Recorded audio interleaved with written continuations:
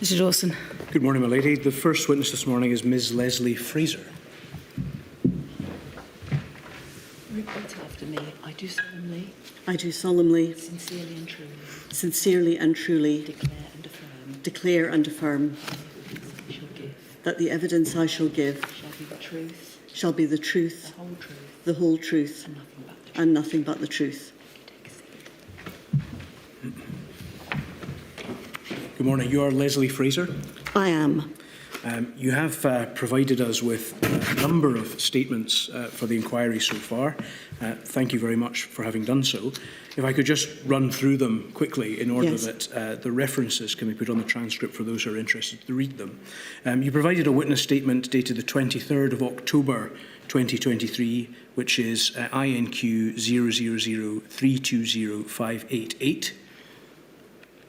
You provided a second statement as a corporate statement as Director General of Corporate, which has the reference INQ 000215474. That's dated the 23rd of June 2023. You then provided an addendum witness statement in the capacity as Director on the 6th of November of this year, INQ 000340111. A further statement, again in that capacity, on the 9th of November of this year, INQ 000340122. And finally, again in that capacity, a further statement on the 4th of January 2024, INQ 000391307. You have signed all of these statements, as I understand it. Is that correct? I have, yes. You're familiar with their contents? I am. And do the contents of these statements remain true and accurate as far as you're concerned? They do. Thank you.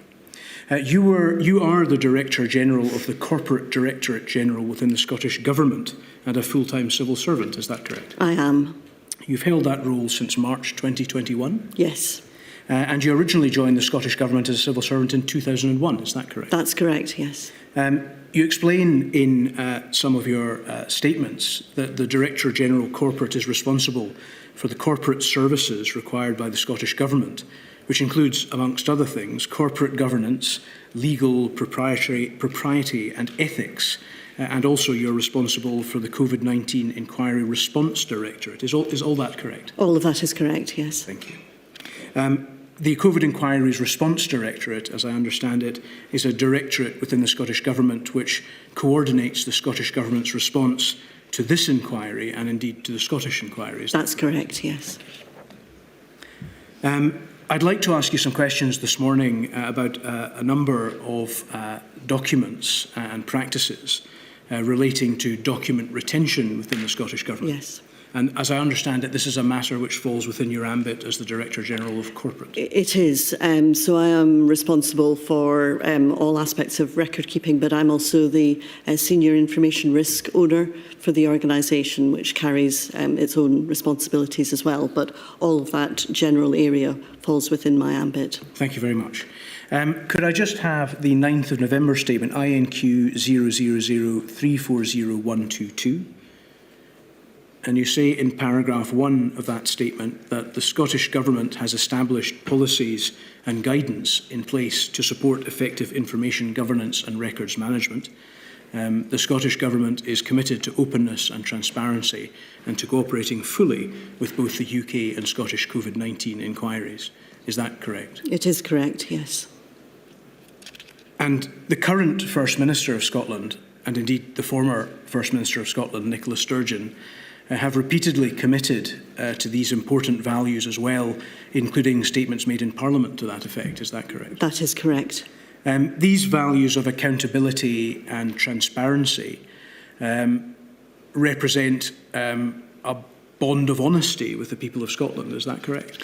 That is correct. They're absolutely fundamental to good government and a key responsibility as a civil servant, being able to transparently explain what the government has done and why it has done it and how it has done it, and demonstrate that through the record is fundamentally important to good government. And as such, I think it's correct to say that these principles of openness and transparency and indeed accountability are embedded within the national performance framework, about which we heard a little from Professor Kearney yesterday. Is that correct? They are in the National Performance Framework, yes, but they're in other places as well. So you'll see them in, for example, the Public Records Act for Scotland 2011, which we are responsible for complying with, and in a range of other areas as well. So it's fundamental to, as I say, how we operate as civil servants in the Civil Service Code, also referred to in the Ministerial Code as well. So cuts in all ways, but everybody is responsible and accountable for that openness, transparency and accountability. Thank you. I think, in fact, one sees these principles laid out in a number of key documents relating to the COVID-19 response. For example, the framework, which is called the Four Harms Framework from April 2020, and other such documents.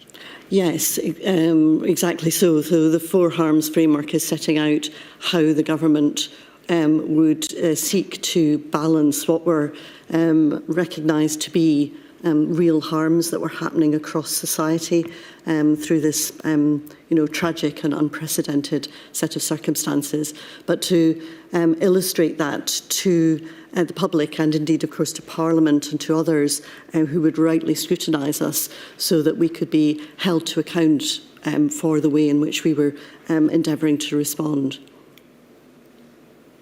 When government decisions are taken, it's important that the people are able to understand how, when, why, and by whom those decisions were taken. Fundamentally so. And of course, we're accountable, or rather ministers are directly accountable to the Scottish Parliament. And it was critical throughout the pandemic that we had a record of, as you say, who, what, why, when, how. We were regularly sharing that with the Parliament, and Parliament was therefore able to hold ministers to account in live time for the way in which the conduct of the response to the pandemic was being undertaken.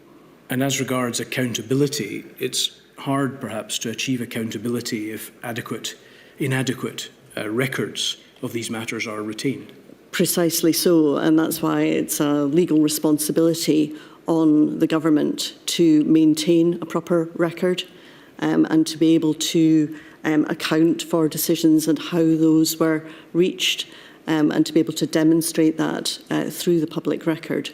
And we produce a plan and regularly review that, at least annually, and that is then overseen by the Keeper of the Records of Scotland, who has a legal responsibility to ensure that we are conducting ourselves lawfully in respect of our records management approach. Obviously, from our perspective, we are looking back on a period of time in the past. Yes. And the records such as the ones we're talking about are relevant to our investigation. But is it not also the case that these records are important when dealing with a situation like the pandemic, which is a continuous one rather than a single incident, to be able to access records of the kind we've been discussing in order to inform continuous decision-making? Absolutely. As I say, it's fundamental to good government.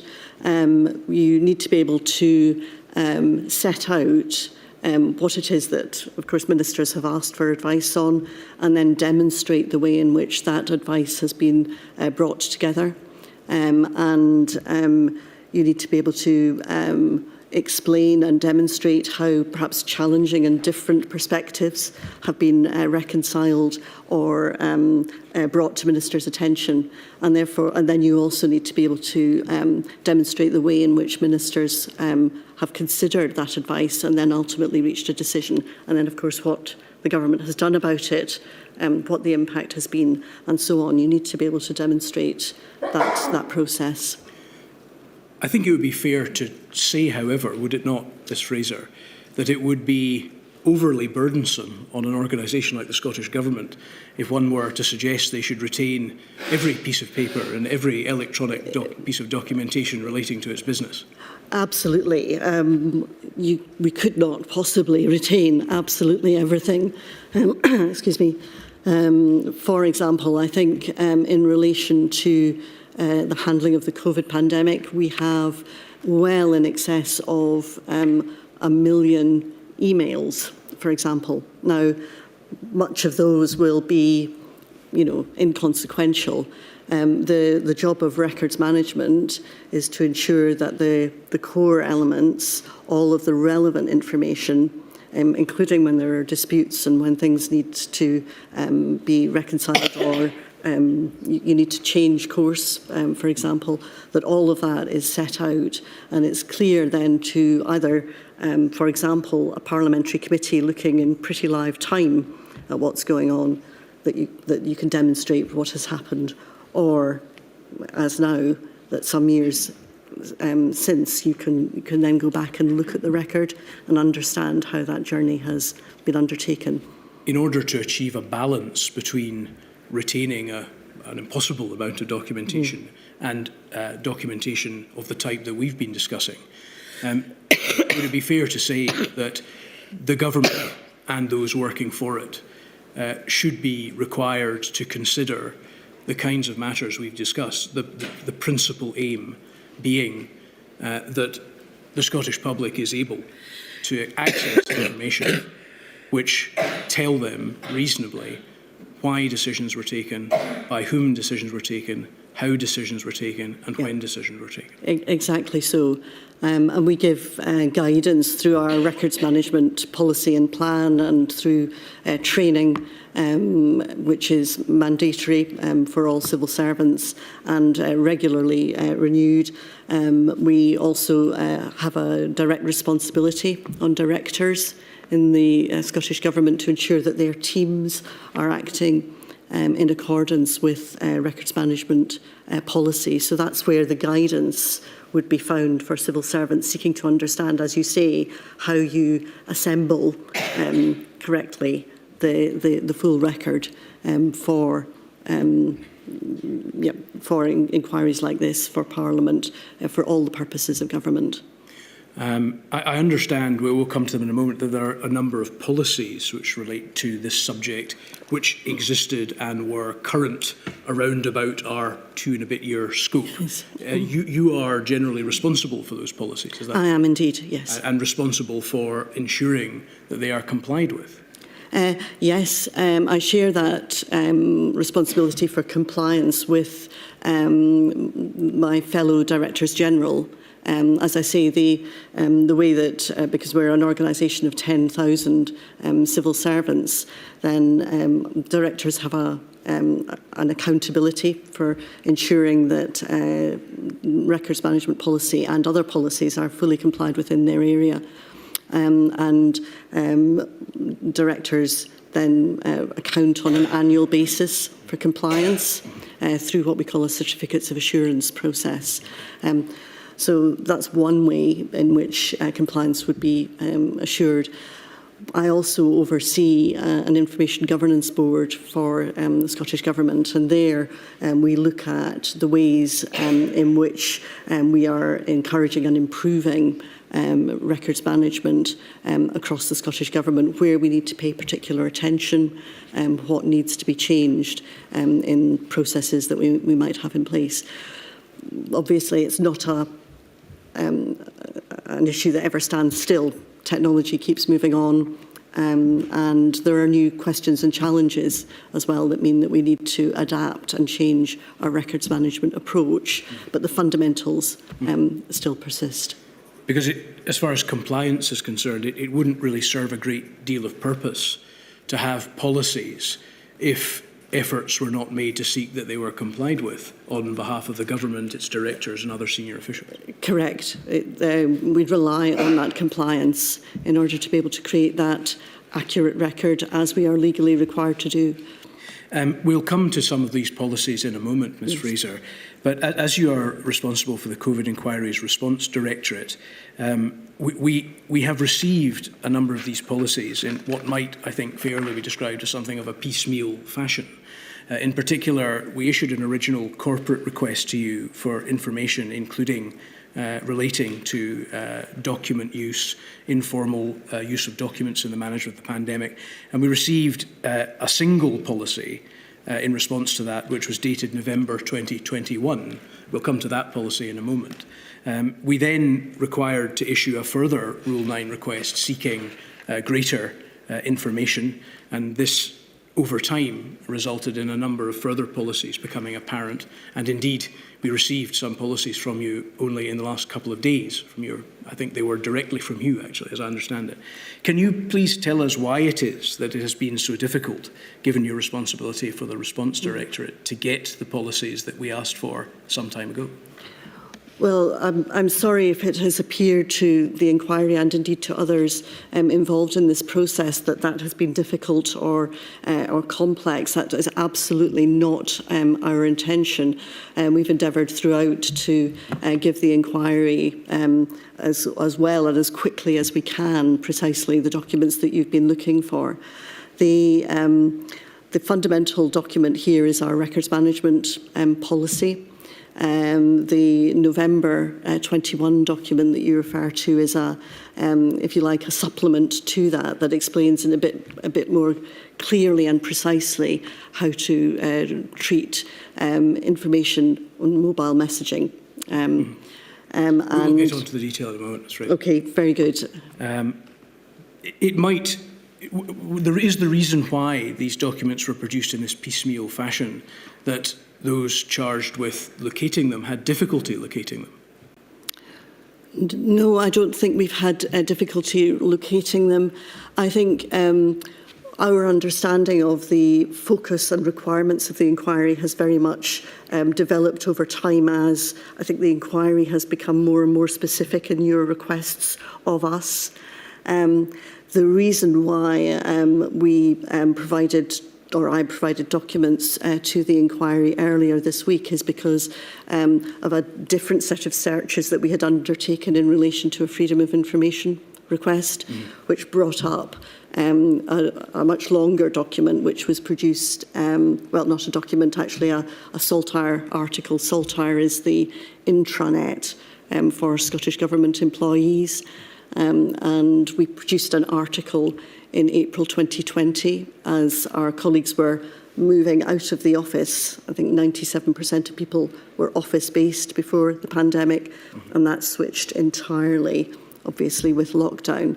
And this pulled together a whole host of useful information, how to negotiate with your broadband provider, how to get new technology if you needed it, how to get an adjustable chair, a whole range of things.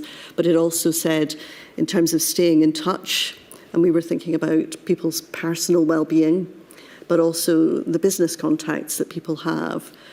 We were recognising that applications like Zoom, as well as WhatsApp, were much more prevalent, and people were adapting and finding ways to... Fraser, I'm sorry to interrupt you, but could we go back to the point Lawson was pursuing? The inquiry asked you for various policies, Yes. and you've just said, or a few minutes ago, said there was one fundamental policy, the records management policy. Yes. But instead of sending the one fundamental policy, which you would have thought if it was easy to find, someone would just say, there's our one fundamental policy, off to the inquiry. You sent the 21 policy that was about something else. So why was it a member of your team couldn't find the fundamental policy to send to the inquiry when first asked? I'm sorry, my lady, I understood that we had provided the record management policy in good time to the inquiry. I've certainly been conscious of referring to that from my statements from certainly last summer. I would have expected that to be on any of my statements. Maybe I've misunderstood. No, my understanding, my lady, is that the policy that was provided originally was the November 2021 policy, and that the policy to which Ms Fraser is making reference was provided at a later date in response to a further request.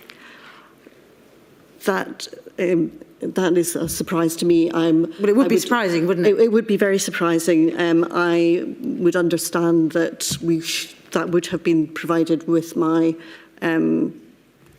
witness statements last year. But can I check that point? And also we'll get the team Yes. to check it as well. Okay, thank you. Thank you. If it were the case that one had difficulty locating document retention policies, it might tend to suggest that document retention doesn't work very well in the Scottish Government. Would that be fair? The records management policy is readily available to colleagues. It's on our intranet site. We train people on it on a regular basis. My colleagues and myself, we must take mandatory annual training on aspects of data handling. For example, the records management policy is referred to through that. So there, in fact, I'm pretty certain it's published on our website as well. So it's a legal requirement that we have a records management policy and a records management plan, and that is approved by the Keeper of the Records of Scotland. So it's not a new thing, and it's absolutely fundamental to the way that we operate. Okay, thank you. Can we perhaps look at the policy? It is INQ 000309551. I understand this is the Scottish Government Records Management Policy. I think this is the one to which you made reference as being the go-to document. Is that right? That is the one, yes. And there is an October 2019 version, which is the one we see here. Yes. And I understand it may have been updated in September 2020. Is that right? We regularly update it, generally on an annual basis. And it's reviewed at least every 5 years by the Keeper of the Records of Scotland. Yeah. But this one would have been the one that would have been current at the time of the Yes. period we're interested in, the beginning of 2020. Exactly so. Could we go to page 3, please? If we see at the top of the page there, it says the Scottish Government handles a very large amount of information. This information relates to specific topics and individuals, as well as records of decisions made by the government, actions taken, and the rationale behind these decisions. The Scottish Government recognises that its records are an important public asset and are a key resource in the effective operation, policy making and accountability of the Scottish Government. Like any asset, records require careful management, and this policy sets out the Scottish Government's responsibilities and activities in respect of this. Just go back to the original document. Jump down a little bit further. Under scope, it says all employees of the Scottish Government have a responsibility to effectively manage records in accordance with specified legislation and guidelines. And in the next section, this policy applies to all records created, received or maintained by Scottish Government staff in the course of carrying out their functions. And it also helps us with a definition which says a record is a piece of recorded information or document, regardless of format, which facilitates the activities and the business carried out by the government and which is thereafter retained for a set period to provide evidence of a transaction or decision carried out by or on behalf of the government. Records may be created, received or maintained in hard copy or electronically. Emails, SMS messages, tweets, documents, spreadsheets, presentations, database entries, photographs, sound recordings and video may all be records. The policy says that employees of the government have to retain evidence of transactions or decisions carried out on or behalf of government. Is that correct? That's correct. Things done on behalf of government may include making decisions, taking action, and the forming of a rationale behind those decisions. Is that correct? That's correct. Would all of those things be deemed to be part of transactions or decisions on behalf of the Scottish Government? They would all be considered relevant, yes. This policy does not mention WhatsApps or specifically other electronic information, does it? It talks about emails, SMS messages, tweets. It's drawing, and I guess in October 2019, WhatsApp was perhaps not as prevalent at that point as it subsequently became. And I think by the time we get to September 2020, so a year later, WhatsApp is then included in this list. We'll get to that, Ms. Fraser. Yes, but the important point, I think, is that what I think we've tried to do is to cast the net as widely as possible to cover all forms of communication which may become prevalent in the practice exactly of the various ministers and employees, yes? Yes. It states that it's important to retain records relating to the business of government. Yes.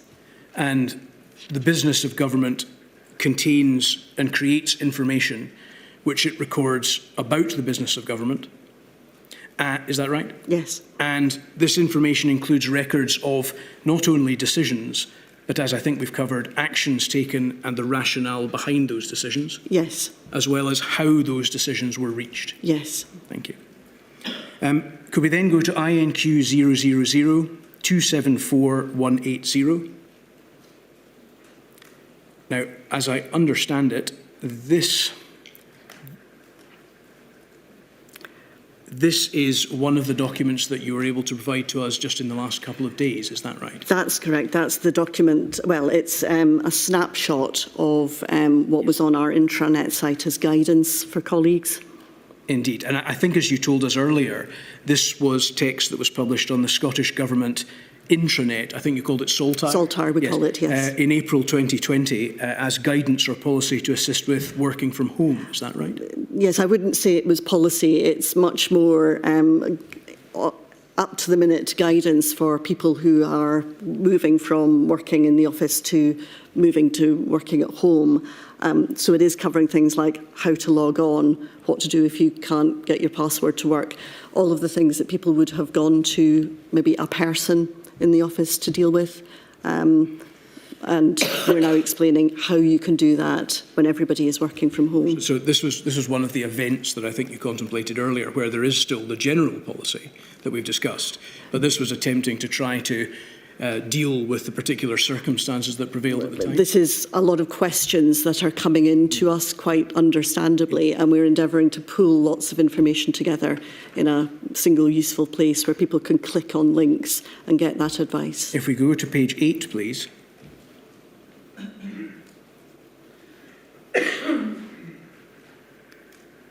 It says, under the blue passage, keeping in touch with colleagues and having social and business contacts during this time is vitally important.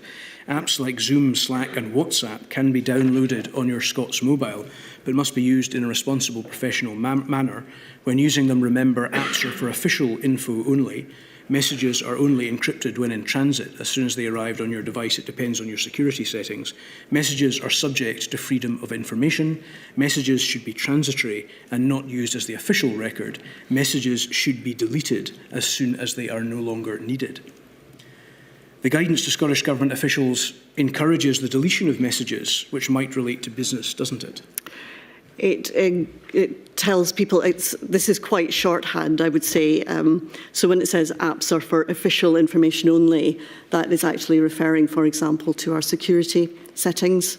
So nothing above official level, so sensitive information or secret information, for example, can be used. I'm focusing slightly more on the final bullet point. Right. Yes, but I think the second to last bullet point is important as well. So they're transitory and they are not the official record. Therefore, you need to write the relevant information into the official record, which is what the record management policy requires you to do. And we are rightly pointing out to colleagues that they are subject to freedom of information as well. Is it clear here that matters require to be written into the official record, as you said, before they are deleted? That is because we're talking about them being transitory and not the official record. That implies to me that, therefore, they must be written into the official record if they're relevant to government business. Is your position that it is clear? I think in the context of this, which is a section about connecting with colleagues, yes, that is implied and clear to experienced civil servants. The requirement to write it into the official record comes from the first document we looked at, isn't that right? It comes from that document, but it comes from the way of working as a civil servant. Government cannot operate unless civil servants are writing the relevant information onto the corporate record, and it's searchable. We can look at it when we're taking forward policy, and we can respond to queries and requests, scrutiny in Parliament, freedom of information, for example. So the whole way in which government works depends on civil servants ensuring that information is on the record at the earliest opportunity. Would this also apply to ministers, surely, as well? Ministers are not subject to our records management policy. That is a matter for civil servants. So ministers, for example, don't have access to our electronic records management system directly. They could not write information onto the record. Ministers work with their private offices, and when a minister comes into office, their private office explains to them how decision-making, the transfer of their views to other ministers or to stakeholders or to policy officials will happen. That private office will explain that if a minister has a meeting without private office being present, for example, then that information must be relayed to private office at the earliest opportunity so that private office can, one, act on it, but two, also record that for the record, because, again, what ministers are doing is of fundamental importance and interest, not just to government, but to Parliament and to others who want to scrutinise our activities. But these rules that we are looking at must also apply to ministers by extension. Is that not correct? Ministers are required under the Ministerial Code to work positively and productively with the civil service. They must, it's clear in the Ministerial Code, for example, that should they have meetings where civil servants are not present, they must relay that to their private office, and so that the relevant actions can be taken, including the information recorded to the record. So simply put, do these rules apply to ministers? Do not? Because the reason I'm asking is because we have asked the Scottish Government for its policies relating to the way in which information requires to be retained for these purposes in its key decision makers, including ministers and senior advisors. Indeed. So are there policies we have not seen that relate to ministers? No, there are not. It's what I'm trying to explain is that it's the civil servants who have the responsibility for record keeping and not ministers directly. Ministers have a different set of responsibilities about how they work with their private offices, and their private offices have that very important responsibility for ensuring that the actions of their minister and the communications from their minister are then recorded in the record. So I'm just trying to draw that distinction between responsibilities. I understand. So if ministers were to refer to these policies as their understanding of the rules that pertain to them, would they be wrong?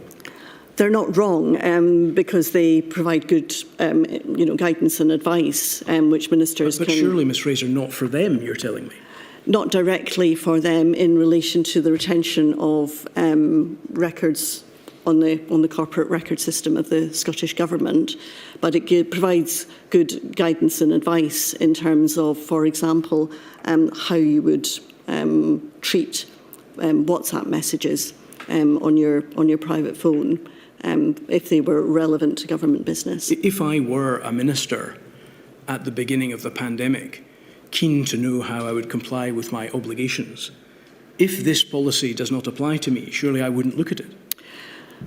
You would be made aware of the relevant aspects that, and as they do apply to ministers, by your private office. So that's a responsibility of private office, and then a responsibility of ministers to work well and productively, including the transfer of information to private office so that it can be retained on the record. Where can we see for ministers the obligations defined in this regard with this degree of specification from this period? I'm sorry, I didn't quite... Where can we see, applying to ministers, the guidance pertaining to their obligations about the retention of records with this degree of specification? So this degree of specification would be well known and indeed was discussed with ministerial private offices, and ministerial private offices are then supported to be able to have the conversations and the discussions with their ministers about how they will then work. There's of course a degree of personal preference about how ministers choose to work with the civil service and choose to work with their private office, but the fundamental points about ensuring that the relevant information is then transferred into email, into the records system is the critical one. And ministerial private office do that working with their ministers. Ministers would have been able to see the mobile messaging policy. It's not a secret policy. It's written from the perspective of civil servants, because civil servants are the ones with the responsibility, but the good practice guidance would equally apply to ministers. Is the good practice guidance a different document that we haven't seen? No, it's contained not in this document that we have in front of us here, but in the mobile messaging policy in 21. There were a number of press articles in 2023 when matters pertaining to retention of documents became a live issue being addressed by the Scottish Government, where former ministers, including former Health Minister Alex Neil, suggested that when he was in office, he frankly couldn't understand the policies as to document retention. Is it really surprising that ministers are in that position, given the fact that what you have told us is that these policies relate to civil servants and that there is some more general obligation, poorly defined it seems, relating to ministers? I would say that the obligation on ministers is not poorly defined. I think it is very clearly defined in the Ministerial Code that they have a responsibility and accountability to let their private office know at the earliest opportunity of meetings and discussions that they have that are relevant to government business, that where a civil servant is not present. If a civil servant is present, then it's the responsibility of the civil servant to take that note. I think Mr Neil left office in 2016, so potentially arguably before WhatsApp, for example, became prevalent as a means of informal communication. But Mr Neil would at the time have had advice before 2016 about how to work with his private office and ensure that his meetings, decisions, views were then transferred into the record and were acted on by the civil service. You've said on a number of occasions that private offices would do things with regard to speaking to ministers about their obligations. Do you know that that is the case, that happens? I do know that that is the case, yes. It's your job, I think, to oversee that to a certain extent. Ministerial private offices sit within my area of responsibility. For example, I know that as part of the induction process for new ministers after the May 21 election, we specifically spoke to ministers about handling data and information well and looking after data securely. And that was part of the induction process for ministers. Fundamentally, and I think actually the Deputy First Minister referred to this in Parliament, if ministers don't tell their private office about every aspect of what they've done, nothing in government will happen. Ministers may talk to each other or talk to a stakeholder. If that's not relayed, then no action will be taken by the civil service. But what you're telling me is, during the period with which we are concerned, ministers were definitely told by their private offices that they required to comply with these policies as regards not only general documentation and information, but the specific types of electronic communications that we have mentioned here.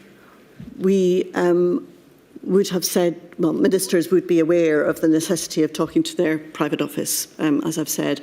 The level of specification about WhatsApp and the mobile messaging policy was something that was developed towards the end of November 21. So at that point, we would have been discussing that across our organisation, and at that point, private offices would be aware of that and discussing it.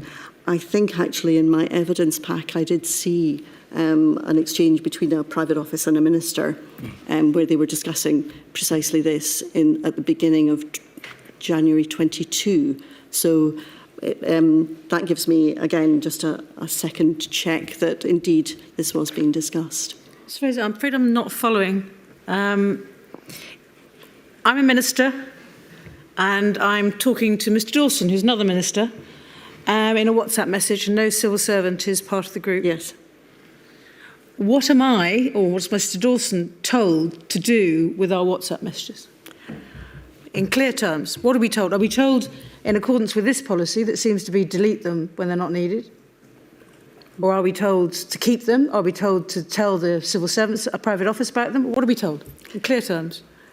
Assuming that this is about government business. Yep. Yep. Well, chances Then are if I'm a minister and Mr Dawson's minister, it will be, isn't it, really? it could be all. Unless we're talking about having a cup of tea, I suppose. You could be having a cup of tea, or it could be party business. But assuming it's government business, then you would agree, right, I'll tell my private office to do X, Y, or Z as a result of the conversation that we've had. And that is the general way in which information that is perhaps discussed between ministers would then be relayed to the civil service so that action can be taken. But that may not record the rationale which Mr Dawson got you to agree is one of the things that ought to be recorded. That would just be recording the actions to be taken as a result of our decision. So in other words, things could get lost if the ministers delete their WhatsApp messages without telling private office everything that was discussed or forwarding them to private office. Mr Dawson was talking to me earlier about the process of agreeing what's relevant government business here. So ministers couldn't, for example, meet without civil servants in the room and say, we're determining to set up a new grant scheme here. Right, I'll tell my private office the new grant scheme will be set up. Impossible to do that because there's a whole set of other checks and balances about the expenditure of public money, about value for money test, about accountable officer responsibilities. So a minister would say, I've spoken to my colleague, we'd be interested in advice on setting up a grant scheme that could do this. Will you please get me the relevant advice? And private office would then say, ministers have spoken, they're keen to do this. Can officials please provide the advice? Now, all of that then is part of the official systems of the Scottish Government that is generally handled on email.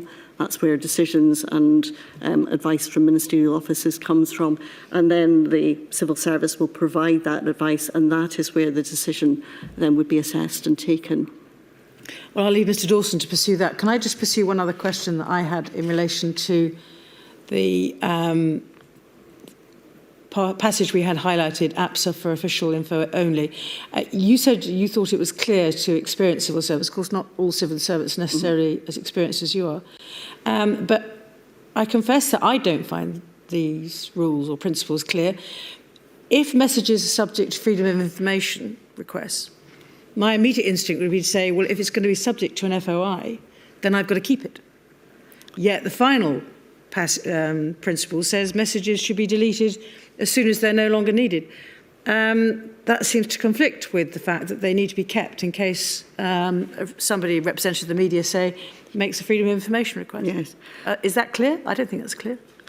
This is a snapshot of a much longer document which relates to a whole set of issues for people moving home and working from home when they have been working online. And this is a section about connecting with colleagues, both personal colleagues and business colleagues. The apps are for official information only. Certainly says to me that's for nothing that is sensitive, nothing that is secret, because those official is a recognised security marking within government. And because messages are transitory and are therefore not part of the official record, that says to me, therefore, anything that's relevant must be on the record, and then you should be deleting that transitory information as soon as it's no longer required, which is also part of good practice. So I don't think you've addressed my point, but Mr Dawson, I'll leave it to you. Thank you very much. Ms Fraser, who monitors compliance with these policies? As I've explained, the responsibility sits with directors. We have over 50 directors in the Scottish Government, and they're responsible for ensuring the compliance of their teams with these policies, along with a range of other policies. That is then annually assured through a certificate of assurance process. In addition to that, I chair an information governance board of the Scottish Government, and we look across the piece at the issues that are emerging, at where we need to make improvements, and so on. And we target the resources of government and our actions to ensuring that we are making the necessary improvements. So that's another form of assurance. We also have the opportunity to bring in our internal audit colleagues as well. So, for example, in relation to material that we've provided for this inquiry, we've on 2 occasions asked our internal audit colleagues to just check that the approach that we've been taking looks to them to be sensible and in line with the questions that the inquiries have been giving to us. And then we've been obviously acted on the recommendations that have come back. How do these compliance bodies know if ministers and or civil servants are corresponding with each other by WhatsApp, which of course happened during the course of the pandemic about government business, whether the policies are being complied with if you know nothing of the correspondence? If the civil service knows nothing of the correspondence, then action will not be able to be taken within government. Does that not create a very significant risk, Ms Fraser, given that you've acknowledged that during the course of the pandemic, it was known from April 2020 that people were going to be using these various new media of communication, that people could well be corresponding about the business of government and that not being retained on the corporate record? I think that what I would say here is that the 3 things were happening, I think, here. One, we were moving from most people face-to-face in the office to the vast majority of people working from home. At the same time, we had access to new technologies. I particularly remember Zoom being fundamental to the way that we were working in government. And there were quite rightly questions about how that would work.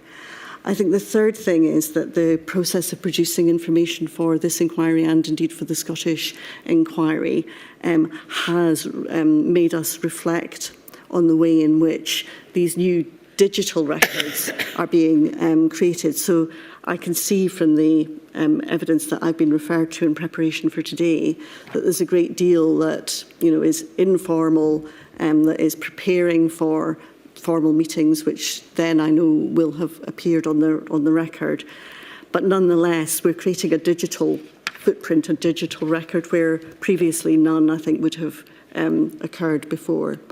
Ms. Fraser, for that reason, we are already looking at our record management policy and the way in which WhatsApp and other mobile messaging apps are handled within our records management approach.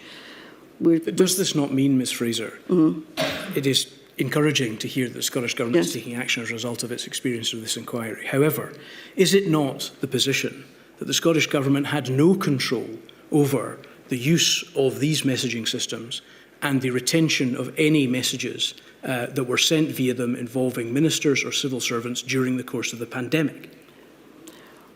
I would disagree with that, because it was necessary for government to be able to function that information was being relayed to civil servants and was then being handled through the formal systems of the Scottish Government, our email principally, but records management and so on.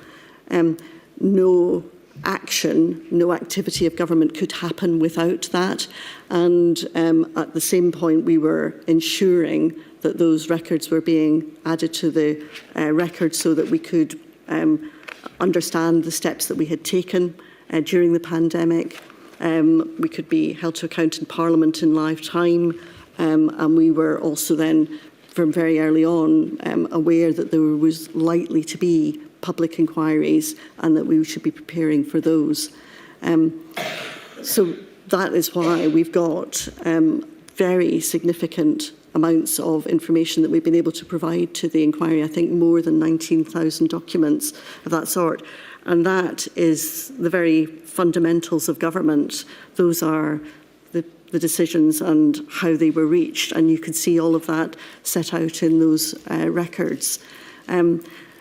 What I've seen in the WhatsApp exchanges that I've been pointed to is colleagues preparing for those exchanges, and then information potentially duplicated on WhatsApp, but then clearly going into formal records and onto email, for example. So I wasn't at the time conscious that this was a problem, and believe that we have been able to, and we do have a comprehensive record. However, I think that this has shone a spotlight on a really important issue to do with, what these WhatsApp exchanges convey, and what that means in terms of the records that government might look to keep in the future. And that's the area that we want to look at now in our review. Ministers and civil servants were permitted by the Scottish Government to use these messaging platforms to speak about government business during the course of the pandemic. Is that not correct? That is correct, up to a certain level of security, yes. They were allowed, for example, to use their own mobile phones for that purpose. Ministers, on some occasions, chose to use their own mobile phones if they were dealing with... I've asked whether they were permitted to do so. They were permitted to, ministers were permitted to. Does it not mean in these circumstances that, as you've said, none of these issues have arisen during the course of the pandemic for the various compliance bodies that you've mentioned? Is it not inevitable that that would be the case when people are using apps, using personal phones over which the government can have no possible control? For government business, which ministers might want to conduct on a personal phone, the only way that could happen is by installing a secure app on their phone. At the time, it was a mobile BlackBerry app that they were using, and that enabled them to receive emails to their secure government account on a personal phone. So that was available, I think, until March 23 as one option for ministers. Rather than taking a government phone, they could install the secure app on their personal phone and use that mechanism. Would an exchange between a senior minister and a political advisor in September 2020 relating to the number of people who should in Scotland be permitted to attend weddings or funerals fall within the definition of government business? It would. Should that have been retained on the corporate record?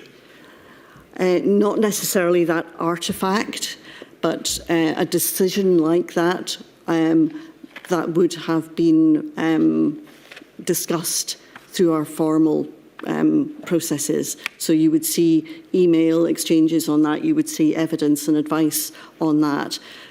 The exchange, I think, between Ms Sturgeon and her Chief of Staff would be, I wasn't part of that conversation, obviously, would be for them to explain, but would be an adjunct to that formal process. We received, in response to a request made of the COVID Inquiry's Response Directorate, a very helpful table, if I may say so, on the 13th of October 2023, which I referred to at the third preliminary hearing. The table is to be found at INQ 000319509. And in that table, your staff, I think, provided us with summaries of the position of a number of senior ministers who were involved in key decision-making during the course of the pandemic on a number of issues, including their retention of notebooks and things like that, but also in relation to the extent to which they had used or had retained messages relating to the pandemic and how it had been managed. In the summary table that we see here, we can see that under the box Nicola Sturgeon, it says that messages were not retained. They were deleted in routine tidying up of inboxes or changes of phones unable to retrieve messages.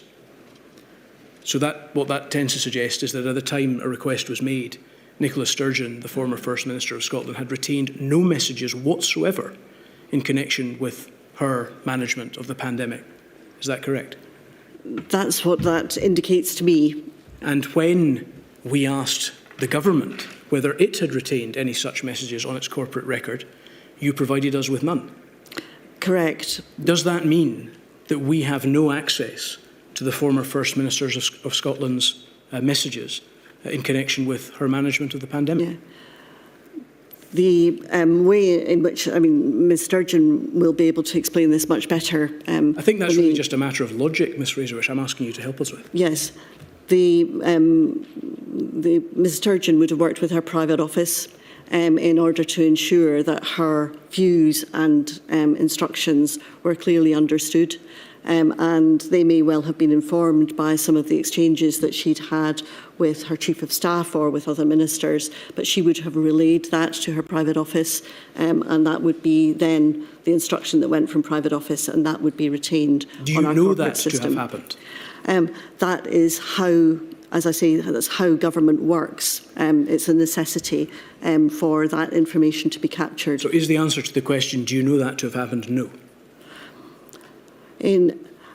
It's hard for me to give absolutes in relation to a general question. It's just about your own knowledge, Ms Fraser. Do you know that to have happened or not? My knowledge, my experience is that we've been able to find the relevant information and to demonstrate how those decisions were made, and to evidence that through emails and other exchanges on our corporate record system. But if you don't have access to Ms Sturgeon's messages, and she doesn't have access to them anymore, how can you know whether the relevant information has been transposed onto the corporate record? How can you give the answer you've just given? Yes, I can't know, not having seen all of the information. Could I just refer you to, very briefly, to page 2 in connection with the former Deputy First Minister? His position was that messages would have been deleted by auto-delete functions or by themselves manually deleting them as they do on a regular basis. So the former Deputy First Minister's position appears to be that he had messages set up on an auto-delete function. Was that something that was permitted? The use of WhatsApp was permitted on Scottish Government devices. How ministers and private offices chose to manage that on a day-to-day basis would be a matter for them. So it may be that Mr Swinney spoke on a daily basis and explained what he wanted from his private office, and then ensured that information was deleted thereafter, so that he was able to manage what would quickly, I suppose, become unmanageable amounts of information.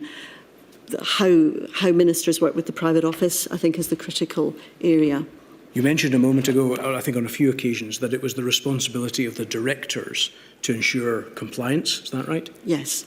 And what ultimately that meant was compliance by both ministers and civil servants, although they worked directly with the civil servants who were making sure that the ministers did it. Is that correct?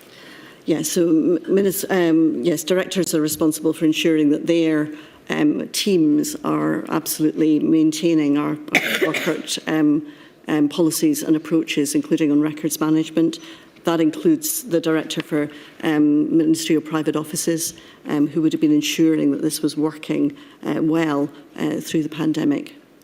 Would it surprise you if it were the case that a Director General had encouraged people in a group relating to the management of the pandemic to delete their messages? I would be surprised if they encouraged them to delete without ensuring that relevant information was retained. I know that some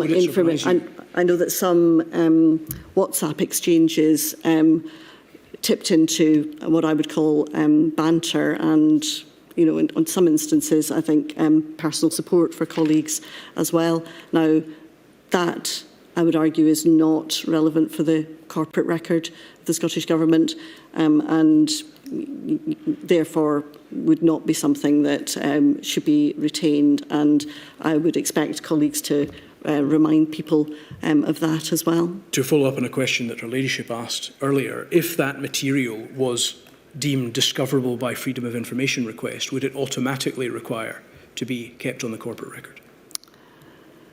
The matters for the corporate record are the ones that are relevant to government business and the who, what, why, when, how, where. The freedom of information requirements do not include what they call ephemeral information. But so, on the assumption that it were covered by the FOI requirements, would that mean that it would require to be transposed onto the corporate record and therefore not deleted? We are required to produce anything that we hold, any information that we hold under the freedom of information response, and therefore where, for example, somebody to ask for all WhatsApp messages pertaining to a decision on X, then were they held, then those would be discoverable under freedom of information. Now, not all of that information, if, for example, it was about the football last night, would be relevant and therefore ought to be recorded on the government record system.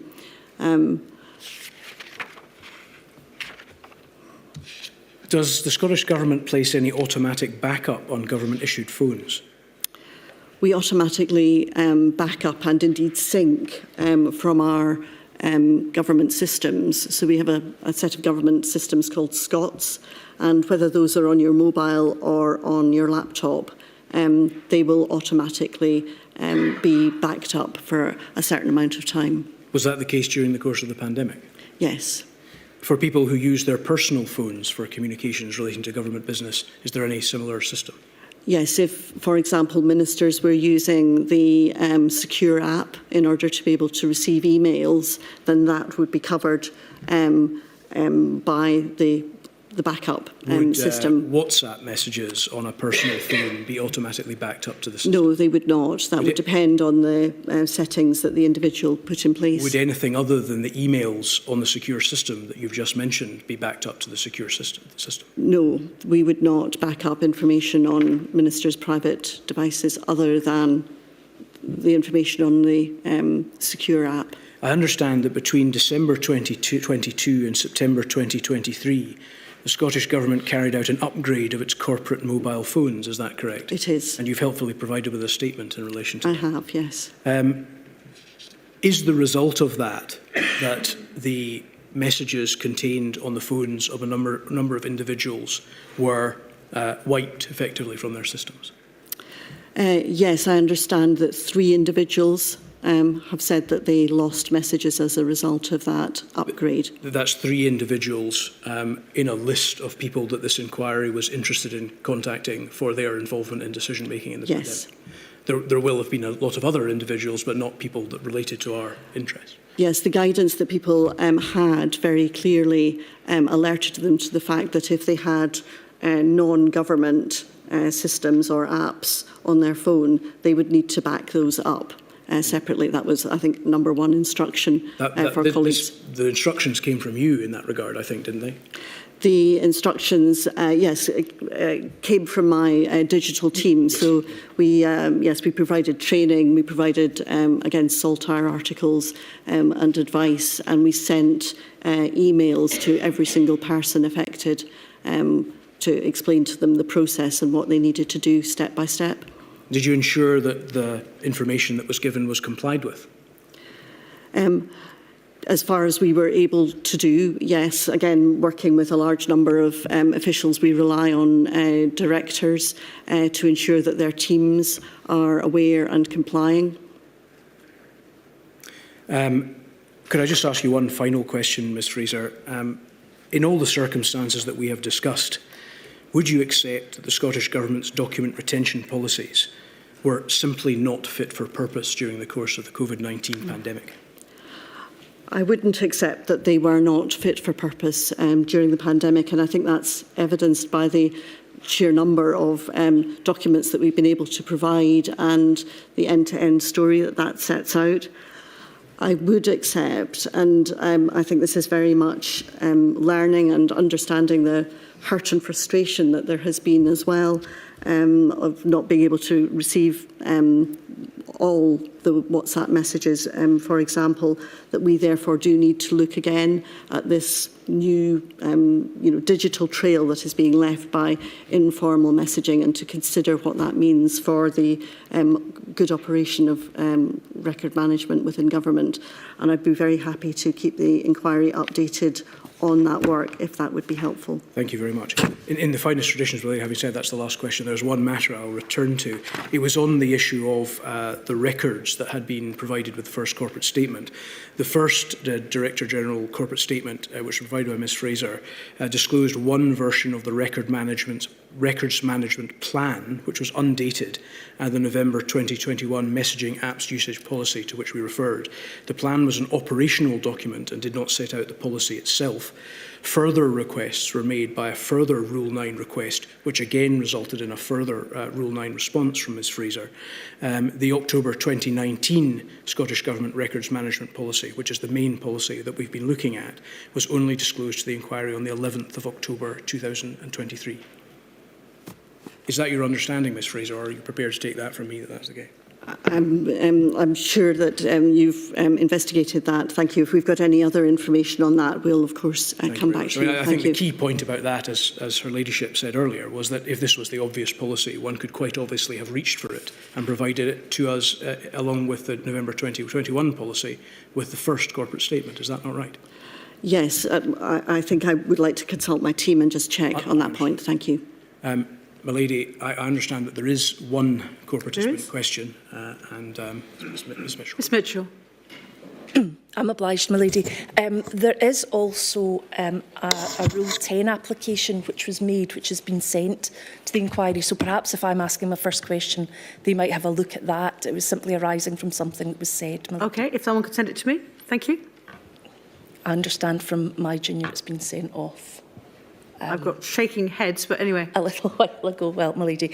I'm obliged to my learned friend counsel to the inquiry for asking many of the questions which the Scottish COVID bereaved were interested in asking.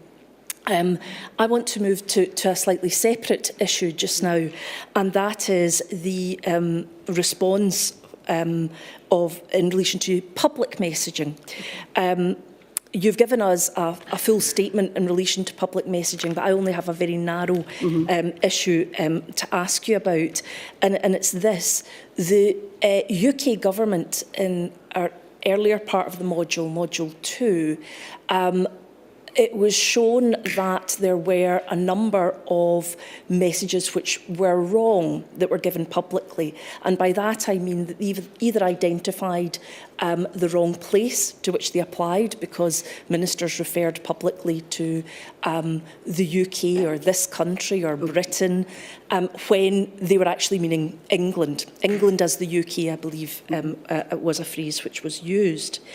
What I would like to know from you, Ms Fraser, was there any need for a correction of the UK government's public health messaging that you were aware of? And was there any discussion within that and any action taken?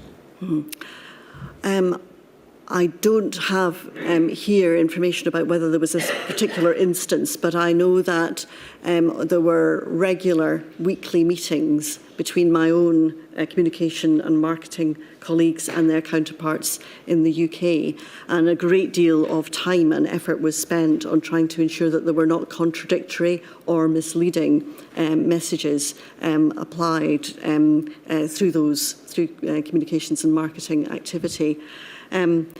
I think, for example, we had in place the facts messaging from, I think, with stakeholders from late May 20, and then in use generally in June 20, and hands space from the UK government was then something that they launched later that summer, is my understanding. Now, clearly we had traction and awareness and understanding, and employers and other institutions were bought into and using the facts messaging. So there we worked with the UK government to try and ensure that there wasn't confusion by overlaying a separate set of messages to a population who were already, we were observing, working very hard in order to comply with these protective behaviours. So I see you understand that detail, but my specific question related to the difficulty of the problems that were being evidenced by the UK government being unable to distinguish between these on occasions. Do you personally have any understanding of whether that or not that was addressed by your team? My team did have regular discussions, for example, about communities living in the borders, who were, for example, receiving perhaps contradictory information or difficult to understand information about, for example, train journeys that might cross the border. So there, the teams were working together to try and ensure that as far as possible, we were giving clear, consistent, actionable advice to people who were keen to respond properly. But I might just press you and focus in relation to the problem that was identified of the UK government getting that message wrong. Are you aware specifically of anything of that nature? I would need to check with my teams whether there were specific examples. I know that generally the position improved over the course of the pandemic, so it was more problematic at the outset. I think, for example, the change from stay-at-home message was something that we were unaware was going to change to stay alert, and that caused a problem at the outset. Yes, I think the inquiry is aware of that. Okay. Yes, I don't need any further information in that regard. Okay. Lady, I don't know whether or not you've had... I think the question has landed. Mr Dawson, you're going to tell me... The position is, I think, that the subject, although we're very grateful to Ms Mitchell, the subject has been covered in the questions we've already put to Ms Fraser and her extensive statements on the matter. What is the question? The question pertains to the deletion policy and whether it's... the question is, I would like to ask what the rationale was for deletion given the FOI obligation, which I think we've covered. With the matter I was pursuing. Indeed, which I think has been covered as far as I'm concerned. You've got a minute, Ms Mitchell. The question is this: what's the rationale for the deletion of records when it would seem eminently sensible simply to hold on to those records in case someone FOIs you? Indeed. We can't physically retain everything. No, I'm talking about individuals on their WhatsApps or their text messages. Yeah, so we're concerned about security. Different messaging systems can have different vulnerabilities, and obviously government ministers or civil servants need to reduce the vulnerabilities if on phones that are being used for government business.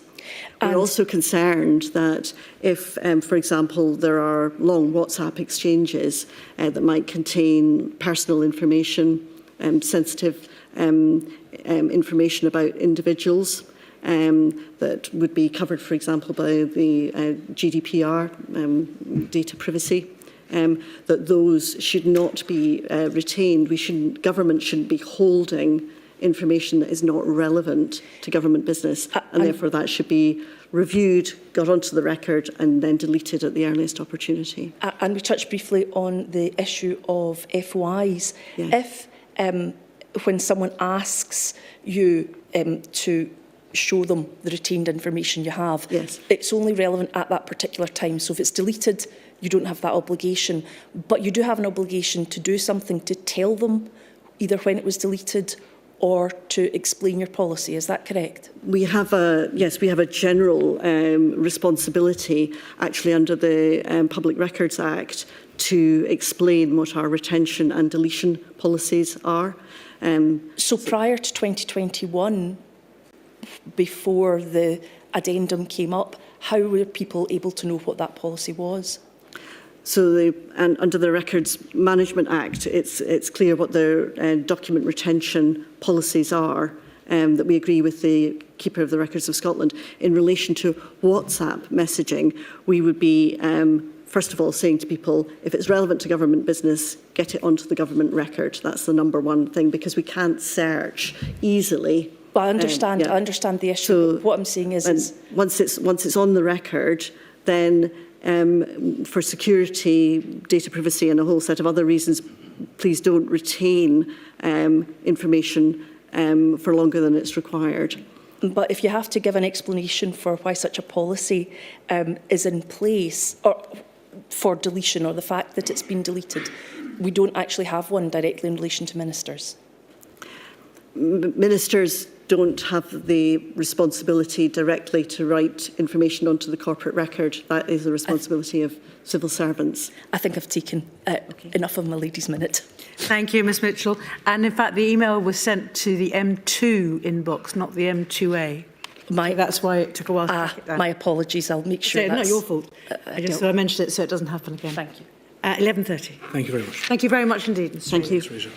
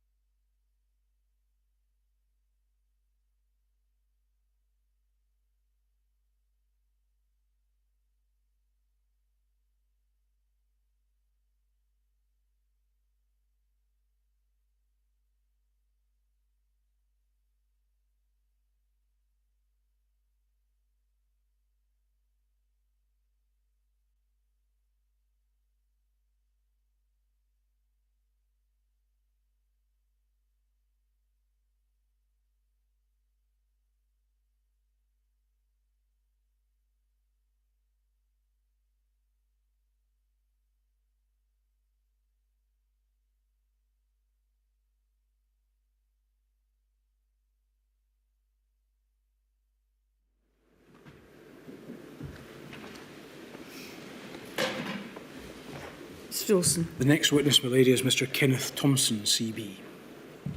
Repeat after me. I do solemnly, I do solemnly, sincerely and truly declare and affirm the evidence I shall give that the evidence I shall give shall be the truth, shall be the truth, the whole truth, the whole truth, and nothing but the truth. and nothing but the truth.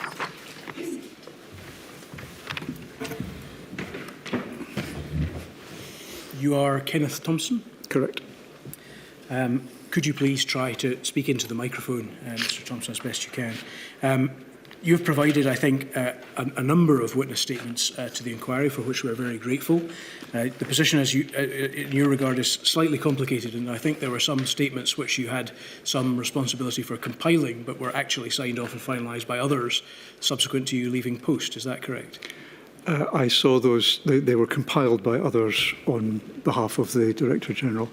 I saw some of that material before I left post, but as you, I think, are saying, some of it was signed and submitted to the inquiry by my successor. Yes, let's try and go through, and just to be absolutely clear, which ones you're responsible for and which ones you've had involvement with. There is a witness statement from you dated the 9th of November 2023 under reference INQ 000343888. That's your statement? It is. And you've provided a number of other corporate witness statements as you were at the time, the Director General for Strategy and External Affairs for our module.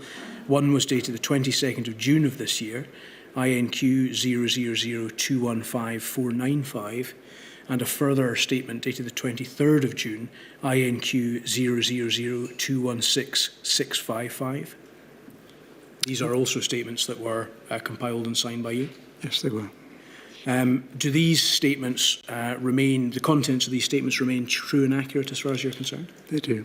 And just to clarify, my lady, the two corporate statements covered slightly different areas which fell within the area of responsibility of Mr Thomson at the time.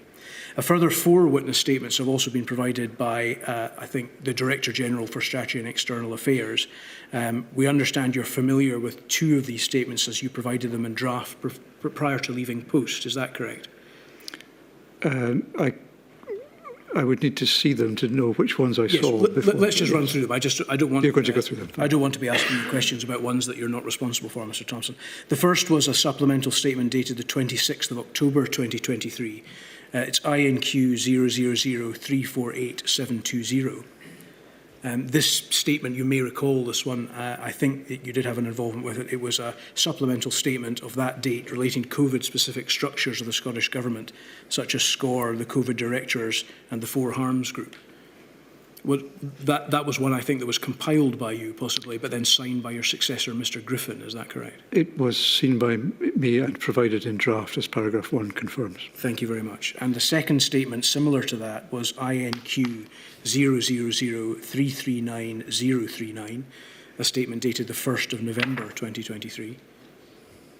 Oh, that's a different one, I'm afraid. That's not the statement I see before me. I'm afraid.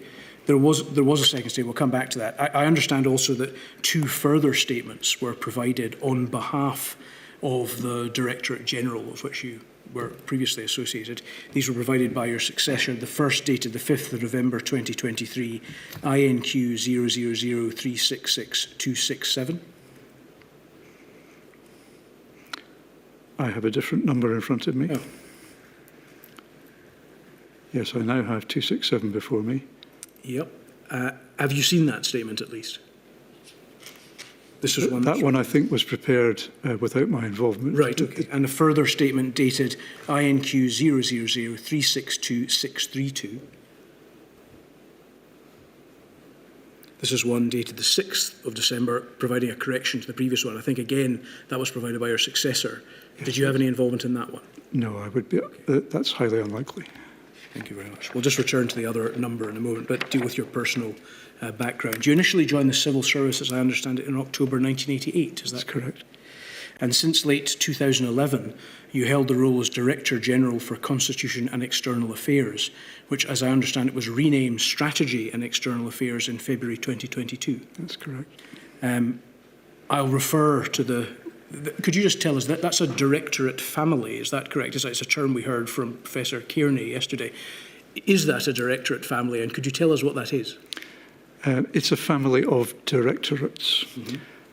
So as Professor Kearney said, the Scottish Government structure is a number of directorates supporting portfolios.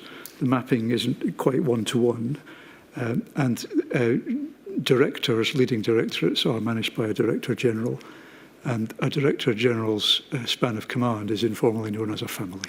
Right. So you are in charge of a Directorate General, and under you will have been, at different times, a different constellation of directorates. Yes. Thank you.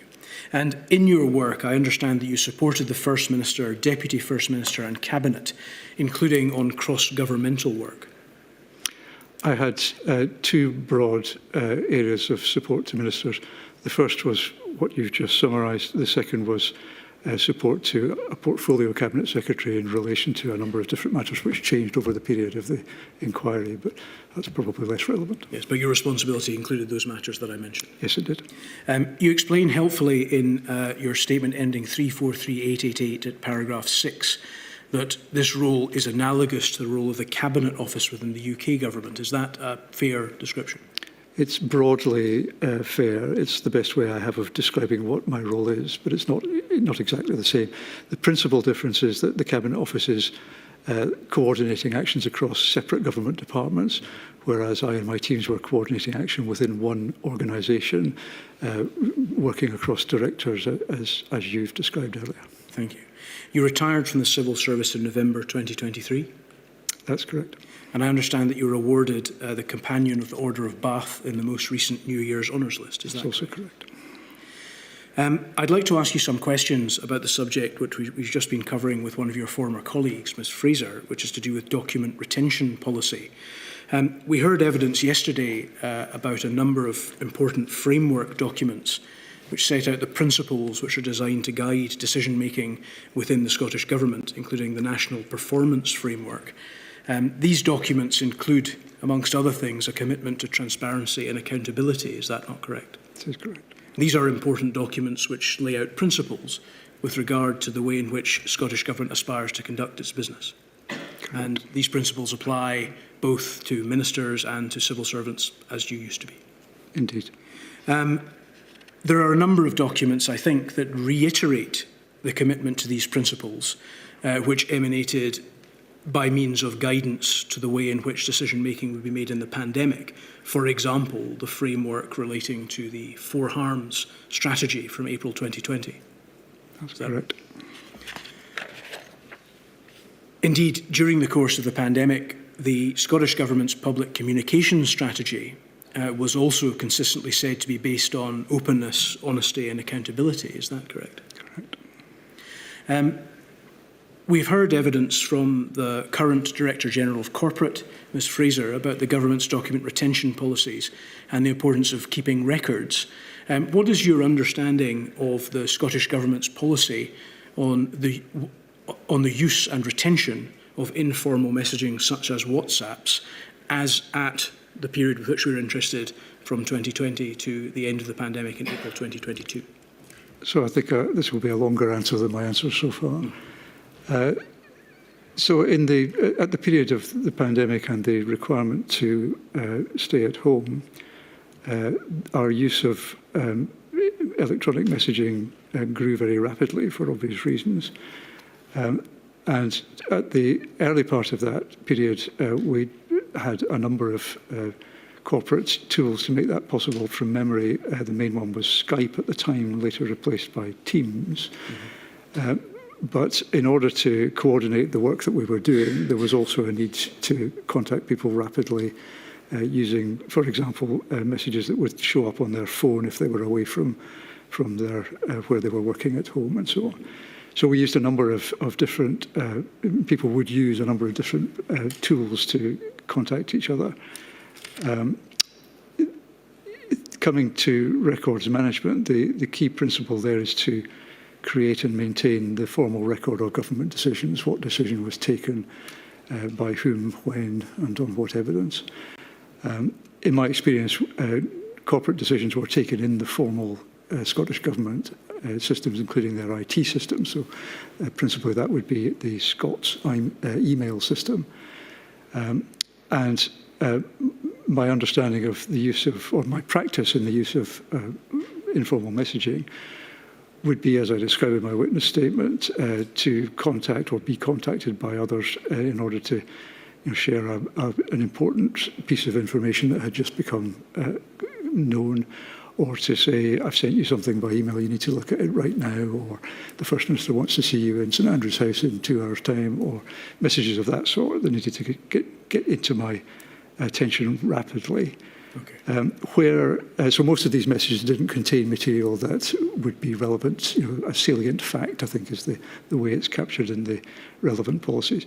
But where there was a salient fact relating to government business or pertaining to a decision that was in contemplation, it would be my practice to transfer that into the corporate systems, usually by sending an email within the Scottish Government system saying the First Minister has asked for additional advice on subject X, or something of that sort.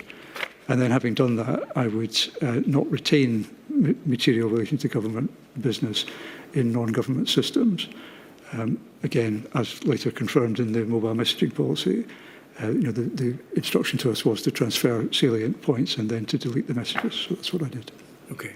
You're very softly spoken. I don't know if you always were, or, Absolutely. but if you could speak up a little, I'd be very grateful. I'll do my best. Thank you. Just for the sake of clarity, Mr Thomson, I think you may be referring to the paragraph in the November 2021 mobile messaging apps usage policy, about which we've heard a little, where there is stated at obligation, at least monthly, but preferably at the earliest opportunity, you must transcribe the salient points of any business discussions and or decisions. Was that your understanding of the position? Yes, as the date shows, that policy postdates the start of lockdown and the work I was doing. Mm-hmm. But that was my understanding of the application of the records management policy to informal messaging platforms at the time, and indeed is has been my practice for many years. Yes, so that may have used a particular form of wording, but effectively that had been your understanding of the obligation throughout this period. Yes. And it's just you use the phrase salient facts, which might be interpreted slightly differently from that wording, but that wording is what you always thought the obligation was. Yes, you're always thinking as a civil servant, what are the decisions under contemplation here? What is the evidence that would go into the public record that decision was taken by whom and so on? So if I use as an example, some of the decisions taken by governments, plural, in the course of COBRA meetings in March were taken very rapidly. Mm-hmm. And part of your mind as a supporting official is thinking, a decision in that COBRA discussion was taken. It was taken by my First Minister. I need to capture that. I need to make sure that is part of the formal record. Mm-hmm. So that's what you're doing. In ordinary times, most of that is happening routinely, solely in corporate systems. You don't need to send anybody informal messages about it. But where there are messages which say, for example, a realistic example would be the First Minister say she might message me to say we're having a meeting in 2 hours' time. I need additional briefing on such and such. Mm-hmm. And if I couldn't provide that to her myself directly immediately, then I would transfer that into the formal system to say the First Minister needs briefing on such and such. Now that's not actually that doesn't evidence a decision because there's no decision in that. But that was my practice, is always thinking, what do I need to transfer into the formal system? Mm-hmm. I think you talked in your description about the importance of understanding not just the decision, but on what evidence were the words that you used. I'd just like to clarify what you mean by that. Would you agree with me that that would require the corporate record to contain information relating to the way in which decisions had been taken, by whom they had been taken, the advice that had been tendered and accepted or not accepted, and any discussion which contained information of that nature? Yes. The gold standard for this is a decision by Cabinet. And it will always be clear, and I believe it is clear from the materials in front of you, that Cabinet would receive a paper which would set out in a lot of detail the evidence, the options, the consideration, the advice, the recommendations, and then continuing the chain of evidence, as it were, the Cabinet conclusions will set out what decision ministers took and give an account, not a verbatim account, but an account of the discussion which had led to those decisions. So when things moved at pace in such a way that even on the very intense pace that we were working with Cabinet at that time, a decision was being taken away from Cabinet more rapidly, you would want to capture that same set of evidence. So, for example, just after the May 21 election, before the First Minister was still the First Minister, because there is always a First Minister, but she had not yet been nominated by the Parliament for reappointment. And at that point, we had an emergency within an emergency, because we had information coming from the scientific advisors about a new variant, the Delta variant. And I think some of the messages that you have from me at the time show the Chief Medical Officer contacting me. I think not in the messages, but separately, he had rung me to tell me this news, and the two of us had gone to brief the then First Minister. And then there's a rapid exchange of messages about, first of all, how we brief the First Minister, and then secondly, what does this new information bring back into play decisions that the government has already taken and announced about moves between levels? And if it does, on what basis will those decisions be taken? And I think somewhere in that message chain there is me commissioning formal advice from one of my team to the First Minister about that decision. From memory, again, that was not a decision taken by Cabinet, because at the time we didn't have a Cabinet. The Cabinet could have met. That was provided for in the pre-election guidance. But in the event, including partly because she was to be asked an urgent question in the Parliament even before having been nominated, the First Minister would need to be transparent with Parliament about her thinking. But in fact, what she decided to do was take a decision and tell Parliament what that decision was. So we recorded that decision. And of course, it's also apparent in the record of Parliament what that decision was. Thank you. Ms Fraser told us that it was part of the responsibilities of directors and directors general to ensure that there were compliance with these policies, to make sure that all of the matters we've discussed ultimately ended up on the corporate record. Did you do that while you were a Director General? Yes, I did. In fact, that was not an onerous responsibility, in the sense that most of my dealings were with the First Minister, and the First Minister didn't take decisions in informal messaging. It would be very rare that she would message me or at all, never mind in order to make a decision. So most of what we were doing was speeding up the formal decision-making processes that we were used to using, which would be a written submission, a reply from the private office, or a draft Cabinet paper, a circulated paper, a discussion and Cabinet conclusions. So there was little material, in my experience, that certainly not relating to decisions, that needed to be transcribed from my informal messaging into the corporate record. However, I think I say this in my witness statement,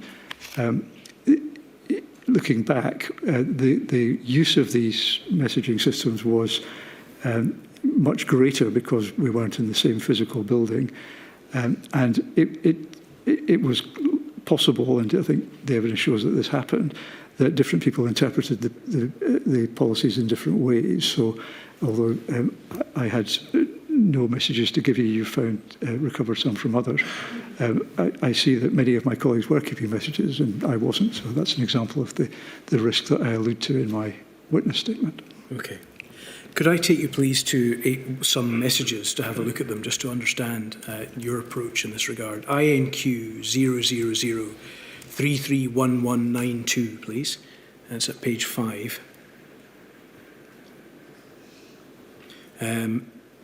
This is an exchange from the very beginning very near the beginning of the pandemic, in the first lockdown, the 25th of March 2020. This comes from a WhatsApp group chat that was provided to us, and the WhatsApp group was called WhatsApp Group OROG. Can you recall what that was to do with? Yes, I can. Could you tell us what it's to do with? I'm sorry? Could you tell us, please, what the group was to do with? What were the business or the So the group called OROG was, from memory, a group of directors and me and some other directors general, which came together shortly after the lockdown decision. I think OROG stood for Operational Response Oversight Group. it was an informal group. It wasn't a formal part of the Scottish Government's governance or decision taking. And it was really a place in which these directors could, as you would say formally, maintain situational awareness so we could understand what was going on and what needed to be done. So we were keeping an oversight of all of the different activity that was going on, so that, for example, within the health directorates, people were standing up new programmes on shielding. Within other parts of the organisation, people were moving resources from one place to another because of what we could see we would need to do. And OROG was a group that kept oversight of that.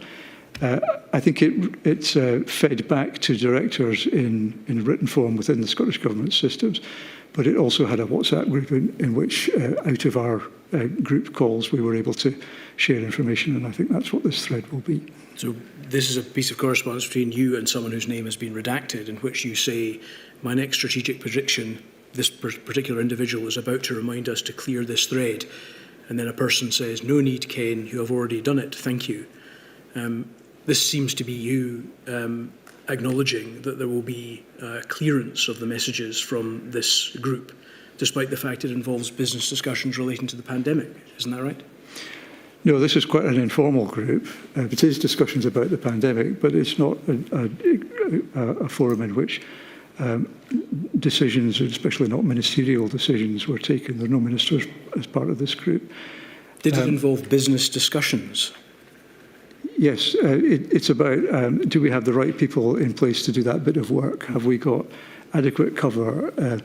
So, for example, one of the topics I remember being part of this was concern for the welfare of staff, in that we know that in emergencies, if you're running an emergency 24/7, you will need 5 people to cover one post, allowing for 3-shift working and for people to have some recovery time at weekends and for sickness. And at this point, we thought that many of our staff might be absent sick. So one of the things we were discussing in this was what later became called the rule of 2. In other words, have we got key roles doubled up so that we've got some additional resilience? So there's those kinds of discussion going on. These are business discussions, are they not, Mr. Thomson? Yes, but they don't lead to, as I'm describing them here, they don't lead to decisions by government. As I read out to you a moment ago, the obligation, which you told me had been the obligation throughout your period as a civil servant, was that you had to transcribe the salient points of any business discussions and or decisions. So discussions required to be, salient points of discussions required to be retained on the corporate record, did they not? So the test I'm applying when I'm looking at this material is, does this material need to be part of the record? And the record is described and defined in our records management policy in relation to decisions taken by government. What I'm describing is conversations among civil servants about making sure that we're able to support the business of government. So it's business in the sense that it is our work, but it doesn't relate to decisions taken by ministers as part of the government. That's the distinction I'm making. That's simply not what the policy says. This is discussions, business discussions. If someone, for example, wanted to know what were these directors discussing about this rule of 2 at the time, perhaps someone had been dissatisfied with what you had ultimately decided, they would need to know, would they not, what discussions had taken place in order to know how the ultimate position had been reached. What you're suggesting here is that there's an early, almost pre-discussion clearance of the thread. No, I don't think so. I think these are business discussions, and from them, any salient points would need to be transferred into the corporate record. And the test that I'm applying is, we've had a discussion about how we're doing our business. Is there something here that affects, that needs to be part of the record of the actions of government in responding to the pandemic? If that's, I'm a bit worried about person X, they've got caring responsibilities and their work's just exploded. Mm-hmm. That's not, if I apply the test, does that need to be part of the formal record of government decisions? I don't think it meets that test. The test should, of course, be defined by the policy and not subjectively by you. I'm making a judgment about the whether this example of information meets the criteria set out in the policy to be part of the formal record. Okay, could we go to INQ 000268017, please? Page 10. And again, there's an exchange here. This is dated a bit later. This is from August of 2020, and there are a number of people in this chat. The group is called COVID Outbreak Group. Do you remember that group? I don't recall it, but it sounds entirely likely that I was part of it. Yes, you were part of it because we can see the messages from you. There are a number of other people we can see.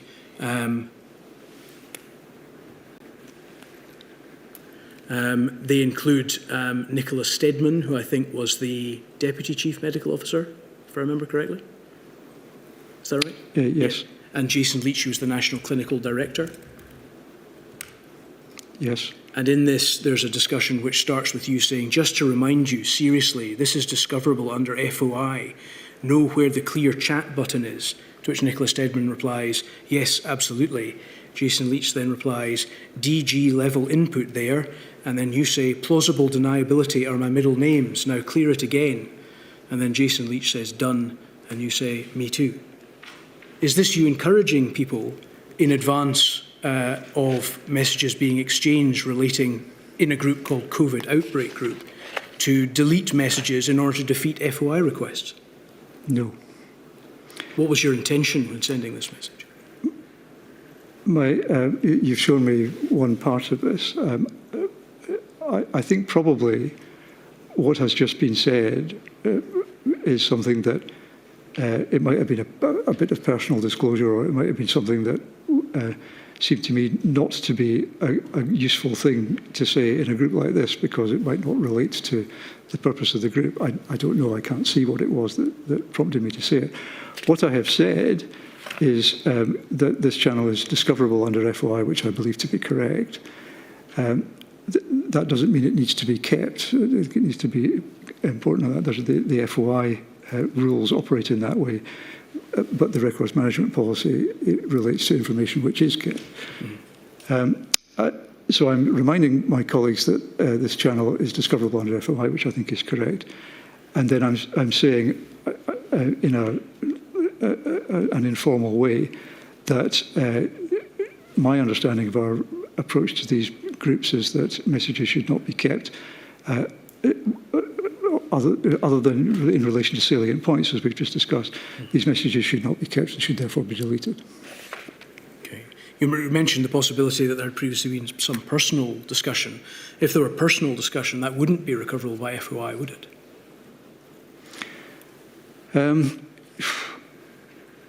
If it is information held by the government, then I would need to probably take some advice on that. But if I run through, supposing that there had been an FOI request for an informal messaging channel, I would first of all make sure that we had clearly what information we held, and that would include information in informal messaging channels and in people's notebooks and so on. So the first step in dealing with an FOI request is to make sure you know what information you hold. Then you decide, you apply the terms of the request to discover, to decide what's in scope. Is this information in scope? Then you consider whether there are any relevant exemptions from the FOI legislation, and those are also set out in FOISA, the Freedom of Information Scotland Act. And then you consider, in relation to most of these exemptions, whether the public interest test applies and whether, given that, the information should be disclosed, even though there might be a relevant exemption or more than one. So that's the process you go through. You use the phrase, plausible deniability are my middle names. Now clear it again. You're suggesting to these people in this discussion, prominent people in the Scottish COVID response, that they should, as a matter of instinct, clear their messages to defeat FOI requests, are you not? No, I'm responding to Jason Leach teasing me by saying that's a DG level input there, by bantering back, if you like. But what I'm saying is, unless material is salient and relevant to the public record, and in which case it should be transferred, and then all of the material should be deleted. That's what I think later our corporate policy would say. Thank you. INQ 000268025, please. Thank you very much. Again, this is a group which is intriguingly named Quantum of Omicron, from again later on. It says in the group, it starts off with you speaking, "I feel moved at this point to remind you that this channel is FOI recoverable," to which someone named Penelope responds, "Clear the chat." Someone called Jim McMenamin says, "Happy to do so." LAN reduced from 51 to 39, but fair comment. And then Jason Leach says, "WhatsApp deletion is a pre-bed ritual." Again, does this indicate, Mr. Thomson, that there is a culture amongst people who are prominent advisors or decision makers in connection with the COVID-19 pandemic in Scotland to delete their messages in order to defeat the very purposes for which the policies are set up? I need to give you a longer answer to this question, but the short answer is no. The longer answer begins on a point of fact. In fact, I think this is not the quantum of Omicron exchange. It's because you may be right about that, Mr. This is much earlier than Omicron. I think this is actually a set of messages about the Delta variant. Yes. And this is relevant to the point I want to make.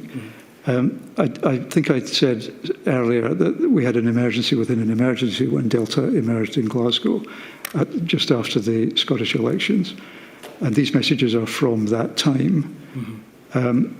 And earlier in this thread, because I do recall this thread, Jason Leach has posted into the thread a message from Twitter. And I have therefore gone to see what is that message and why has Jason posted it in. And the context here is that we know that there is a new variant of the virus. We think it's in community transmission in Glasgow. We think that it's between, I may be wrong on the details, but it's 40 to 80% more transmissible. It's significantly more transmissible. And it's spreading primarily among members of the Indian and Pakistani community who are very well represented in Glasgow. The same variant also got a hold in Bolton. And final bit of context, in 2 days' time, Rangers supporters are planning to march through Glasgow to celebrate the fact that their team has just won a trophy. And Jason's tweet is, not his tweet, the tweet that he posted into this group is from a diehard Rangers supporter reporting a food safety expert as saying that there is little or no risk to Rangers fans if they march through Glasgow on Saturday. And I know how, or I guess how Jason is going to feel about that. And he's envisaging what actually happened, which is that thousands of Rangers fans did march against the regulations then in force, against the advice of the Scottish Government and the police and Rangers Football Club, in very closely packed. And thousands of people there, many of them will have had COVID, more of them will have had COVID by the end of that march. And some of them will have got ill and some of them may have died. So I'm imagining how Jason is feeling about that as a clinician. And given his role in communications, that he's going to have to be the person who says, well, I'm a doctor and I say that you shouldn't march. And they say, well, there's this other doctor who says you can. And what I'm really doing, I accept in an oblique way with my reference to FOI, is saying, take a deep breath before you comment about the tweet you've just posted, Jason. The reference to the phrase by Penelope, clear the chat, is somehow reminiscent, I think, of the phrase that you used in the previous message, now clear it again. Was that a phrase that was used to describe this ritual of clearing the WhatsApp messages? Well, it is used there. To repeat a point from earlier, that was in fact the instruction that we were given in the corporate policy, having transferred any salient points to the corporate record. Again, the discussion that you're talking about relating to the Delta variant emerging, thank you for putting it in its context, is a business discussion between you and other senior advisors advising the government about their response to COVID. Is that not right? No, I think if you read the whole of that group, what you see is a group of colleagues coordinating rapidly on logistical matters. And in fact, yes, it's a business discussion in the sense that you used the term earlier, I should say that. But I think elsewhere in that, I say, I ask my colleagues, does this have implications for the decisions already announced by ministers? And we have a discussion about whether the UK government is likely to change its position. And we conclude that it does have implications. And what I then say, somewhere in this group, is then we need advice to our ministers. And I think I commissioned Dominic Munro, who's also a member of this group, to write that advice and to send it to the First Minister within the formal systems. And I think that's what was done, leading to a rapid decision, I think I referred to it earlier, in relation to both Murray and Glasgow as local authority areas. So yes, it's a business discussion, but there are no decisions about the exercise of government power are taken here. There's no decision here about whether Glasgow would remain for longer in level 3, which is the issue in question. What we identified was a need for ministers to have advice. In fact, the First Minister was telling us in no uncertain terms that she needed advice on this. And we were making dispositions about who was going to cover a Four Nations meeting with the UK government, who was going to write the advice, who was going to support the First Minister in her preparations for answering an urgent parliamentary question and so on. Could I ask you, please, Mr. Thomson, to try to speak slightly more slowly? If it's of any consolation to you, I'm being similarly admonished, so I'd be very grateful just for the sake of this. We will both do our best in that case. Yes, thank you. Could I just ask you to go over the page, please, to the second page of this chain?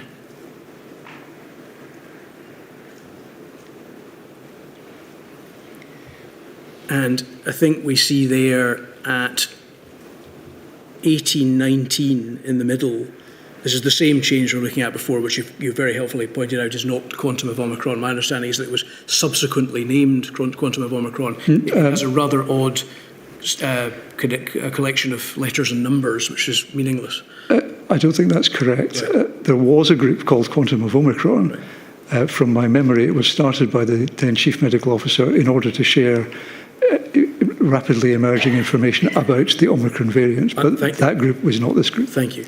I'm looking at the entry there at 14th of May 2021 at 1819. It says, Ken Thomson updated the message timer. New messages will disappear from this chat 7 days after they're sent, except when kept. Is that you putting an auto-delete function on the message group, such as to delete messages automatically, whether they relate to government business or not? It's me doing what I say in my witness statement was my practice. What I would do is transfer salient points into the corporate systems where that was necessary, and I would do that weekly. The later policy said at least monthly. And then having done that, I would delete the messages because salient points had been transferred and the rest didn't need to be kept.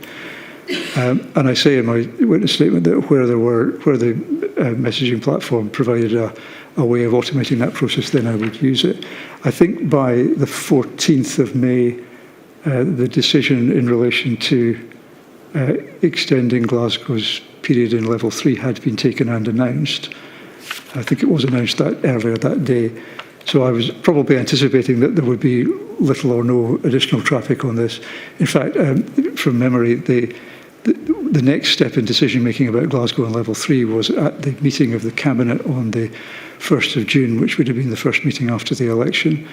And the Cabinet had a long submission from me, unusually not a Cabinet paper, but formal written advice, 30 to 40 pages of it, on the basis of which ministers took a decision at that point to move Glasgow into level 2. So I wasn't anticipating that that there would be much more traffic in this group, and therefore I switched on something that would save me the work of coming back to it in a week's time to check whether anything had arisen.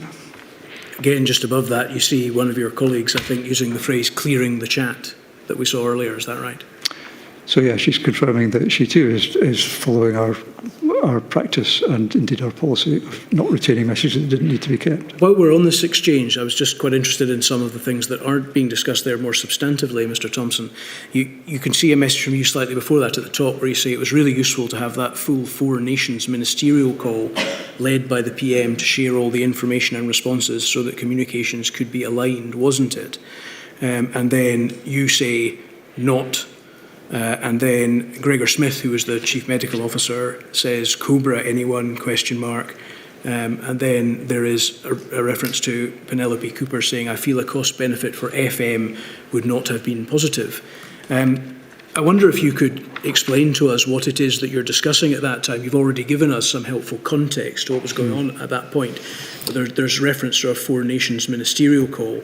And it seems, on our interpretation, that you're perhaps slightly sarcastically suggesting that the meeting was not useful, although the words suggest that it was. So I will try to speak slowly on this because I've got a lot to say. So I was going to say that, yes, looking at that, I was being a bit sarcastic. I will explain why. So I've already referred to this being an emergency within an emergency and the Delta variant, and I mentioned Bolton. So relevant to, and I've also said that the First Minister had already taken and announced a decision that Glasgow would move to level 2 shortly after these exchanges. And the question that we were considering with the First Minister, including in a discussion that the CMO and I had with her, I think on the 12th of May, was whether the new information that we had about the Delta variant called that decision into question. Mm-hmm. The reason for that would be that the level and the NPIs associated with that level in which Glasgow currently was, the decision on that would have been taken on the basis of the epidemiological characteristics and situation at the time the decision was taken. And that would have been on the knowledge that we had about the infectiousness of the virus at that point. If the virus, if there's a new variant of the virus which is, let's say, 50% more transmissible, and it's in community transmission among communities that are where spread will be maybe easier because you have larger households or multi-generational households, and that might involve more risk. You might have more cases and more risk, and that means the decision that you had already reached. There is new information here that means that you not only could, but you would have to revisit that decision. So that's the context. Mm-hmm.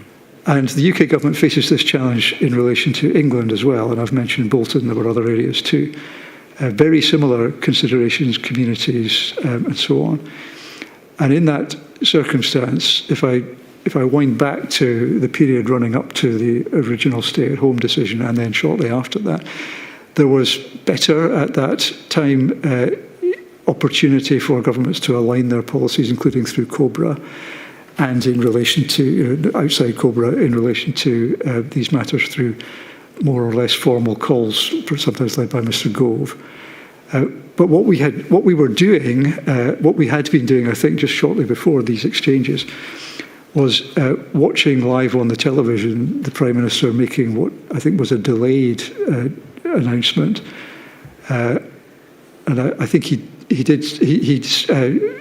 said he gave his assessment of the new variant. Mm-hmm. But he did not, in fact, announce any different decisions about restrictions. Mm-hmm. Now, the first we knew that was going to be what he said was when he said it live on television. So your point, I think, here, to take it succinctly, is that there was information which you obviously had to be able to say that, and you're saying that that's information which it certainly would have been useful for the reasons you've set out, the similarity in the communities, etc., to have been shared with you on your Four Nations ministerial call.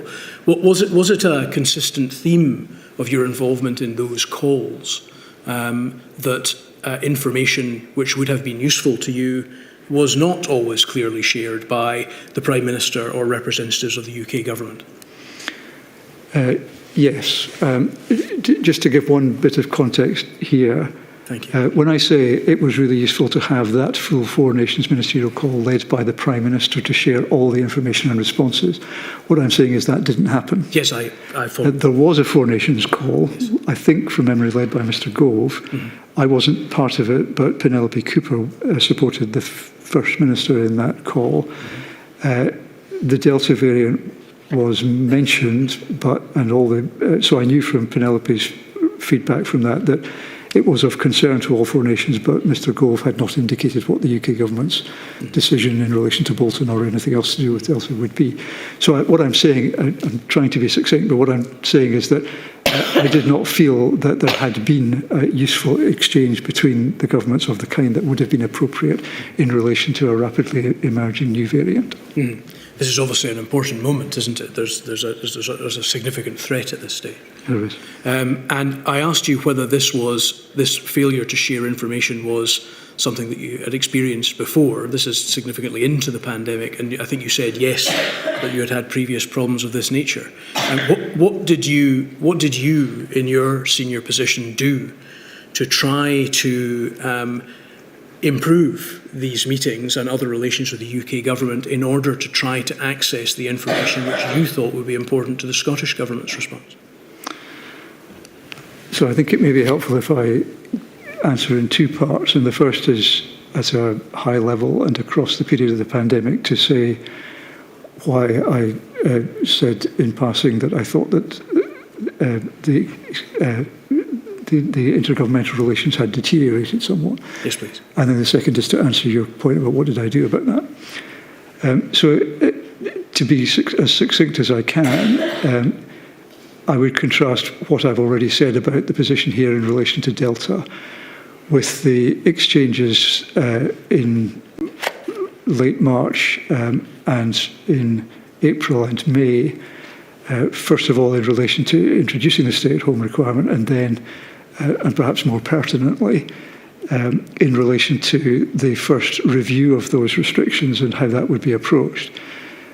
So I recall a Four Nations call on the 7th of May, I think, in which the First Ministers of Scotland, Wales and Northern Ireland and the Deputy First Minister of Northern Ireland were engaged in a discussion with the Prime Minister in which... We may return to that particular aspect in a moment. So I can be more succinct in that case. That was a good exchange. And if you're going to come back to it, I can unpack what I mean by that.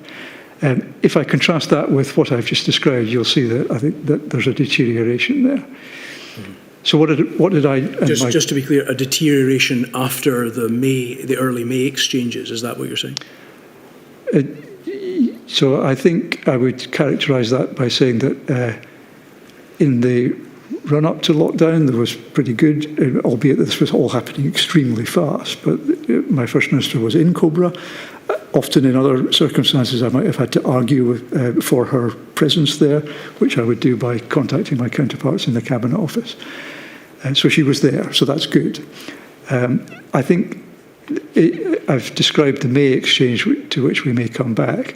In that exchange, my First Minister was arguing for continued close liaison so that it didn't mean that the decisions of the four governments would be the same, but they would have the opportunity to exchange information and their intentions beforehand, rather than discovering what each was doing by reading the newspapers. But by this point in May of 2021, that effectively was where we were. I'd like to ask you a few questions now about a separate subject, thank you very much, which is to do with the... I'm sorry, Mr Dawson, I didn't actually give the second part of my answer. Sorry. What did I do about it? Thomson, please. There were, during this period, it was part of my job, I should start by saying, I was responsible for the quality of the relationship between the UK government and the Scottish government. I might put that differently by saying I was supported by ministers in that relationship. What the outcome was depended on what ministers did with it. And in that role, I had close, constructive, professional working relationships with a series of opposite numbers and other contacts in the UK government, largely in the Cabinet Office, although during the pandemic, my counterparts there also moved into Mr Gove's department. And I have a reasonably good network in Whitehall more generally. So what I was doing, as I felt that there was insufficient bandwidth in the relationship was using those contacts, which were both formal and informal, to put the case for more frequent contact and liaison, both formally and informally. So to give examples, if I became aware that, for example, the Prime Minister was going to visit Scotland, because it would be a courtesy that the UK government would tell us that, then I would contact my opposite numbers and say, is there a possibility that we could arrange a discussion? Would the Prime Minister be willing to come and see the First Minister? Because if so, I'll go and ask the First Minister if she would agree to that. And that did actually happen with Mr Gove. I can't recall that it happened with Mr Johnson. I might also say, would it not be useful to have a Four Nations call about this?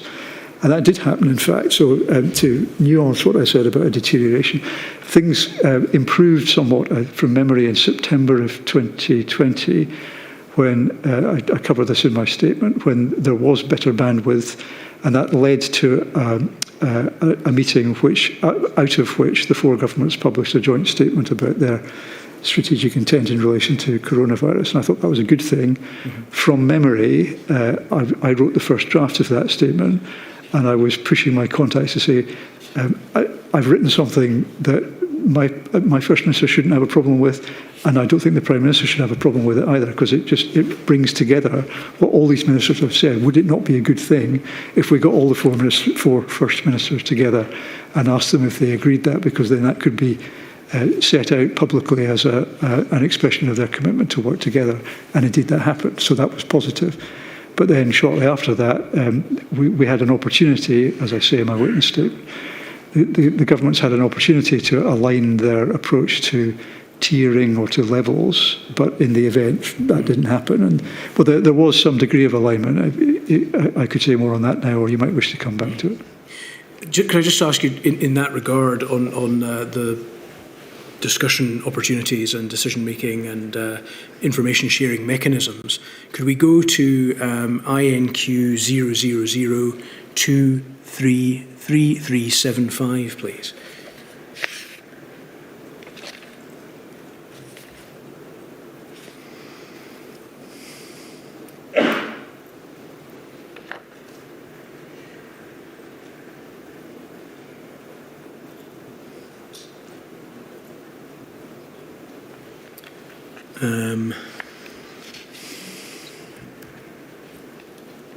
No, sorry, just give me 2 seconds. That looks like an internal Scottish Government document. Yes, no, that's not what I'm looking for.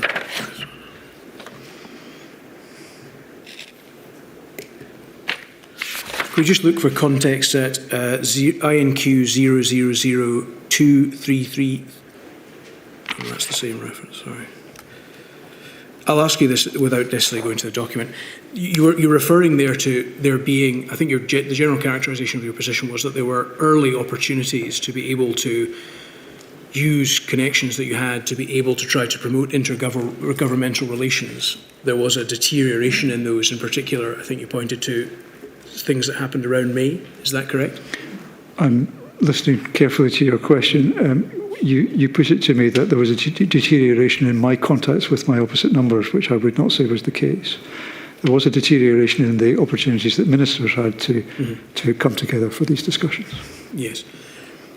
Can you tell us what the nature and state of the relationship between Mr Johnson and Ms Sturgeon was during the course of the pandemic? I can tell you what my observation of that was. Yes, please. I'm sure you'll take evidence from Ms Sturgeon herself. Yes. So I'm going to go back before the pandemic.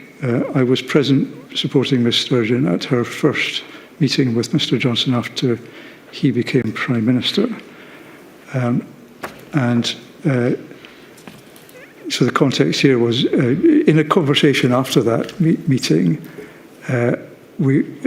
she and I were contrasting the style of this Prime Minister with his predecessor.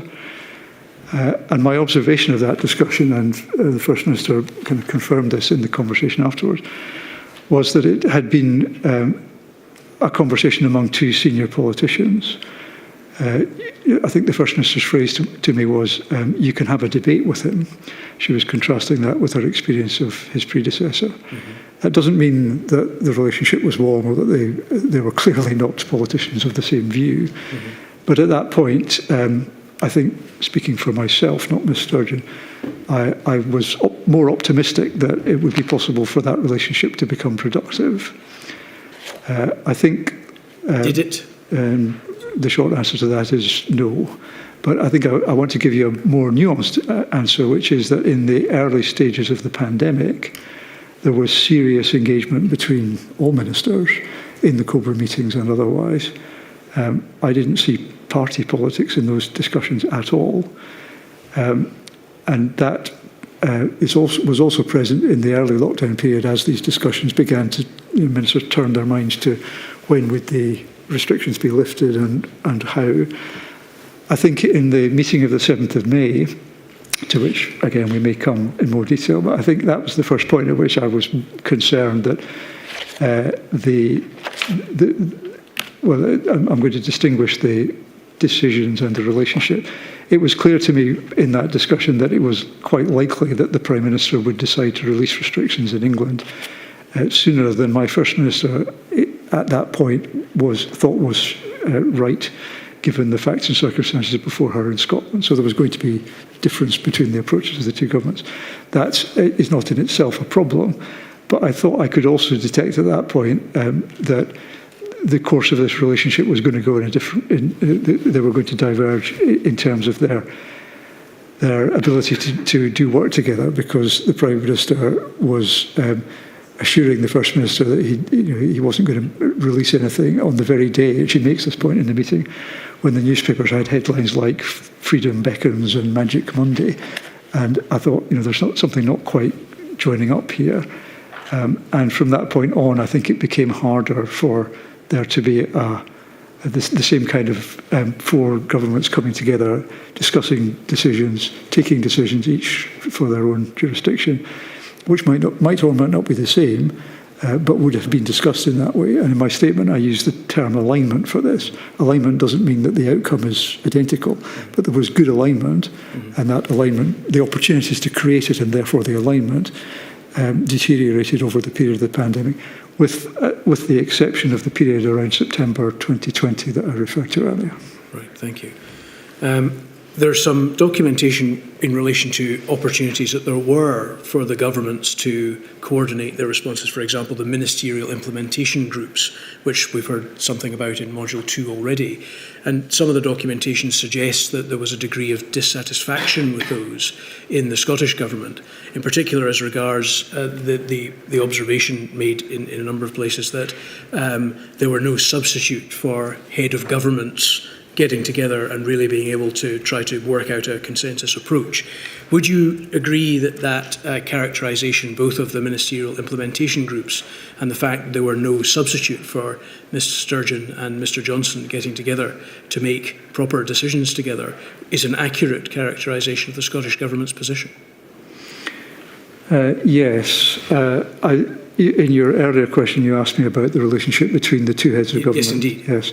So it's useful for me to add, answering this question, that under that there was a good deal of intergovernmental discussion. I don't wish my earlier answer to give the impression that there was no contact. There was a great deal of contact, including through the ministerial implementation groups, and actually also in relation to the JMC, which I know is of interest to the inquiry. Although the JMC in plenary did not meet in this period, the JMC Europe had been very busy on Brexit business and continued to meet through this period. So there was a lot of that.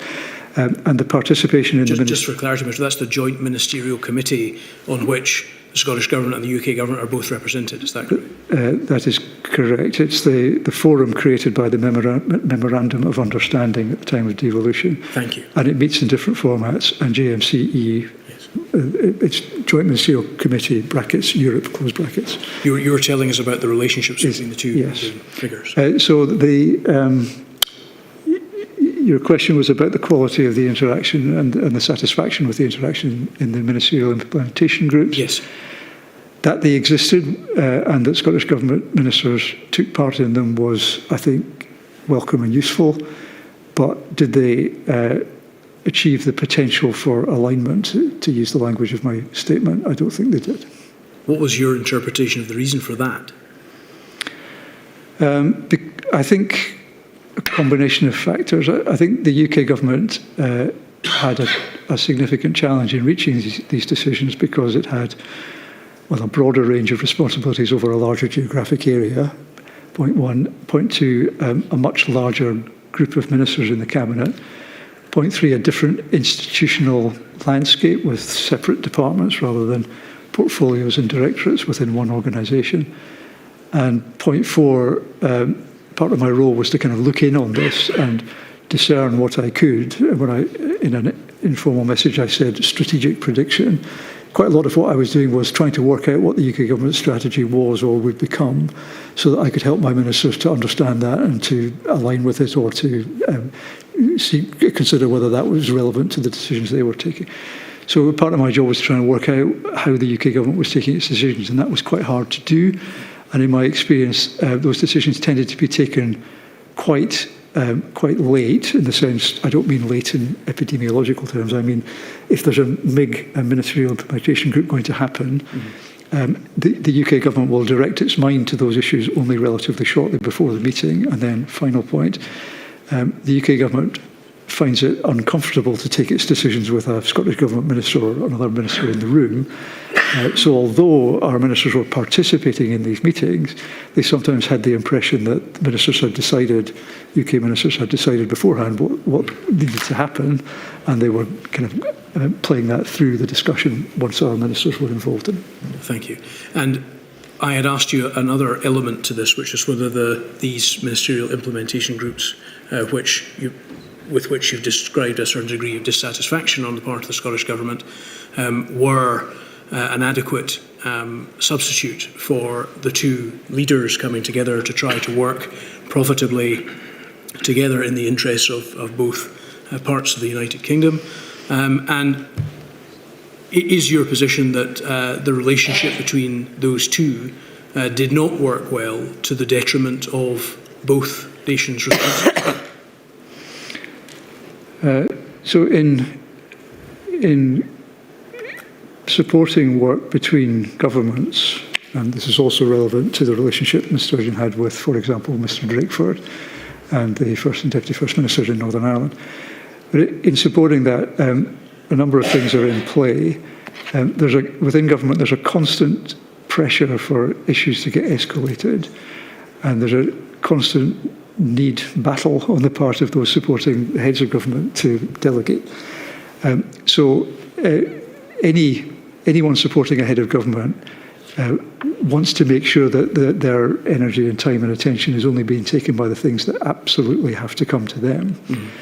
And if I put myself in the shoes of my counterparts supporting the Prime Minister, they would be wanting to ensure that his time and attention were not taken up by things that the First Minister of Scotland thought were important, but he might not. So that's a fair point. When you say they were making sure that was the case, could you just clarify what you mean by that? What I simply mean is that it is part of the role of the people supporting head of government to triage the issues that are clamouring for attention, and it's entirely proper that those supporting the First Minister would say, the First Minister of Scotland wants to speak to you, and what priority does that have within other things that are on your agenda? However, and my next point is that it's therefore necessary for heads of government to be able to delegate liaison and decision making and so on, including in intergovernmental forums, and that was part of the purpose of the Ministerial implementation groups. So where you do need head of government direct participation in decision making, as you did in the COPRA meeting of the 23rd of March, it doesn't mean that you need it on decisions about travel restrictions to Spain sometime later. That's the point I'm trying to make. That's preparatory to the answer to your question. It is important for there to be a relationship of trust between heads of government, such that if my First Minister thinks that actually the Prime Minister does really need to know this, she should be able to get through to him, and vice versa. And in my experience, that didn't happen. It was not it was the relationship had not been built up in peacetime, as it's a metaphor in my witness statement, in a way that allowed it to be deployed in the particular circumstances of COVID. And to come to the final part of your question, yes, I do think that affected whether the decisions were the best they could have been.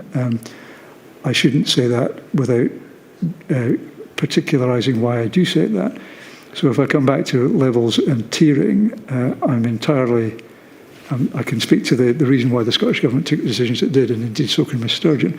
But there was an opportunity, perhaps briefly, for tiers and levels to be brought together in a system which could have been promulgated for the UK, or at least for Great Britain, with clarity. And that would have been easier for ministers and communication teams to do than having two separate systems. And in the event that didn't happen. But and just to expand briefly on two further points, because they do bear on this. It's reported, I think in the inquiry's documentation, there's a reference to the First Minister saying that she proposed to introduce a 3-level system. That's not actually correct. It was reported. It was reported. That's what she actually said was, I have been discussing with the Prime Minister their proposal for a 3-tier system. I think something of that sort. And indeed she had, or we had information a bit late in the day perhaps, but we knew what the UK government was thinking about. In the event, she concluded that a system of this kind was required in Scotland, that it needed to have more than 3 levels because I think in her view, a level 3 would not be adequate to suppress the virus at all points. So you needed a level above that, and also you needed a level below it because you might want to make smaller steps out to make sure that you don't take off restrictions and then have a second spike. What she did do, though, the reason that the Scottish Government's 5-tier system was numbered 0 to 4, which later was the WHO's recommendation, but that's coincidental. It was numbered in that way so that levels 1 to 3 would be broadly comparable with the UK government's tiers 1 to 3, because in the nature of the NPIs applied in them, they were broadly comparable. So that was her trying to achieve that degree of alignment, but it didn't. In my view, looking back, it didn't succeed in between them. The working between the governments didn't succeed in realising the full potential for that. Could I just ask you briefly some questions about the very early period of the pandemic? My understanding is that you were involved, one of the things that you were involved in was briefing ministers who were attending COBRA, is that correct? It's not quite correct, but let me explain.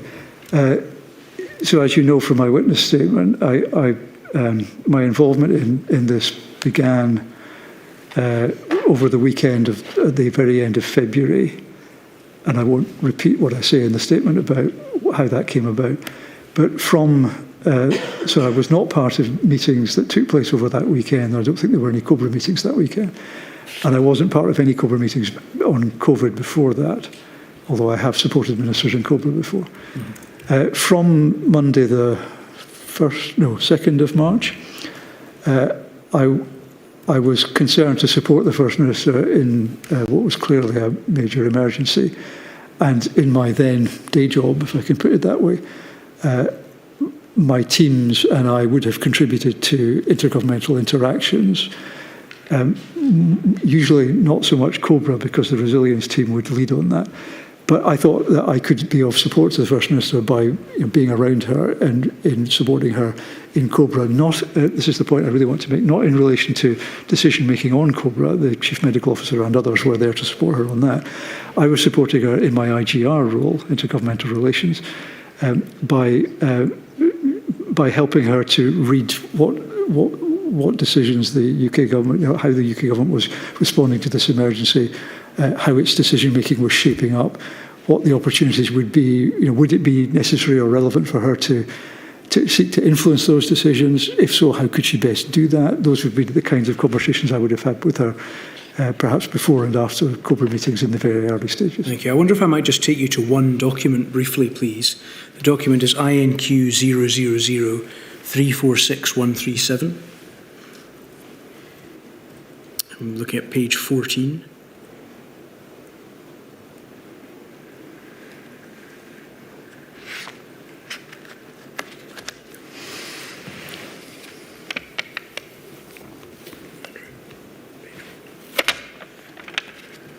Thank you.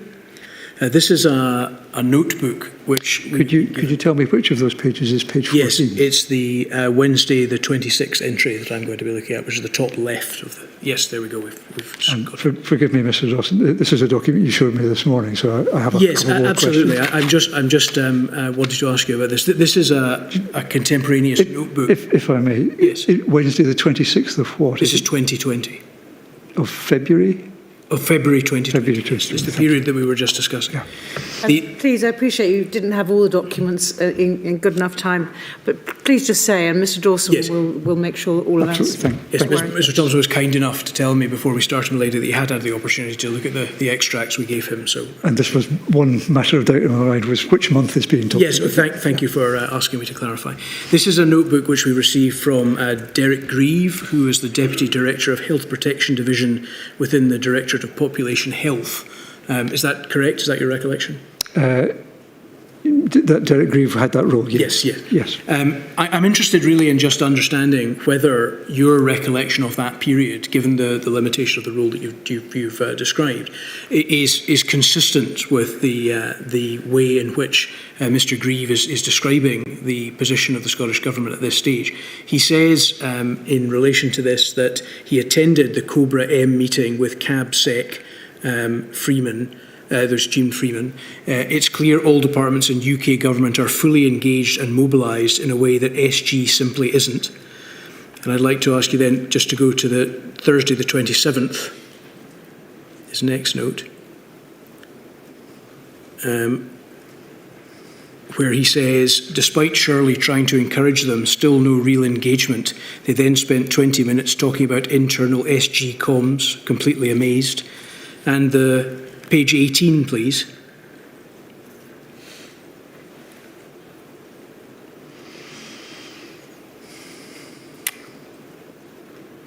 It's the Thursday the 5th entry I'm looking at, where it says in the first entry, if we could zoom into that, please. I attended directors' meeting, laid it out thickly, but few believe this is going to be serious. That's Thursday the 5th of March 2020, we understand it.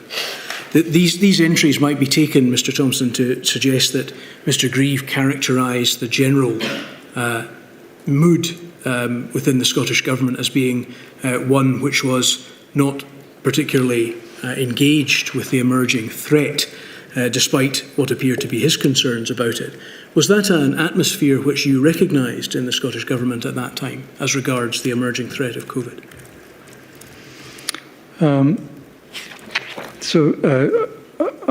I will turn to the relevant passage in my witness statement to you to answer this.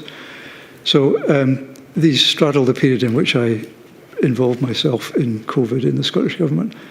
I was in London in the week of the first of the entries that you showed me, so I wasn't part of that Cobra meeting from recollection. I'm not suggesting you were, Mr. No. Thomson. I'm just suggesting that you might be someone, given the prominence of your position, to be able to reflect upon these observations made by Mr. Grieve. Absolutely. So I'm rehearsing in my mind which of these discussions might I have been involved in. Possibly the 5th of March, but not the other ones because I wouldn't have been in Scotland. So to answer your question, and forgive me for my drawing myself back into the events of the day, as I say in my witness statement, I was aware of the preparations that were being made for COVID, in the sense that at the meetings of the Scottish Government's executive team, I was hearing from my health and social care counterparts, colleagues, that they were preparing to ramp up for what COVID would mean for us. And I think I read in Derek's notes here a frustration that the ramping up, the mobilisation of the Scottish Government is not happening as quickly as he would want to see happen. I agree with that.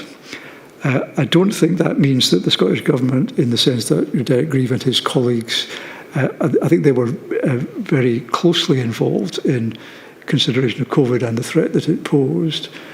As I say, I think, Mr. Thomson, is that their consideration doesn't seem to have led to any sense of urgency about it.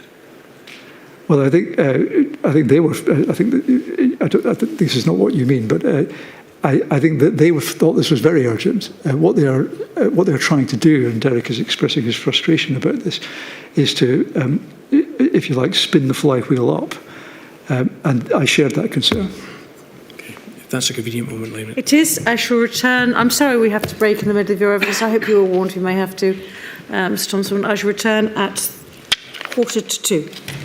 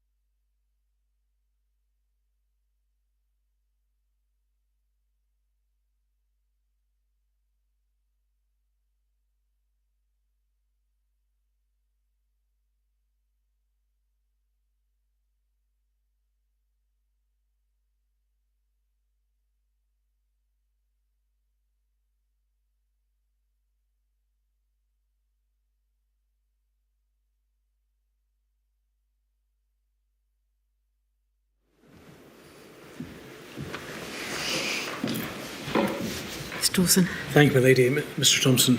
If I could just return to the, you remember there was one statement that we were looking at the beginning, one of your statements that we didn't manage to get up. If I could just go to INQ 000339039.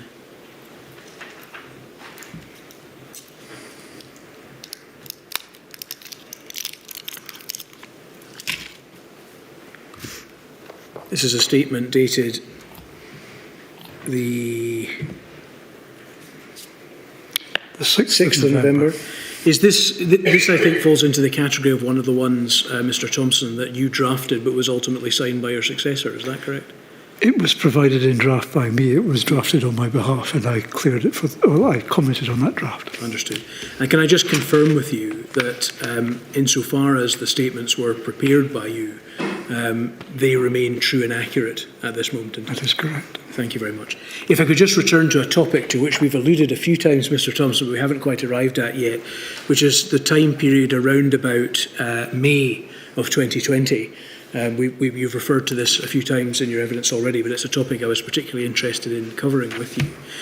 This is, I think, quite an important period, and it's just to put it in context, it's the month after the Scottish Government has launched its Four Harms framework, and it is the month in which the Scottish Government route map out of the restrictions is published. Is that correct, to give context? That's correct. And I understand that over this period, some meetings took place which led up to a public announcement on behalf of the UK Government about its messaging changing with regard to the way in which they wish to try to explain what people should be doing at that stage. Is that right? That's correct. And the messaging that I'm talking about is the change, broadly speaking, from a stay at home to a stay alert message, which was issued by the UK Government on the 10th of May 2020. That's correct. And I understand that there was a meeting which took place between the First Minister, former First Minister and former Prime Minister on the 7th of May to discuss the position with regard to the pandemic. Is that correct? My recollection is that it was a Four Nations meeting, so it was also attended by Mr Drakeford and by probably the First and Deputy First Ministers of Northern Ireland, so it was a Four Nations meeting rather than a bilateral. Indeed, but it was a meeting at which there was discussion between the former First Minister and the former Prime Minister about the approach that would be taken. You've very helpfully provided with some of your notebooks about which have your notes of various important junctures in the pandemic. Could we have a look at, please, INQ 000371228? Mr Dawson, while that's coming up, perhaps I could just say a word about my notebooks. Although I think you're about to show me a fairly detailed note of this conversation, that wasn't generally how I used them. Right. And I probably noted this particular meeting because I didn't have access to a computer or by... It may be that we don't have to look very carefully. They're really just as an aide-memoire for you, Mr Thomson, because there's a few important points I'd like to take just to clarify exactly what was going on. I must admit that we struggled slightly with your handwriting. I wonder whether you ever considered a career in the medical profession. But it may be that we don't need to try to struggle with that today. If we can deal with this on the basis of some basic propositions, if I put them to you, and you can tell me, please disagree if I get it wrong, but I'm just trying to piece together the narrative. The position, I think, of the First Minister at this important juncture was broadly that she was concerned about some media reports which had suggested that the UK government was going to drop its stay-at-home message, and that she was keen, and your notes to back this up, to try to impress upon others at the meeting, in particular the former Prime Minister, that she would not be prepared to drop that message for Scotland in light of the Scottish Government's interpretation of the threat. Is that broadly correct? That's exactly correct. And she in fact, I think that these notes suggest that you've noted her as saying something along the lines of stay at home is the foundational message, and in fact she appears to have said that a change would be catastrophic. Yes, I don't have that page in front of me, yes, but I recollect that she did say that, and I wrote yes, that down. so that was That was her position, and it seems from the notes that she was attempting to try to convey that position forcefully to the Prime Minister. Exactly.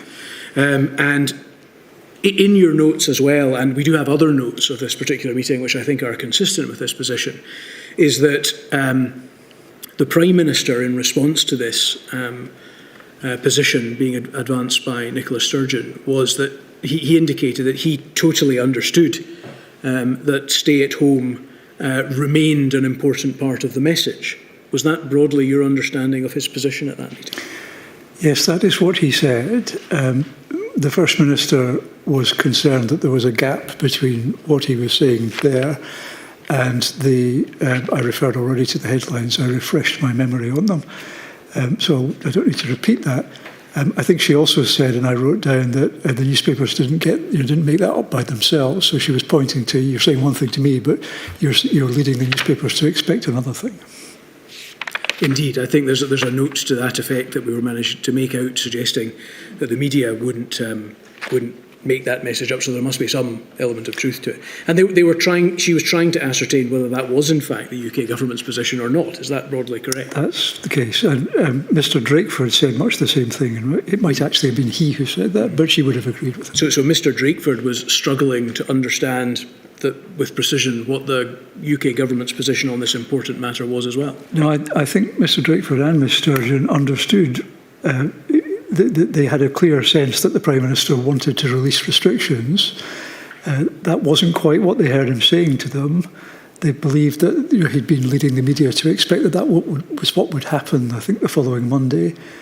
And they were both clear that in relation to the conditions and the epidemiology in Wales and Scotland, that was not the right thing to do. So they wanted to get confirmation from the Prime Minister of what he was going to do, and impress on him that I think both of those, but certainly Ms. Sturgeon, did not agree that that would be the right thing for Scotland at that time, and that would be a decision that she would make rather than he.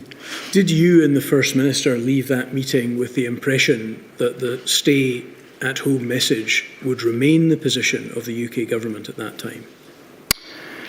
Well, again, there was a gap here. The Prime Minister explained that his concern was that the UK government's message was actually stay at home unless you need to go to work, I paraphrase slightly. And he thought that too many people were interpreting that as just stay at home.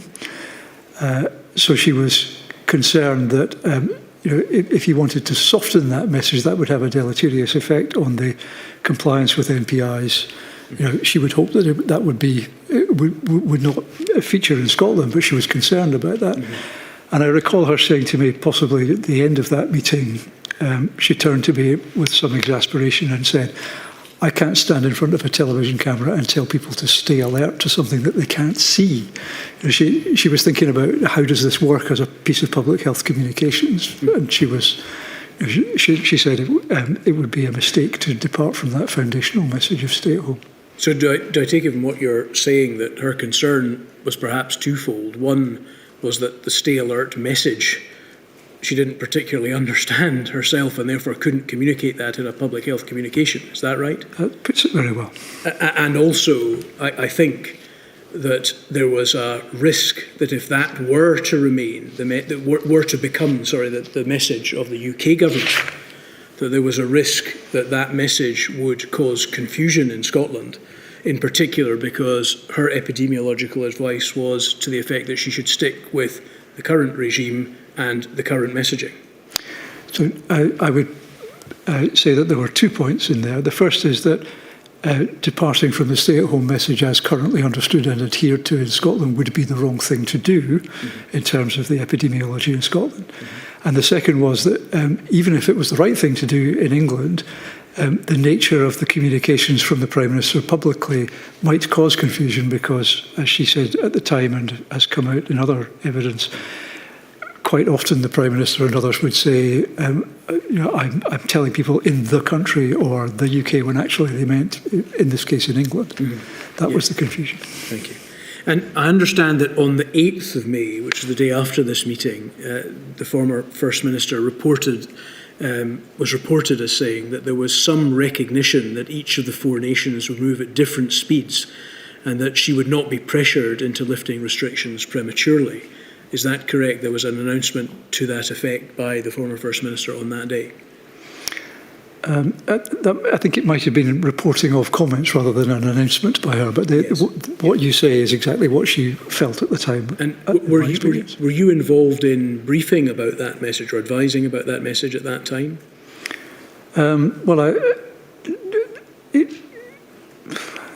So the word briefing has a precise meaning within the civil service. So I didn't brief her on whether it was the right thing or the wrong thing. She gets that advice from my medical colleagues.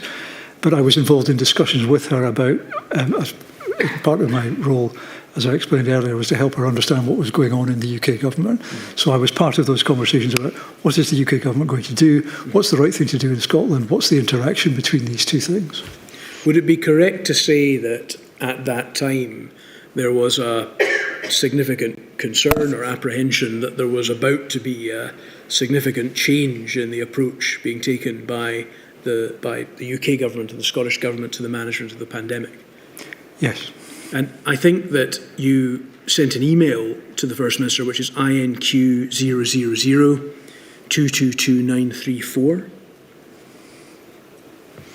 like to look at that with you, please.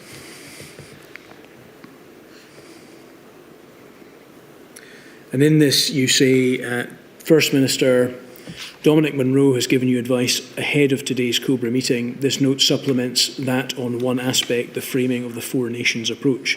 Following your discussion with the Prime Minister, Mr Gove, and other First Ministers on Thursday and Friday, as officials we set out our UKG counterparts the need for deeper and more consistent engagement on the aspects of their work which apply across the UK and affect devolved interests, including, for example, business guidance and border controls. We acknowledge that some details have been shared through the UKG's Ministerial implementation groups and the Four Nations calls, but continue to press for the full details of the UKG's proposals, which we have not yet received at the time of writing. Much of the detail of tomorrow's UKG document will be, in effect, a plan for England, though it will probably continue to mix England-only and UK-wide aspects. We know that UKG officials are conscious of the risk of COBRA becoming mired in the detail. At the level above the detail, the Four Nations are moving in broadly similar ways, though to different timescales, and remain reasonably closely aligned. As you emphasised to the Prime Minister, however, each government is responsible and accountable for guidance and regulations within its own jurisdiction.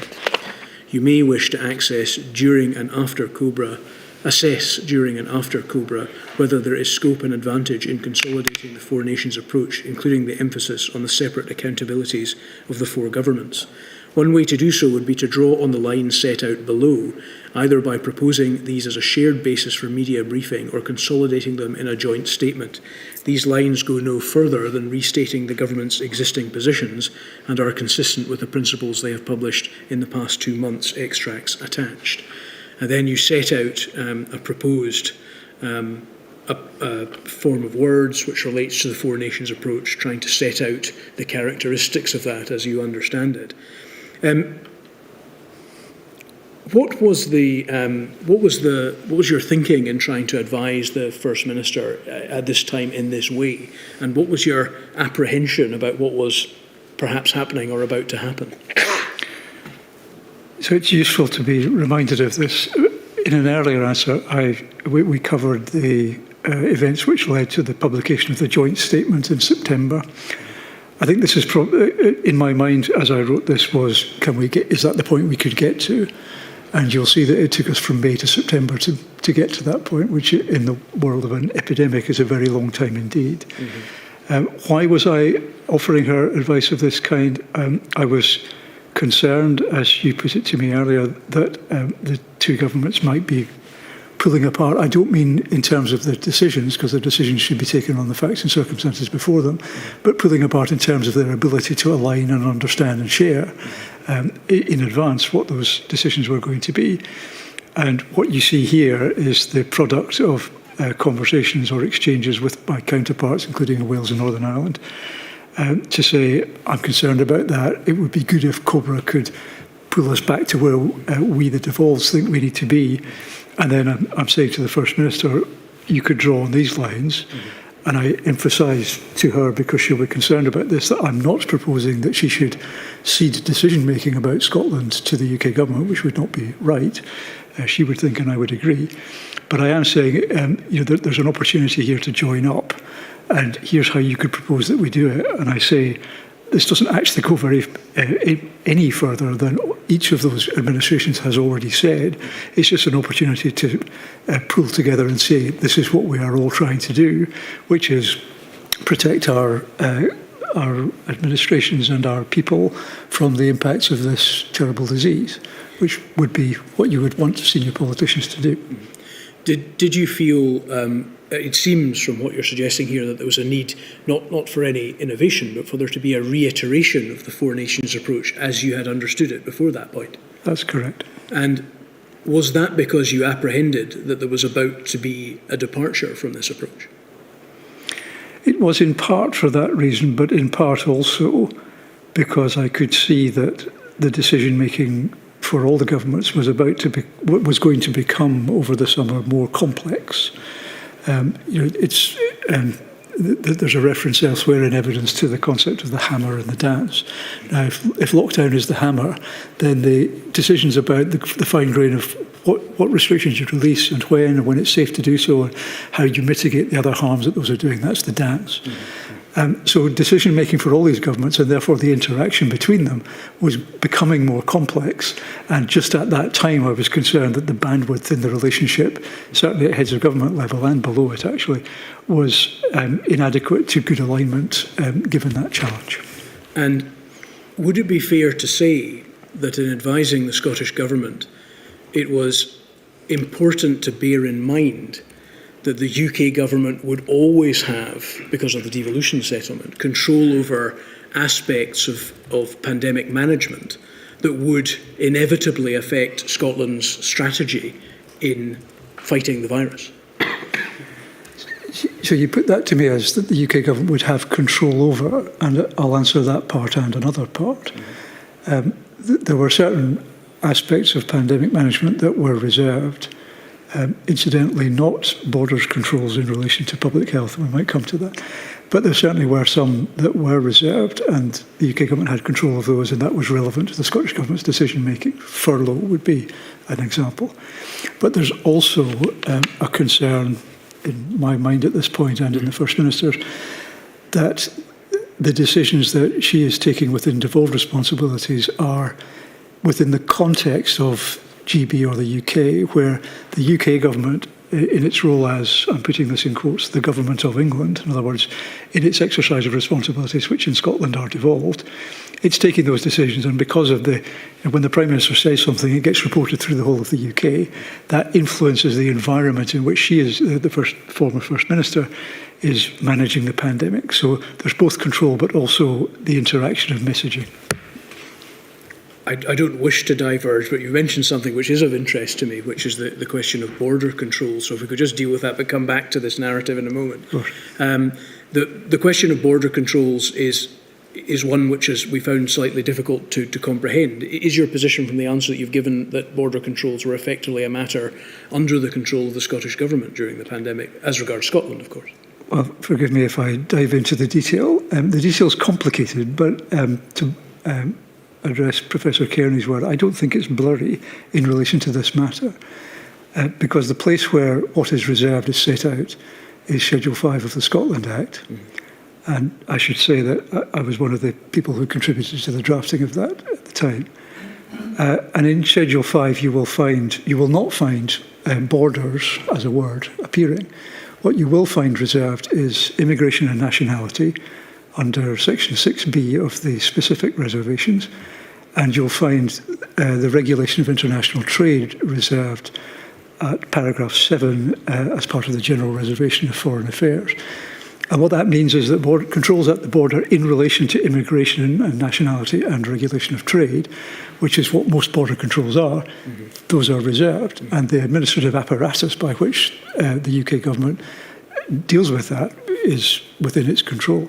But border controls in relation to public health are not reserved, therefore they are devolved, which is why the Scottish Parliament was able to pass an act the Public Health etc. Scotland Act of 2008, at which Section 94 sets out provisions for control international, it's called, but it includes the ability to make regulations which provide for what happens when a vehicle arrives at the border, including the ability to require that persons in that vehicle should quarantine. Now, those are the powers that were being used in relation to travel restrictions. And because of the passage of that Act post-devolution, the UK law officers would have had the opportunity to satisfy themselves as to that Act was within competence. So, yes. Although it's complicated... This is why, Mr Thomson, that when one looks at the restrictions in Scotland at borders, they are exercised and controlled by the Scottish Government because it relates to the control of public health rather than other matters which might be under the control of the UK Government, such as immigration and nationality. That is exactly right. And to add one further point, the Scottish Government needed the help and cooperation of the UK Government to make all this work because administratively, the means by which you do this involves the input of the border force and so on. Yes. But so that support is necessary. But in terms of the vires for these, that's clear in my mind. Thank you. Well, it will be a matter for her ladyship in due course to determine whether the lines are blurry in that regard, but thank you for the explanation. To return then to our narrative from May, you mentioned that the email you had written was in connection with a COBRA meeting, and I think your aspiration, you said, was that the COBRA meeting might be able to bring things back into alignment, as you say. Is that right? Yes, that's fair. And the COBRA meeting took place on the 10th of May, is that correct? I'm relying on you for that, but yes. It was very shortly after this period we've been discussing. We have a note of this. It's from Ms. Elizabeth Lloyd. It's quite a useful shorthand, and I'm interested to know whether you agree with me as to this is what happened. We understand that this relates to this is INQ 000346141 at page 114. And we understand that this relates to the 10th of May COBRA meeting where she says, COBRA is a shambles, PM ignoring comments, Welsh plea not to advise people to travel, completely ignored, NISG insisting that it be clear PM is referring to England, repeated calls for assurance ignored by PM. Now, I'm using that as a swift means to try to characterise what I think happened at that meeting. But, Mr Thomson, does that ring true with your understanding of what occurred at that meeting? Despite your aspiration, things went very much the other way. In short, yes. Just for clarity, as I read this, Liz Lloyd's writing is much better than mine. But I think NISG means Northern Ireland Executive and Scottish Government. Yes. That was our understanding. Yes, well, I see no reason to disagree with that characterisation of the meeting.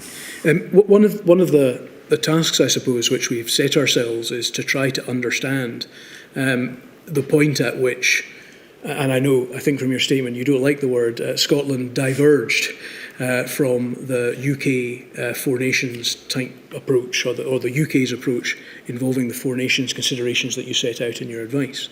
And I'm interested to explore with you, if you can, tell me whether you think that this is the moment at which that divergence occurred. And I know you don't like the word divergence, but please forgive me. So, to be clear, because I am trying to be helpful, I only don't like it in the sense that I think Mr Jacobs quoted me in the opening statement. If it implies that the approach of the UK government is the orthodox one, and somehow, if you diverge from that, you are becoming unorthodox. But yes, the approaches did diverge. Was this the point at which it happened? So this is the 10th of May.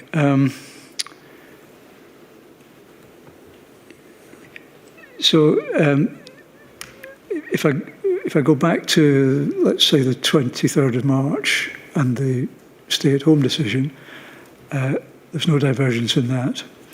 And if I go forward from this point in time to October, when the levels and tier systems were introduced, there's definitely divergence by that point. So it happened somewhere in between those. I think it would be fair to say that in this meeting, you can see the start of that process. Because if you compare my advice that you showed me a moment ago with Ms Lloyd's description of the meeting, you can see that my aspiration for greater alignment was not being realised. To finish with one qualification of that, it wasn't a one-way, it wasn't a straight line deterioration, if I can put it that way. The quality of interaction did ebb and flow a bit, and it ebbed back in a bit in September, as you've seen. Mm-hmm. But I've also said that that took a long time, and time was not a thing we had. Thank you. There's one more matter I'd like to raise with you, please. There are a number of commentators who have suggested that in the Scottish Government's management of the pandemic was politicised in order to try to further the cause of independence. I'd be interested to hear your perspective on that criticism, which is held certainly by certain sectors of the Scottish public. So I've heard that criticism made in two forms. And the first is that the Scottish Government's attention or energy was in some way devoted to work on independence rather than work on COVID. I was also the Director General responsible for supporting our Ministers on constitutional change. And as you can see, I hope from the materials in front of you, during this period, pretty much my entire attention was focused on COVID. And that which was not focused on COVID was focused on Brexit, which also has constitutional dimensions. So I don't agree with that. The second way I hear that criticism is that somehow in her decisions, the First Minister was seeking to show people, to make to be different for the sake of being different, to remind people that Scotland has the ability to take decisions on its own. And I also don't agree with that. I said earlier I didn't see any party politics on the part of any politician in the COBRA meetings. In all the advice that I gave the First Minister and all the exchanges I had with her about that advice, there was nothing of that sort present. Indeed, I couldn't give her advice in relation to party politics without breaching the Civil Service Code, which I did not do.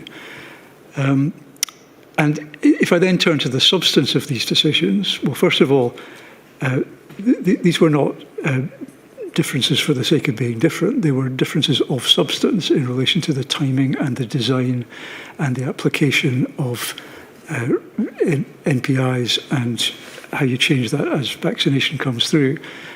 This was serious decision-making with clinicians and epidemiologists and scientific advisors and other advisors in relation to economic policy and social policy.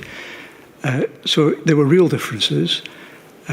And in this, Scotland was not the outlier, coming back to my dislike of the word divergence.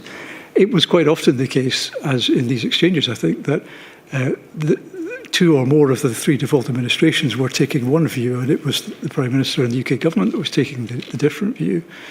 And then finally, I think that not just in the decisions, but also in the outcomes, there are substantial differences.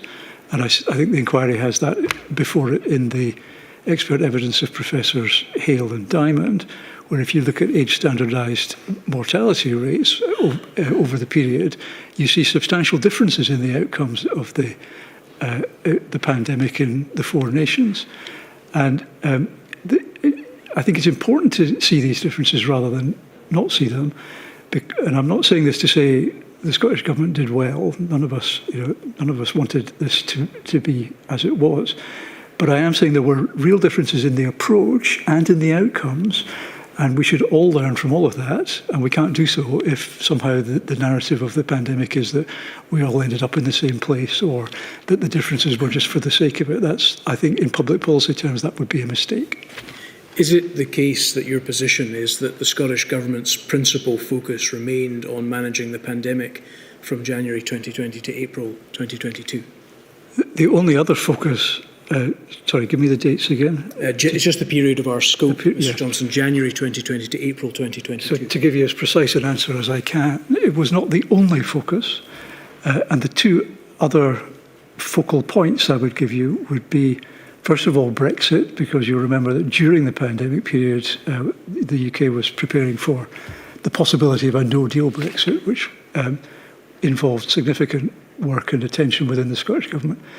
And then secondly, I would say that during this period, the focus of the Scottish Government began to move, particularly after the May 21 election, from the response to the pandemic to the concept and the operationalisation of this concept of COVID recovery, and that's reflected in the changes to ministerial titles and roles after that election. Thank you. Could I ask you to look, please, briefly at INQ 000214408?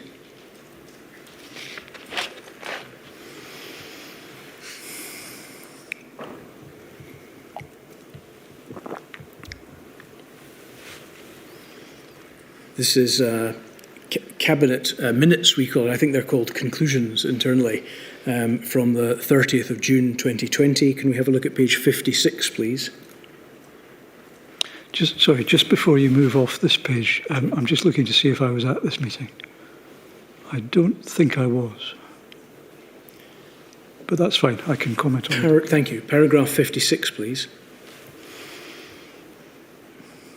At letter E, it says that Cabinet agreed that consideration should be given to restarting work on independence and a referendum, with the arguments reflecting the experience of the coronavirus crisis and developments on EU exit. Is this conclusion reached by Cabinet indicative of the fact that the Scottish Cabinet in June 2020 wished to politicise the coronavirus crisis?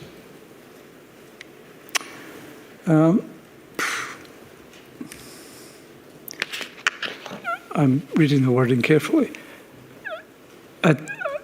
Consideration should be given to restarting work. So we would then have, I think there was a set of... It's the second half of the sentence I think I'm focusing on, Mr Thomson, with the arguments reflecting the experience of the coronavirus crisis. It's helpful to be reminded of that. So that runs slightly contrary to what I said in my previous answer. I do acknowledge that. My previous answer was in terms of, I was thinking of what was my focus on, what was the Scottish Government's focus on, what were my team's focus on. The constitutional work at the time, just to give you a bit of context, had been paused, I think I'm right in saying. Yes, I think it was Mr Russell had done that at the beginning. Yes, he had. And as we moved out of the lockdown restrictions, more of the ordinary business of the Scottish Government began to resume, including this bit. I don't think that this might account for the differences between this and my earlier answer. I don't think I gave significant time to that, but some of my team who, for example, had been moved from that independence work into work such as travel restrictions might then have resumed work on this because we had been able to adapt our structures and put more people into a team who would take forward travel restrictions further on. One further document, and this I think will be the last, Mr Thomson, INQ 000371228. I'm afraid we're returning to your notebooks. Page 50, please.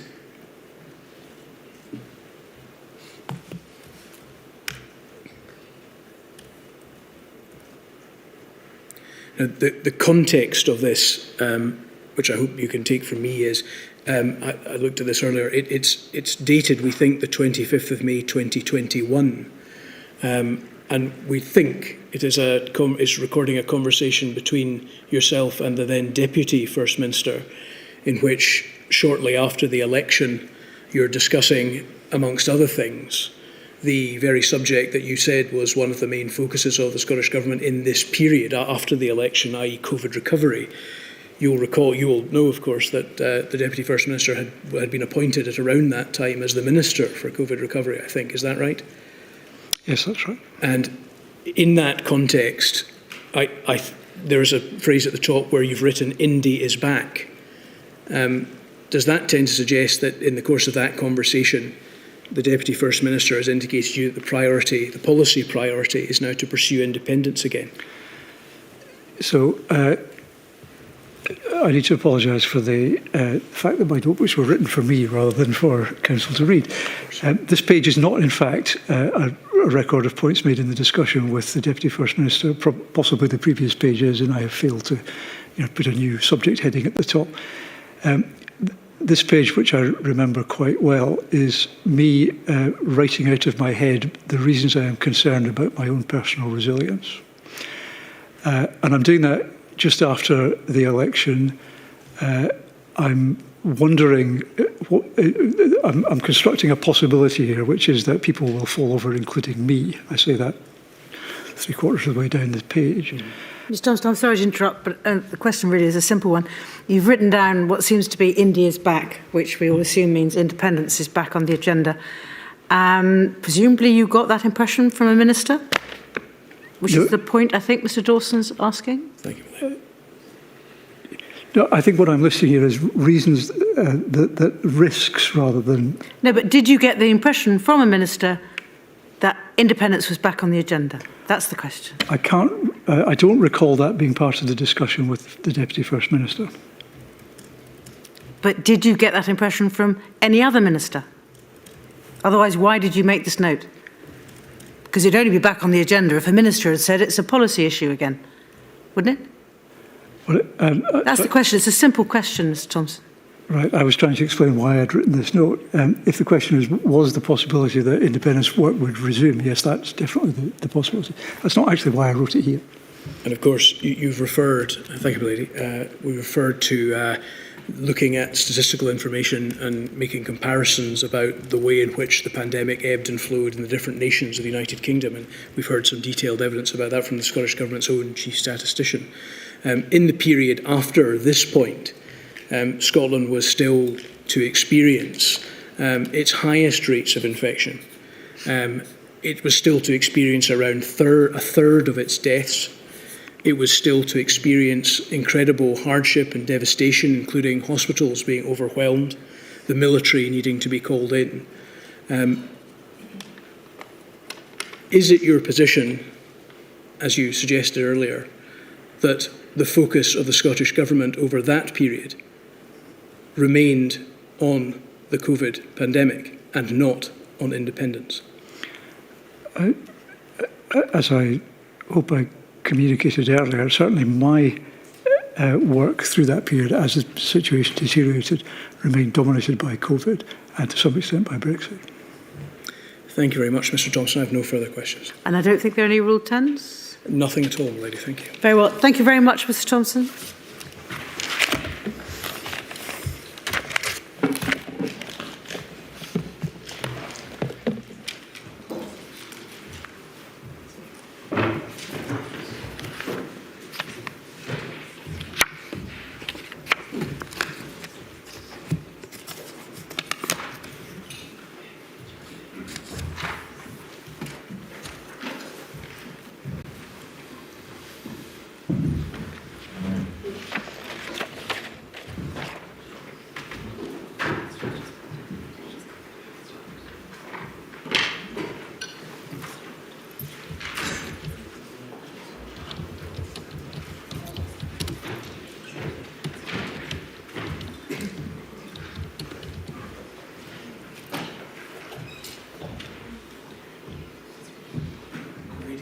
Two witnesses who will be giving us together are Dr Jim McMenamin and Professor Nick Phin.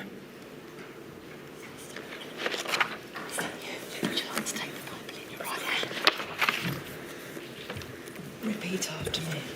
I swear by Almighty God I swear by Almighty God that the evidence I shall that the evidence I shall give shall be the truth, shall be the truth, the whole truth, the whole truth, and nothing but the and truth. nothing but the truth. Thank you very much. Take a seat. Would you like to take that?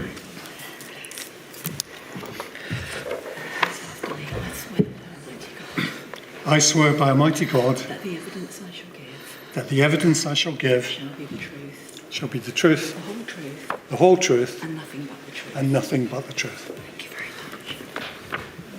Take a seat. Thank you. Thank you very much. This is the second occasion on which we've had two people give evidence together. I will, as I endeavoured the first time, attempt to direct my questions as best I can, but would be very interested to hear perspectives from both of you. So if there are observations you wish to make on questions I've addressed to the other, please indicate, and I'd be very happy to hear from you on those matters too. You are Dr Jim McMenamin. Yes, that's right. And you are Professor Nick Phin. That's correct. And I understand that you both have provided a number of statements to the inquiry.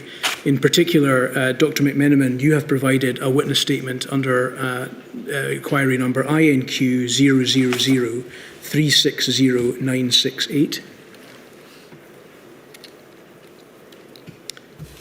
And the statement is dated the 29th of November 2023. Is that your statement? Yes. And does the statement remain true and accurate as at this date? Yes, it is. And Professor Phin, you have also provided a statement to us very helpfully. It's dated the 6th of November 2023 under INQ 000339576. Is that your statement? That is. And do the contents of that statement remain true and accurate? They do. As I understand it, having been briefed by your representatives, you were involved, Professor Phin, in the compilation of some corporate statements which were helpfully given to the inquiry on behalf of Public Health Scotland. Is that correct? That's correct.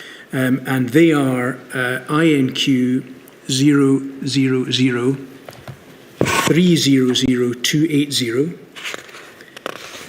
a statement dated the 2nd of October 2023, and a supplemental statement dated INQ 000361394, dated the 23rd of October 2023, and a further PHS chronology dated INQ 000176685.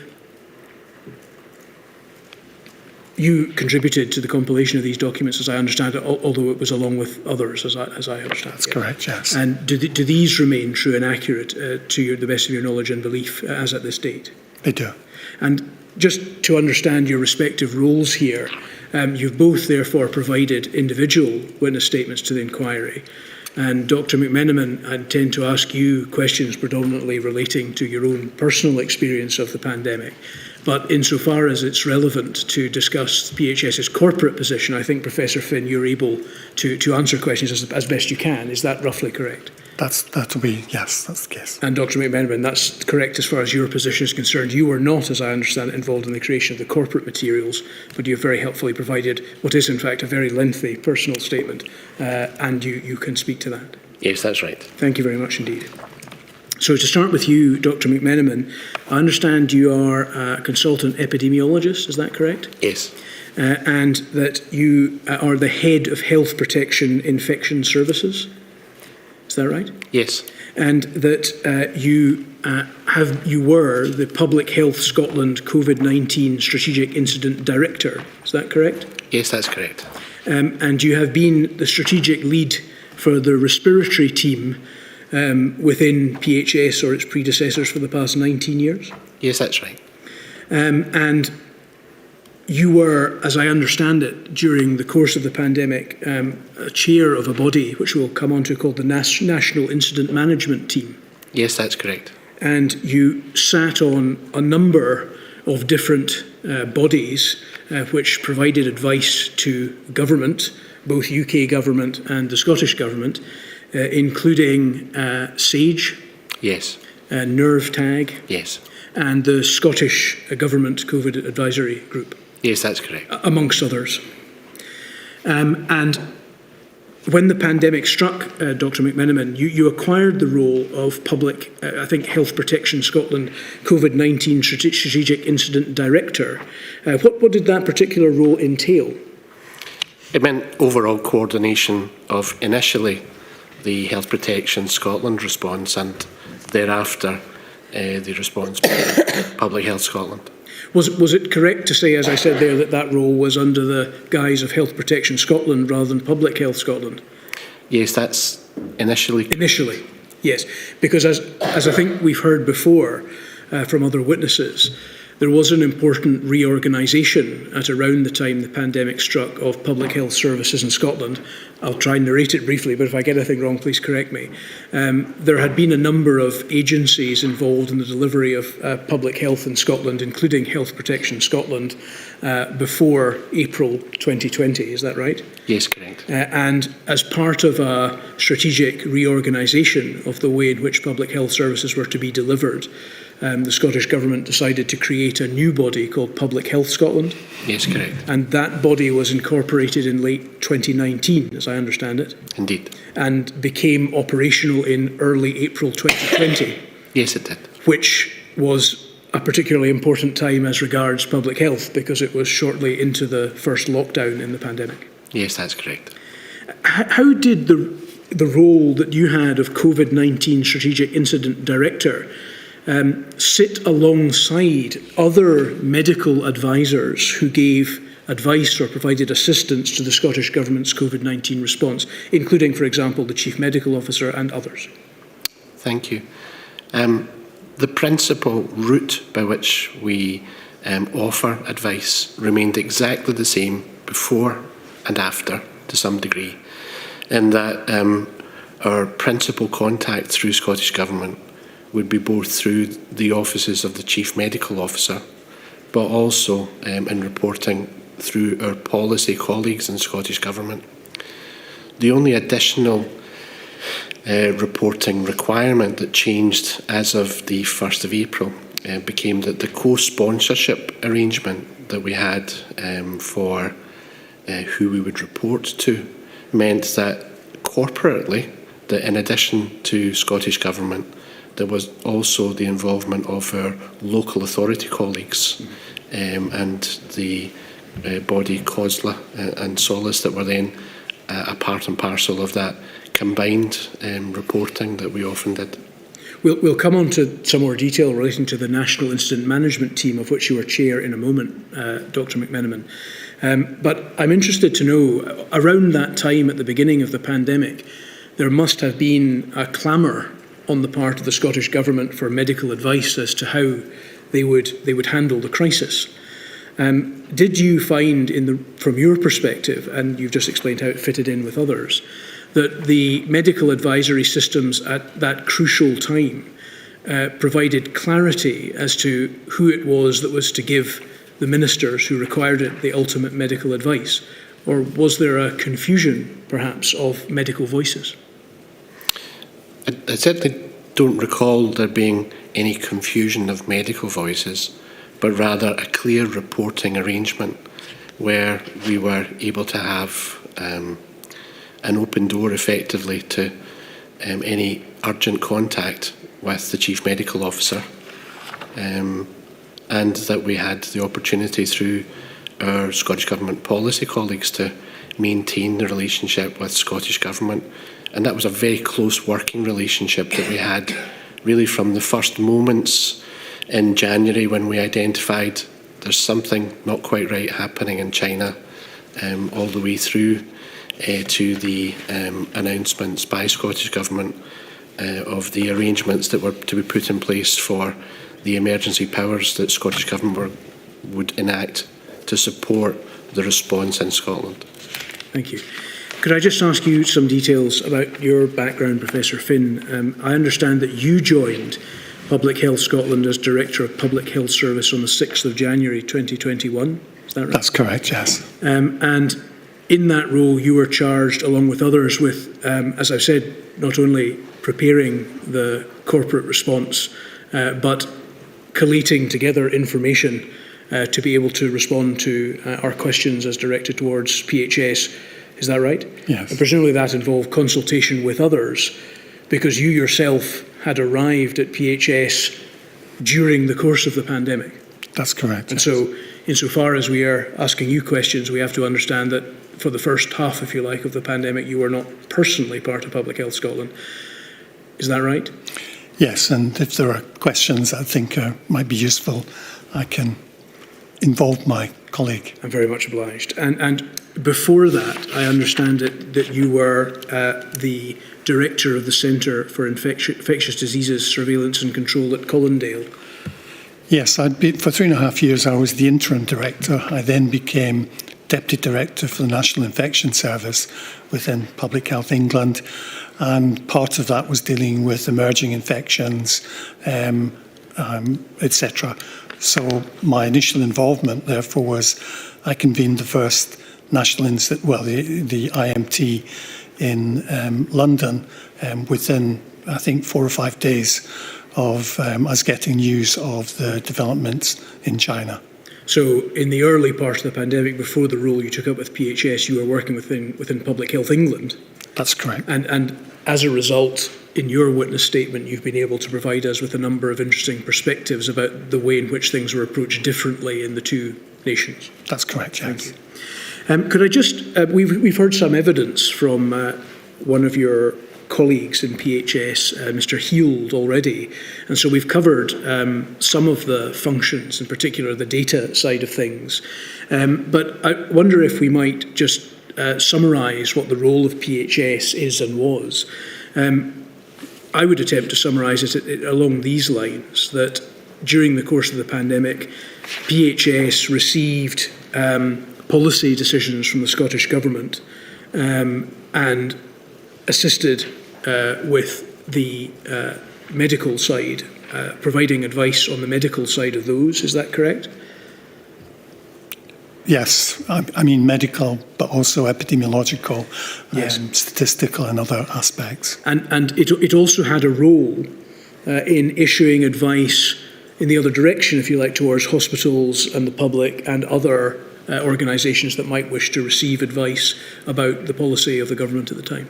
Yes, I think a key role was trying to translate some of those policy directions and aspirations into something that could be used by external organisations. So in effect, PHS was providing data and advice upstream towards the Scottish Government, but also it was providing it downstream towards institutions, organisations and the public. That's correct, yes.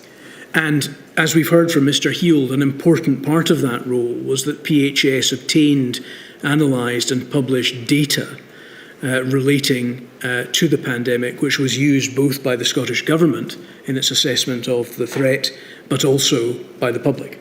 That's right. And we've heard a good deal about that already from Mr. Halliday and Mr. Heald. Did the nature of the role of HPS or PHS in any of these capacities change during the pandemic, or did it remain as that? From my perspective, bearing in mind, as I say, I came in 2021, I can't comment what it was like before then, but from 21 onwards, I would say that the role was pretty much unchanged. We continue to provide that advice, translate it into operational, if you like, guidance, and provide intelligence and insight where appropriate. And Dr. McMenamin, you may be able to assist with this as well. As far as the way that advice was commissioned from HPS or subsequently PHS was concerned from Scottish Government, how was that advice commissioned? Was it advice that was offered, or was it specifically requested? How would that advisory function work? I think it would be fair to say that there was a mixture of different approaches that allowed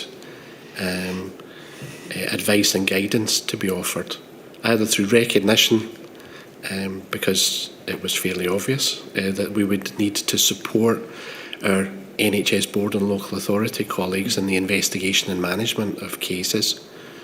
But in particular, once we reached the first cases being reported in Scotland, and our Scottish Government colleagues increasingly moving towards a stepping up of their response on behalf of government, and ultimately the emergency powers that were then enacted to support that, more and more of a transition from a health protection alone response into a societal response that our government colleagues were then very, very much at the forefront of, and in particular through the actions of First Minister, a coordination of that communication of messaging that was coordinated by our Scottish Government colleagues from some point in March onwards. Okay, because obviously, as we discussed with Mr. Heald and Mr. Halliday, there would be a situation where data was available upon which decisions might be made about the best thing to do to manage the pandemic, which would emanate from PHS, and that PHS data would form a subset of the entirety of the information available to the Scottish Government. Indeed. What I'm interested in exploring is the extent to which PHS would form its own views based on its data, one assumes, about what to do, and the Scottish Government would make its mind up or take advice separately, or whether that was a collaborative exercise?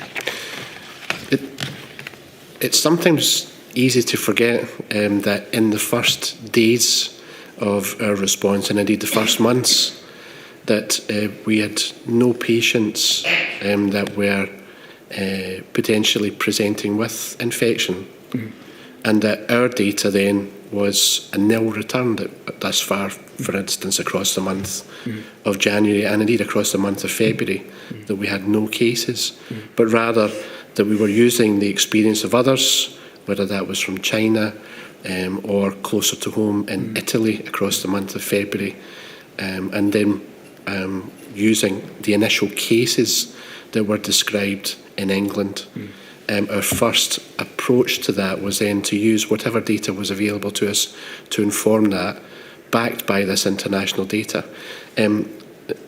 Professor Phin and I have had a long working relationship across decades, in which making sense of those first cases using a first few hundreds approach was actually something which then was important that we were able to bring to the fore and work collaboratively across the UK to describe that first series of cases. I think that's a project, if you like, that the inquiry's heard some evidence about already in Module 2. So just to understand that the position is that at the beginning, as regards access to information in particular, there was very scant information available, and that therefore access to data and information was driven by the need to get one's hands on whatever was available. Absolutely. To inform, best inform the response. As the pandemic went on, one assumes with more local data systems and testing and cases started to emerge, one could advise on and inform about a more local response. Is that indeed correct? And that the opportunity was afforded in the short interval to gear things up, to begin to be able to receive and process that information, recognising that this was in the days before declaration of a pandemic, that it was very likely we were going to see an increase in cases, and we would require to be able to report on all of those cases. We've heard some evidence from the previous witness, who is a government civil servant, about difficulties that were experienced at a government level obtaining information from the UK government. You mentioned the fact that there was a necessity to try and rely on whatever evidence one could get as hopefully reliable as possible, one would assume. From a scientific perspective, was there over this period and indeed any other period during the pandemic any difficulty which was experienced gaining information on a scientific basis from the UK government or from UK agencies, English or UK-based agencies? Not at all from our health protection colleagues. As you might imagine, in peacetime, out with a pandemic setting, there was very good working relationship with our colleagues in what was Public Health England and what became the UK Health Security Agency. And indeed, I have been a past chair of a multi-country group looking to harmonise some of our surveillance output. So we were using the relationships that we already had well established to make sure that we were keeping each other and indeed the rest of the four nations and indeed a fifth nation, the Irish Republic, very well aware of what was developing. So sorry, Professor Phin. I just wanted to say, coming from the other perspective, when I was in Public Health England at that particular time, we made every effort to try and involve the devolved administrations, as we called them, in both the information sharing and, where time allowed, the detailed development of policy and guidance. I think it'd be fair to say that we didn't start off with no guidance at the beginning of the pandemic. We had the 2009 pandemic, and at that point I was leading the Pandemic Flu Office, and indeed we'd produced a suite of guidance around how we might manage various aspects of it. So it was a case of getting that guidance out, dusting it off, looking at what we now knew about COVID, and seeing how we could adapt that existing guidance and use it in a rapid and helpful way with the response that potentially we could anticipate. Thank you. So Our ladyship will decide upon this in due course, but whatever the position as regards governmental information sharing or relations from a scientific perspective from both ends, your evidence is that worked as well as one could expect. Yes. And I wonder if I could take you, in relation to this initial period, Dr. McMenamin, to paragraph 14.18 of your witness statement.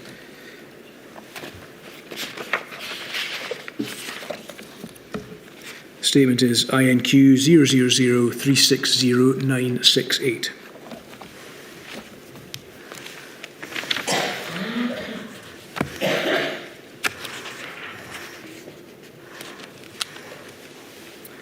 We asked you some questions about this early period, in which you've helpfully responded to in your statement. You say that early in the response, HPS moved on to an emergency footing and instituted their emergency response plan. Sustaining the response over the initial short period of months significantly taxed the capability of HPS to near breaking point, despite the best efforts of our parent organisation, National Service Scotland, and the able assistance provided by our ARHAI colleagues. Could you tell us, first of all, which time period you're referring to? So our immediate response across the months of January, February and March. And you say there that this is obviously the period before the beginning of April PHS comes into existence. Yes. We're still talking about HPS. That the position at that stage had stretched HPS to near breaking point. Can you tell us what you meant by that? I am indebted and will be forever indebted to just exactly how much and how wholeheartedly all of our staff threw themselves at addressing all of the issues of the day. It has become commonplace, I think, that you've seen in some of the responses that it became common, regrettably, that colleagues were working 12 to 14-hour days for 7 days a week and not necessarily having much in the way of opportunity for any downtime. Mm-hmm. So that continued sustained effort over an initial period that didn't start with a lockdown, but rather started in January, was a significant effort by all of those staff. That meant then for all of my colleagues then, I can offer nothing but thanks for all of the effort that they expended. Could you just assist us with the acronym ARHAI? So, antimicrobial resistance and healthcare associated infection is the acronym. I hope that the provision of the glossary in my own statement was then useful for that purpose to help anyone who might be reading that. Yes, thank you. Those colleagues were part of our parent Health Protection Scotland organisation, but remained with our NSS colleagues at the creation of Public Health Scotland. So we'll get onto that in a moment, but I was just keen to try to understand what the role of that particular body was. In particular, what was it doing specifically in the pandemic response and the process you've described over those early few months? Thank you. Their principal role throughout this and the continued role that they had across the pandemic was in the provision of infection prevention and control advice for all of the NHS in Scotland. Okay. And I'd like to ask you a few questions about the reorganisation. You've both given us, in your statements, helpful explanations of that. But broadly speaking, as I think you've alluded to, there was a reorganisation which meant a number of the public health functions, which had previously been HPS, moved to PHS. But one of the notable things that did not move was this ARHAI part of the operation, which stayed administratively within the ambit of National Services Scotland. Is yes. that correct? Can I ask you whether, given the role that you have stated, was played, an important role by your ARHAI colleagues, that administrative separation between the two wings, if you like, of this public health response, or two of the wings, whether that caused difficulty when the separation happened, because previously you were administratively together and you moved to being administratively apart. So this might be considered akin to the most painless separation or divorce that I've ever experienced, because our colleagues continued on a day-to-day basis to work with us night and day to be able to deliver what we needed to do.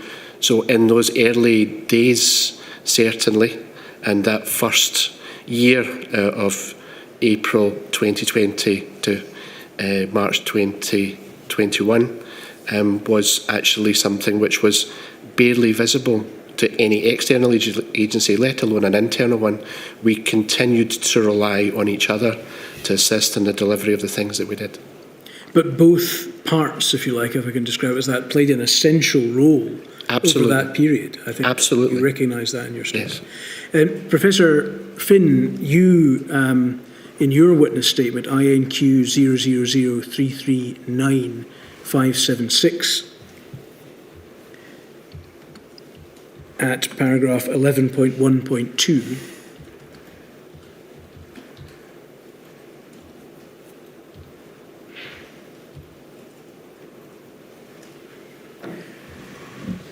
comment under subparagraph 1 there that, in my view, the separation of ARHAI from PHS should not have gone ahead at the start of the pandemic. Trained and suitably experienced health protection staff familiar with working in the national health protection structure were in short supply, and leaving them in NSS impacts on the ability of PHS to mount an effective response at a critical time during the pandemic. It created artificial barriers to effective working at a time when this was desperately needed. Staff on both sides became distracted by trying to work through new arrangements, etc. This was avoidable and unnecessary. In particular, your question. I'm sorry to interrupt. Sorry. I think the public gallery look as if they're being frozen. Can we please? One lady's already had to leave because she was so cold, and I've seen others shivering. If we could sort that out rather than, we don't want to freeze our audience. Sorry, Mr. Dawson. I did warn you about coming to Scotland. I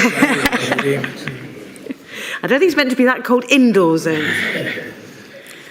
Thank you. Sorry, Professor Phin, we were asking you about this administrative change, and in particular in light of the evidence that Dr. McMenamin's already given about the earlier period before April and the extent to which the pressures had driven the HPS service to near breaking point.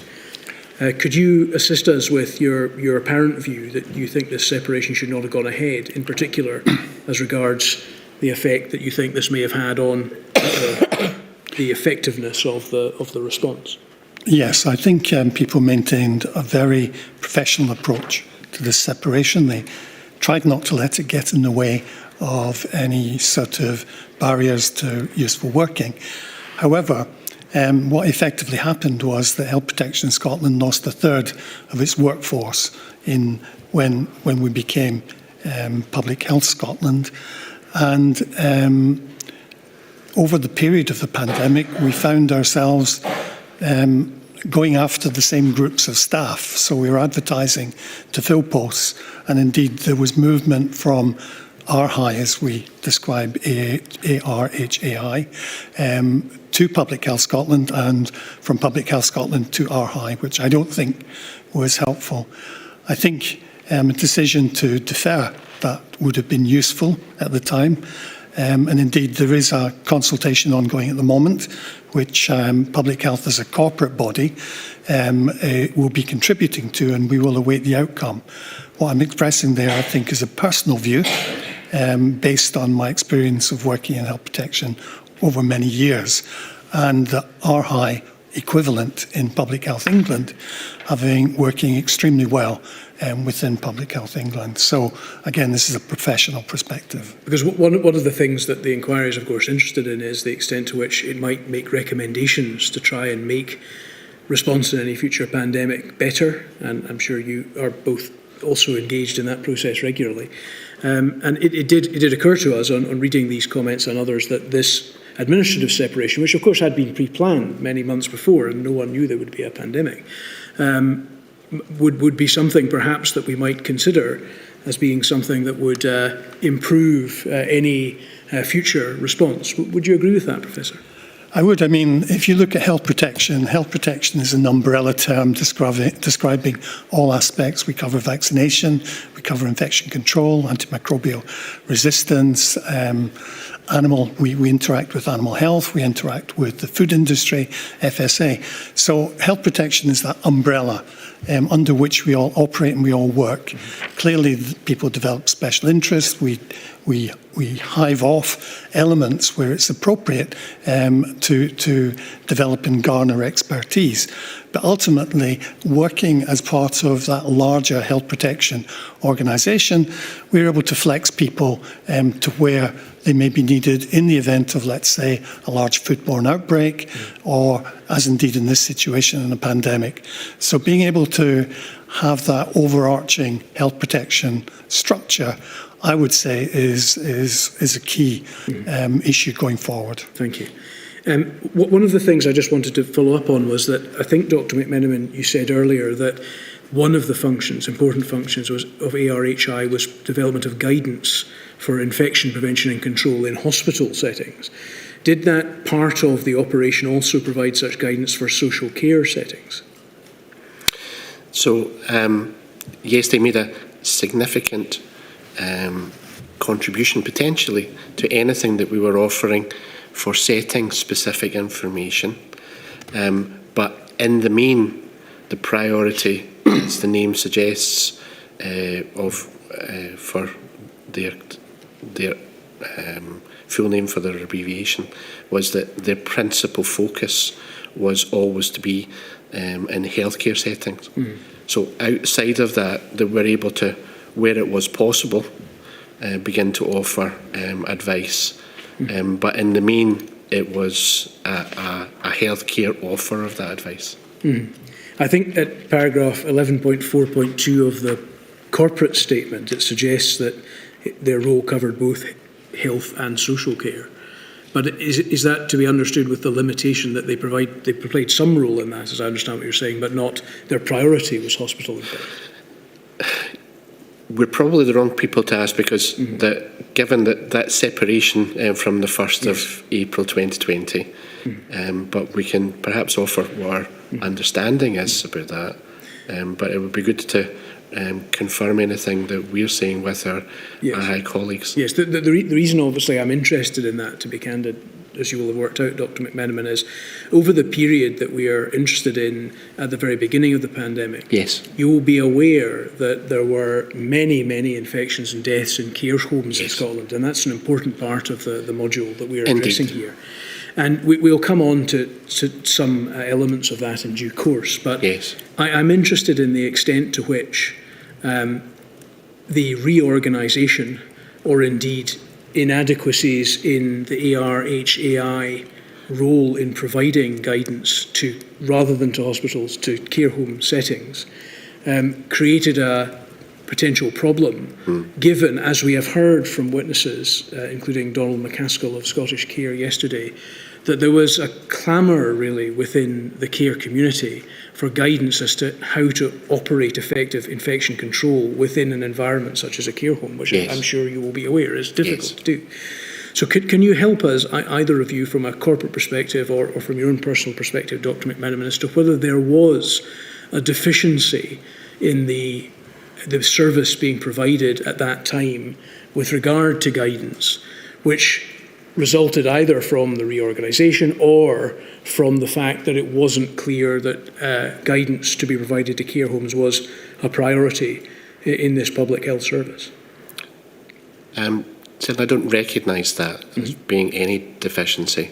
Our colleagues in infection prevention and control were able to make clear and very articulate recommendation about what would be advisable in the setting for health and social care, and they certainly were very much part of the guidance team and the offer of advice that covered this important period across March and April of 2020 onwards. Just to be clear, before I come to you, Professor, the there might be a difference in the type of guidance being provided, because guidance could be provided to government as to what they should do about it, but I mean guidance being provided to the sector itself. Yes, and indeed that my infection prevention and control colleagues were making significant contribution to any of the guidance that was being issued either by Health Protection Scotland before the end of March 2020 yes. or thereafter from Public Health Scotland. Yes, thank you. And Professor, you have a view.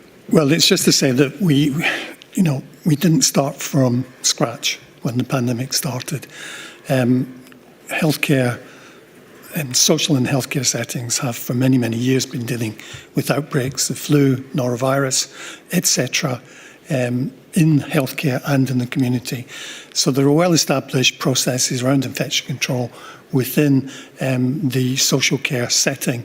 In addition to that, we have local health boards, which have got health protection teams, and we made clear in a number of iterations of the guidance that was subsequently issued that healthcare, social care settings should approach those health protection teams if there was any concerns or if they needed advice around the implementation or understanding.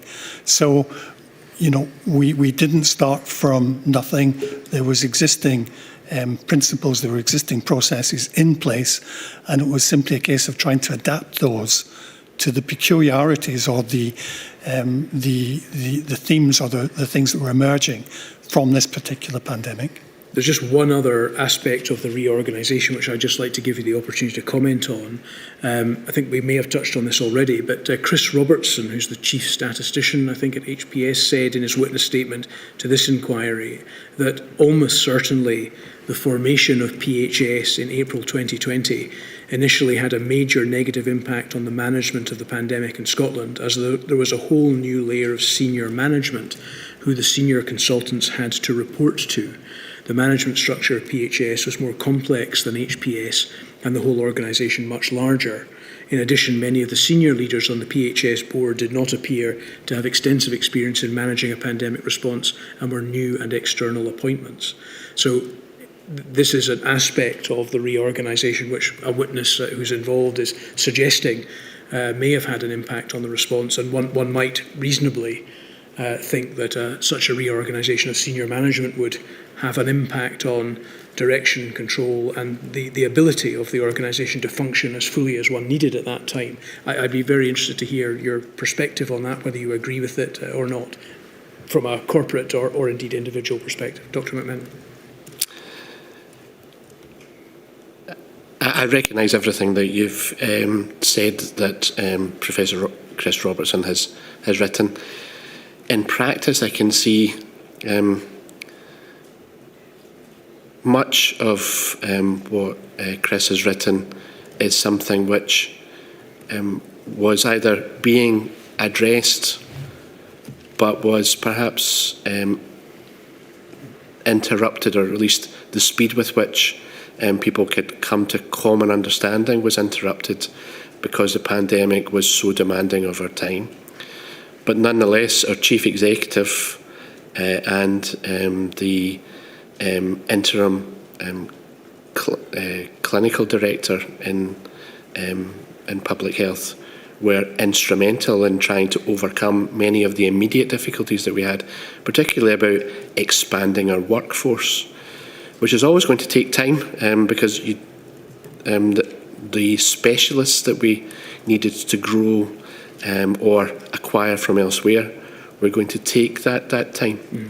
It's certainly unfortunate about the timing of the creation of the organisation, but nonetheless important that we went ahead with that, and that as we pulled together as the teams across all of those organisations coming together, we had very, very good buy-in from all of those team members. So at a practical level, we could see the immediate benefits of having increased access to the same workforce who had joined us from NSS, who were part of an original organisation, Information Services Division, but also some of the expertise that our colleagues from Health Scotland were bringing to this. And in particular, and if opportunity arises in the discussion, to talk about inequalities.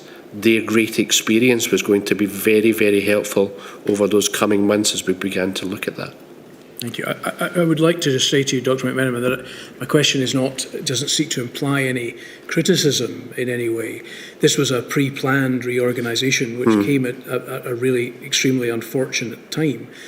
It is part of our remit, however, to explore as a matter of fact whether that reorganisation did impact upon the response which this important organisation could provide and support and advice that it obviously was called upon to do.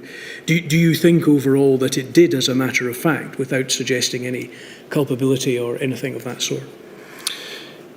It certainly may have affected some of our initial work, but work before PHS was formed had already been enabled by the appointment of a chief executive who was working in the background to make sure that that transition could be as smooth as possible.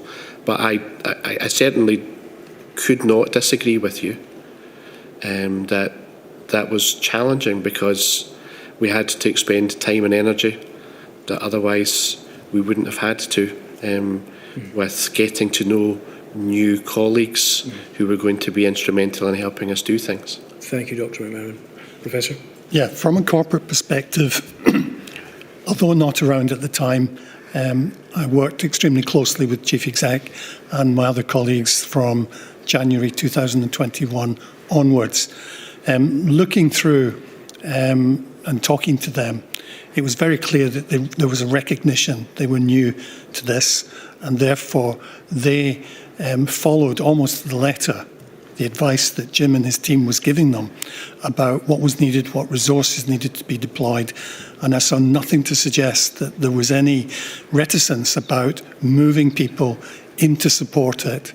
So it's not something I recognise, in the sense that PHS actually provided greater flexibility.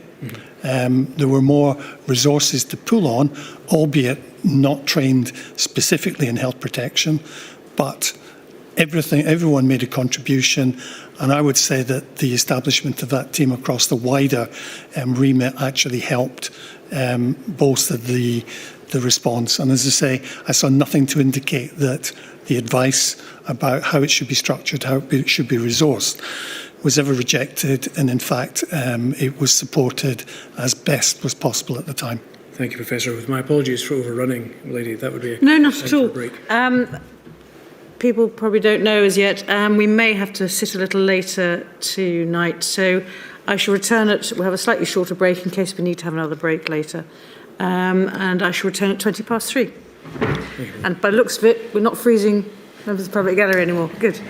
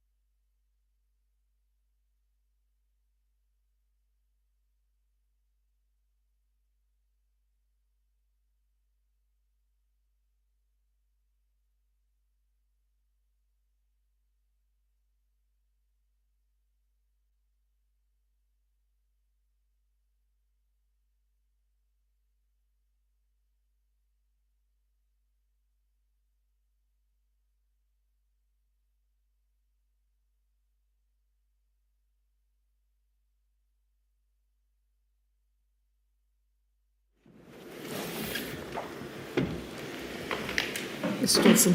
Thank you, my lady. Moving into a slightly different area, we are, of course, in this module concerned primarily with looking at political decisions made by primarily the Scottish Government, but connected with Scotland. And we are asking you questions to try and understand your role in that process. In your report, Professor Phin, you say at paragraph 1.4.4, the report is INQ 000339576, 1.4.4, where you say, in reading from roughly the middle, PHS had therefore minimal opportunities to provide ministers with a first-hand account of the thoughts of senior staff in PHS or make them aware of the practical implications of policy decisions. The main mechanism by which PHS was able to provide advice to the Scottish Government was through the NIMT, to which I will return imminently. Do you think that PHS could or should have been able to provide more direct information and advice to ministers, given their central role in the public health response?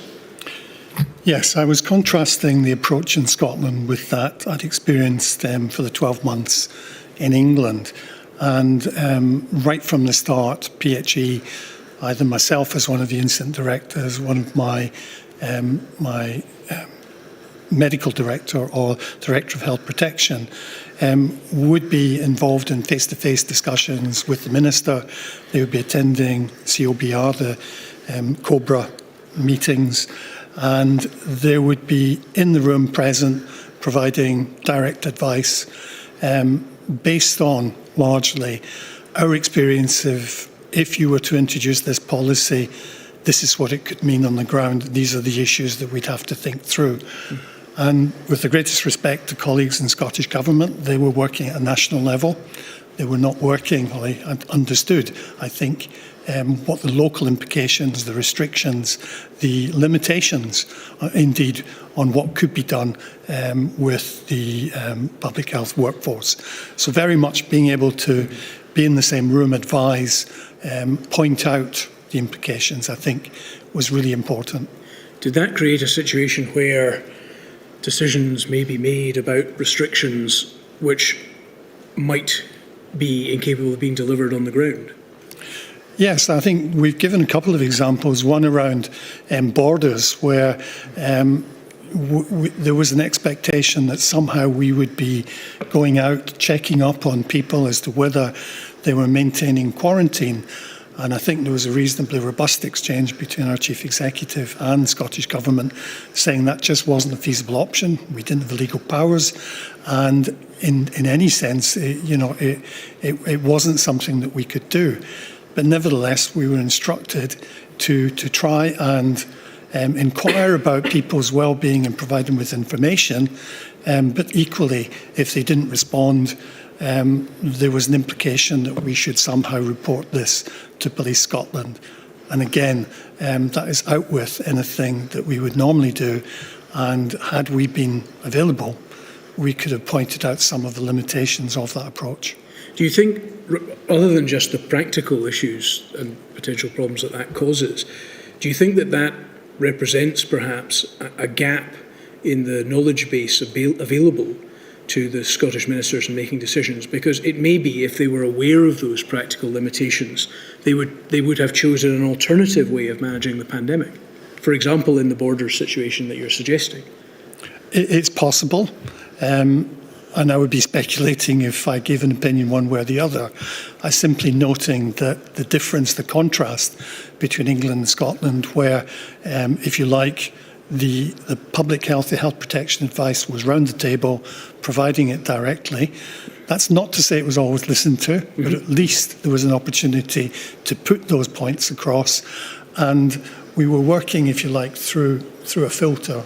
People were interpreting what they heard, and they were then trying to then reinterpret that in the context of what they were being asked. So being there, being able to clarify things at that point, I think could have been extremely beneficial. I think you mentioned there was another example other than borders that you had considered. Yes, I mean, Yes, there was another example, and I'm trying to think what it was. Apologies, I can't remember, but if it comes to me, I'll Thank you, appreciate that.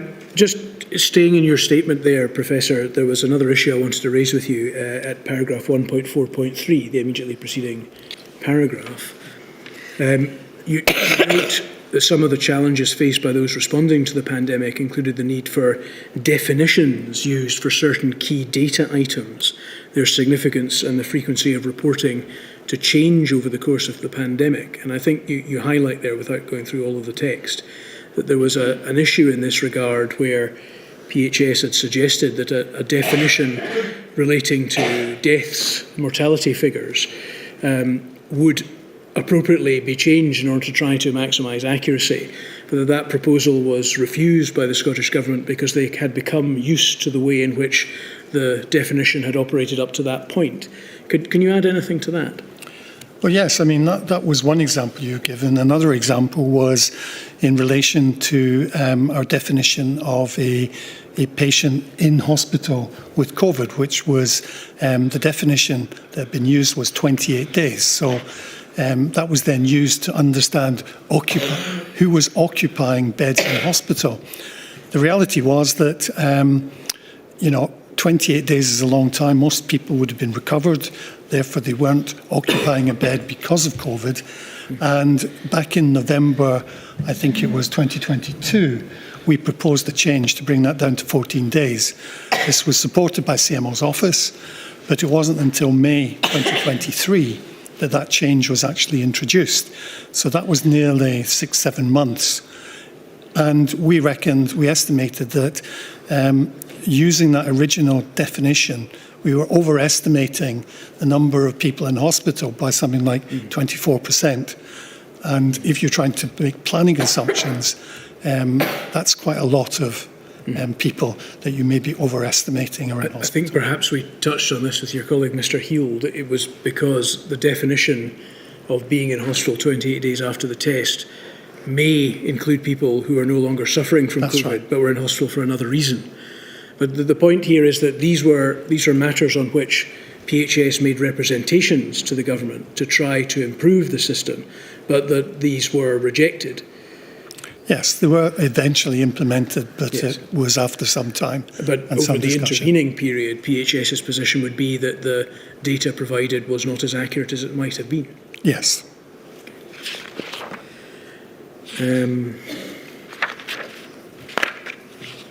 I wonder if I might then move to the NIMT, and I think Dr. McMenamin, in relation to this, you were the chair of this body.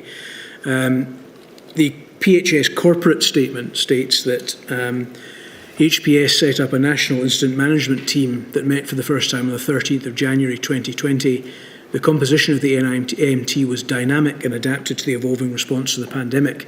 NIMT members include local health board directors of public health, Scottish Government policy and analytical advisors, the CMO, and representatives from local government and PHS teams.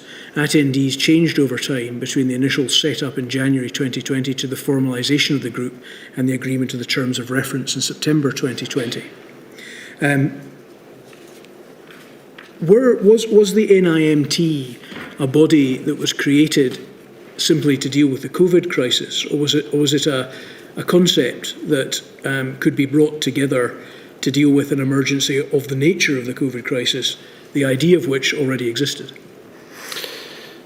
Okay, so in reverse order, I think, to what you just asked me, the managing instance of public health concern, which has been in place as a document that a number of stakeholders assisted us to generate from the Scottish Health Protection Network, was a long-standing approach for how we dealt with any incidents, no matter their size, about what should or could be done and who might be able to assist you in delivering the response that was required to bring that issue under control. Our initial incident management team met, as you said, for the first time in January, and I think we met something like 169 times. I think I might have been the chair 162 of those 169, and Nick maybe 3 or 4 of those whenever I got benched to take leave or something else. So that group was really important in helping us to deliver everything that we then hoped to be able to deal with on a national basis, dealing with whatever the emerging issue was of the time. And certainly, from my perspective, it was the privilege of my working lifetime to be able to be the chair of that group, because I don't think I've ever come across a group of colleagues who were as dedicated to try and make sure that they managed COVID as best as was humanly possible to reduce the impact on the population. Thank you. Just to tie into one of the answers that Professor Phin gave a moment ago, my understanding is that the CMO sat on that group. Is that yes, right? That's correct. And you mentioned earlier that one of the reporting mechanisms of PHS, or HPS as it was at that time, was through the CMO. And I think the passage we went to before suggested that because there was not direct contact with ministers as there had been in Professor Phinn's experience in England, the NIMT was the main reporting mechanism. Was it therefore the case that the CMO attended meetings and that whatever input the group could have, the CMO then took away and fed into the Scottish Government machine? I think it was both directions. It was imparting any urgent issues for the incident management team to be able to address, but also hearing firsthand what the intelligence was that was being offered in each of the meetings about what were we seeing, what, if anything, was working in control of the cases that we were seeing in instances where that was not the fact, but either that we were seeing an increasing number of cases that say that whatever policy issues that have been implemented were not having the effect that they should, or particularly once we had the availability and deployment of vaccination, just what were we beginning to see. That allowed us to have the advice that we were offering from NIMT to come in through the formal 4 harms reporting arrangement, which I'm sure that we've been through over the previous days, and offered that opportunity to also have in that 4 harms meeting that direct representative, the CMO, able to give an update to which I, as the chair, or whoever was attending on behalf of PHS, able to supplement that with any additional points that were felt to be important. When you say that the NIMT was able to report and feed into the process local experience, you've talked about outbreaks, the effect of vaccination. Was it possible through that mechanism to feed through local health experience, so in hospitals and the NHS, the front line, if one could call it? Indeed. However, within the 4 harms exposure of all of that information, our representative colleagues as directors of public health, or I think from one of the colleagues that you had yesterday on behalf of COSLA or Solace, hear that local representation about, yes, this is something that we agree with, or their opportunity to offer any contrary view. I'm particularly interested in the extent to which it was possible to get frontline NHS information into the machine through that. That was part of it. Absolutely, yes. That as part of that, my principal role in garnering all of that advice then was to make sure that we had representation from all of our NHS boards, and through COSLA and Solace, opportunity to hear exactly what the intelligence was from those local areas about just exactly how bad a problem were they seeing, what was working, what did not, and that allowed us to contextualise any of the advice that we were then offering about the societal measures that were implemented at the time, or later the impact of vaccines. Okay, thank you. What prompted the NIMT to be set up on the 13th of January 2020? As part of our managing incidents of public health concern, there's a set choreography for what we would do where, is there a problem assessment group, and that can be called by any of the constituent members. In this instance, an internal issue within Health Protection Scotland. And thereafter saying, we think that there's something that at the very least that we need to begin to prepare for, where we can see this unusual infection in China, which is unexplained, appears to be causing severe illness, and was a recognised first step then, where we implemented that to try and ensure that we were beginning to prepare for dealing with any increasing cases, should we see any. So do I take it then that the instigation was from within HPS itself? It wasn't the Scottish Government or anything telling you to do that, you yourself put this body together? That's correct, and indeed that would be the normal circumstance for almost every incident management team that we've ever created. What advice generally was being given over the period between January and February, to the end of February, let's say, through the NIMT to the government about the nature of the threat? So in, I think, almost a daily basis that we have opportunity through our national incident coordination to be able to meet with a variety of stakeholders, which included government, not just for the Chief Medical Officer who you've mentioned already, but also for a number of liaison colleagues within the policy side of government to hear exactly what was the feedback from our NHS board or indeed local authority colleagues about just what they were seeing. Now, I've already mentioned that early on that we necessarily were investigating any returning traveller who might meet a case definition, but the first identification of a new case for the first time in Scotland was not until the report on the 1st of March of 2020.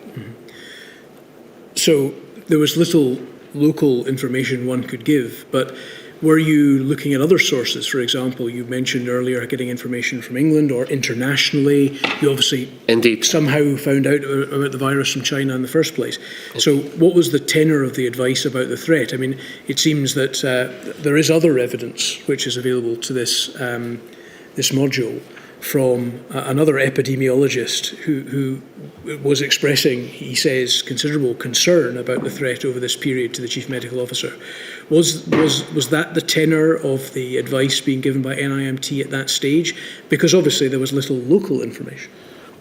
Indeed, I think across the UK, whether it was through Professor Woolhouse directly or whether it was from a variety of colleagues who were reporting to us, Professor Phin in his prior role, or indeed other colleagues in England, but also any feedback that we had from colleagues in the World Health Organization or elsewhere, where this distillate of information was demonstrating a picture of gradually escalating, a ramping up of concern across the month of January and February, particularly once we saw that this was not just an isolated problem confined to the shores of China, but rather one which was beginning to hit home, closer to home, whether that was Italy or elsewhere. So by the end of February, what advice had been given by NIMT about the threat to Scotland to the CMO or Scottish Government?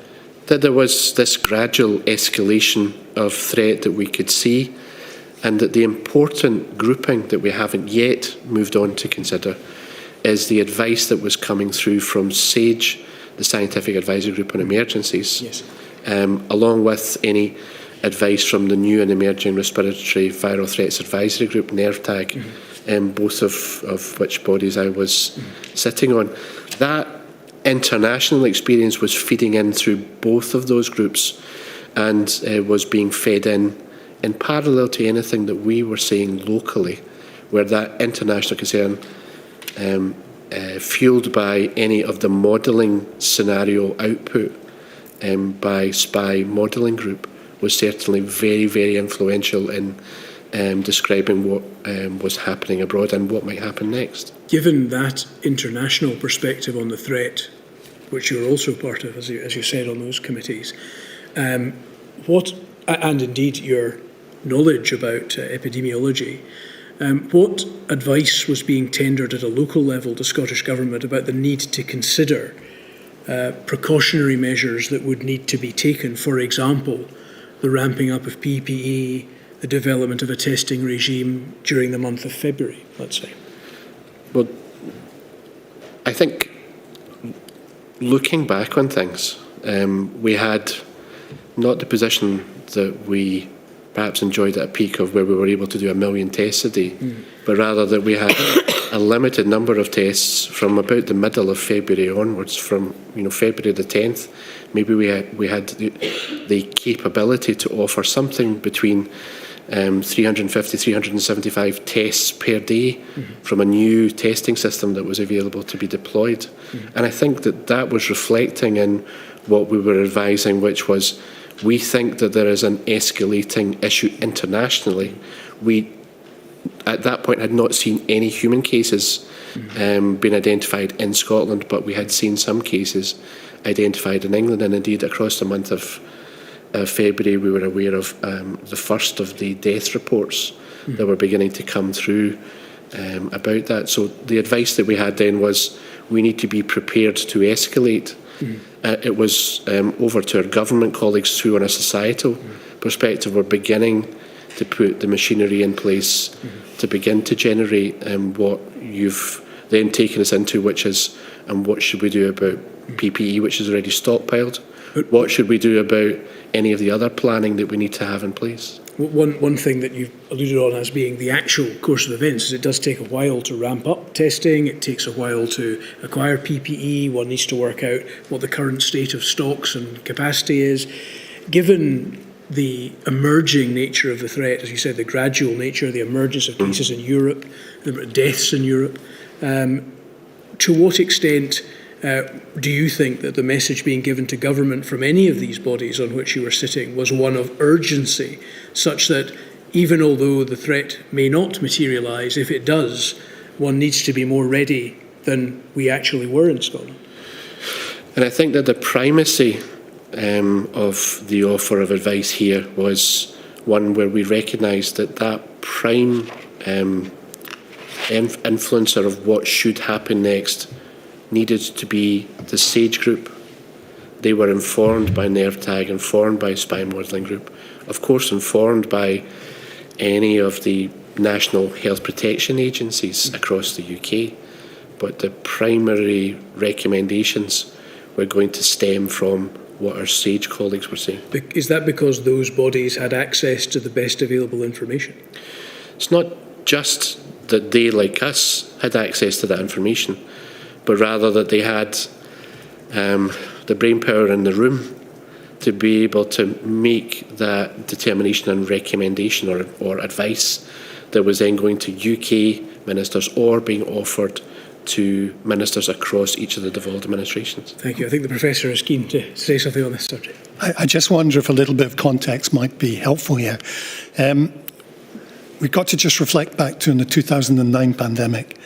During the 2009 pandemic, many people, organisations globally, were heavily criticised for overreacting to what turned out to be a relatively mild infection.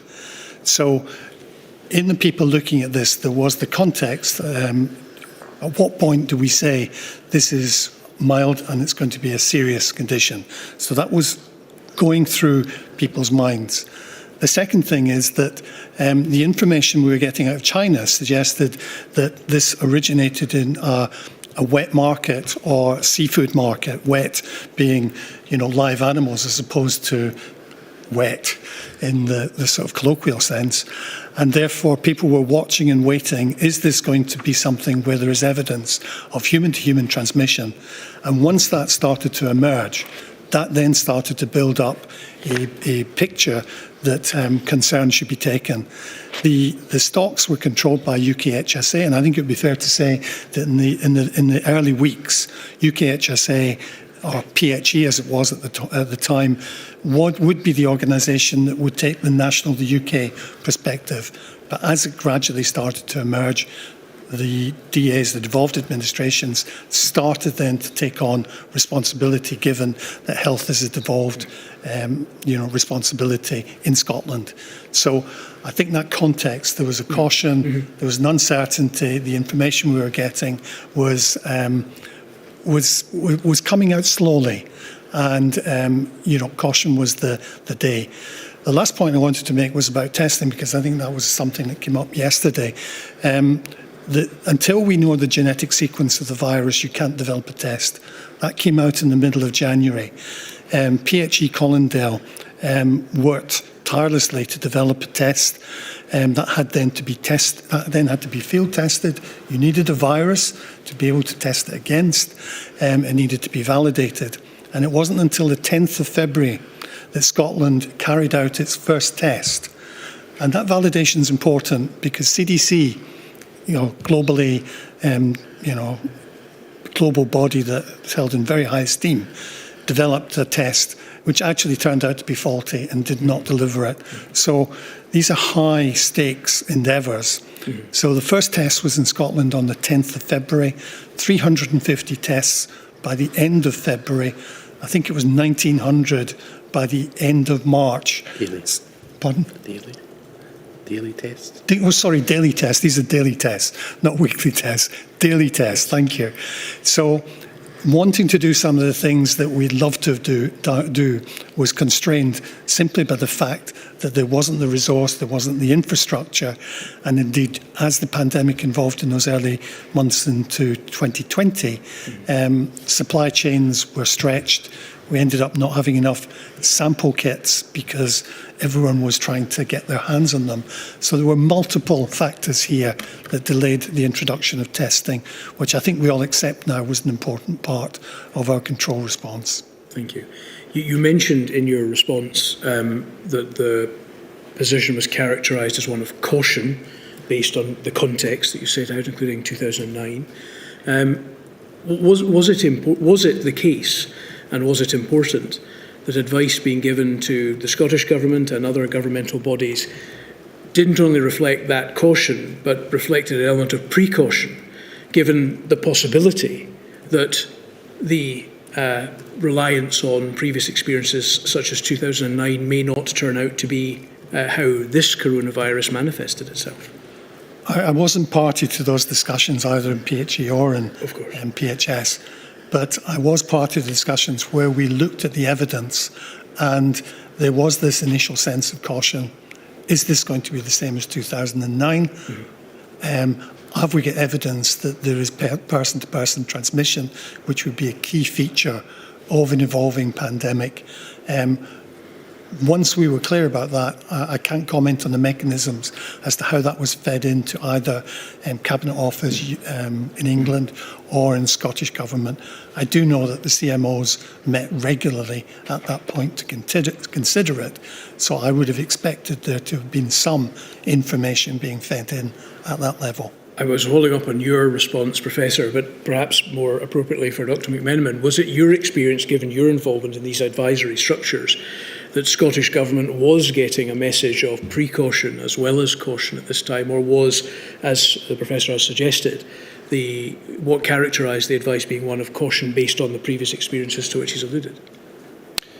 I think it'd be fair to say that both things were happening. It was caution and precaution. Indeed, I caught part of the testimony earlier from Mr. Thomson where we were in the waiting area, and I could see then that gearing up that was being discussed was something that certainly from the health protection side and our public health discussions was one that we could see that happening within the discussions we were having then with our health protection and Director of Public Health colleagues, while at the same time any discussion that we had with Scottish Government colleagues, whether it was from the CMO's office or from policy side, we could see that this was an escalating concern, and in particular became an escalating concern once we began to see our first home cases identified, and in particular, as Professor Phin has just taken us into, once we had demonstration of community transmission, onward transmission of this infection to others in the population, then yes, that was coming home to then be truly something which was much more scary for us. That's a key epidemiological red flag, I suppose, is it? Absolutely. And when did that occur in Scotland? So I think the demonstration that we had is from our first case identification on the 1st of March, and the follow-up of those individuals, along with what our colleagues were doing across the rest of the UK, we were then able to demonstrate sustained community transmission by about the middle of the month of March. Okay. That meant then that despite anything that was being done in the background, meant that we then had to have some serious discussion then about what further escalation needed to be in place and how incrementally could it be delivered. You've mentioned your involvement in both SAGE and NerveTag, yes. Dr. McMenamin. The broad question I'm interested in as regards those bodies is the extent to which you and other representatives from Scotland were able to voice issues from a particularly Scottish context in terms of asking questions, seeking information, feeding information in, or whether you thought the Scottish participation was suboptimal from a Scottish public health perspective. I certainly don't think it was suboptimal. Like any new group, when it's forming, of course there are teething difficulties, or maybe from time to time because of a delivery method for how you communicate, there can be interruptions in information provision, or you drop off of an invite or something. But all of those things were really very quickly remedied, in particular for SAGE. NerveTag, my status in that group was as a member, because I'm an appointed member to that group. Whereas so private capacity, was it? That's right. Yes, yes. So that throughout all of that, group was very, very active in looking at any of the new information.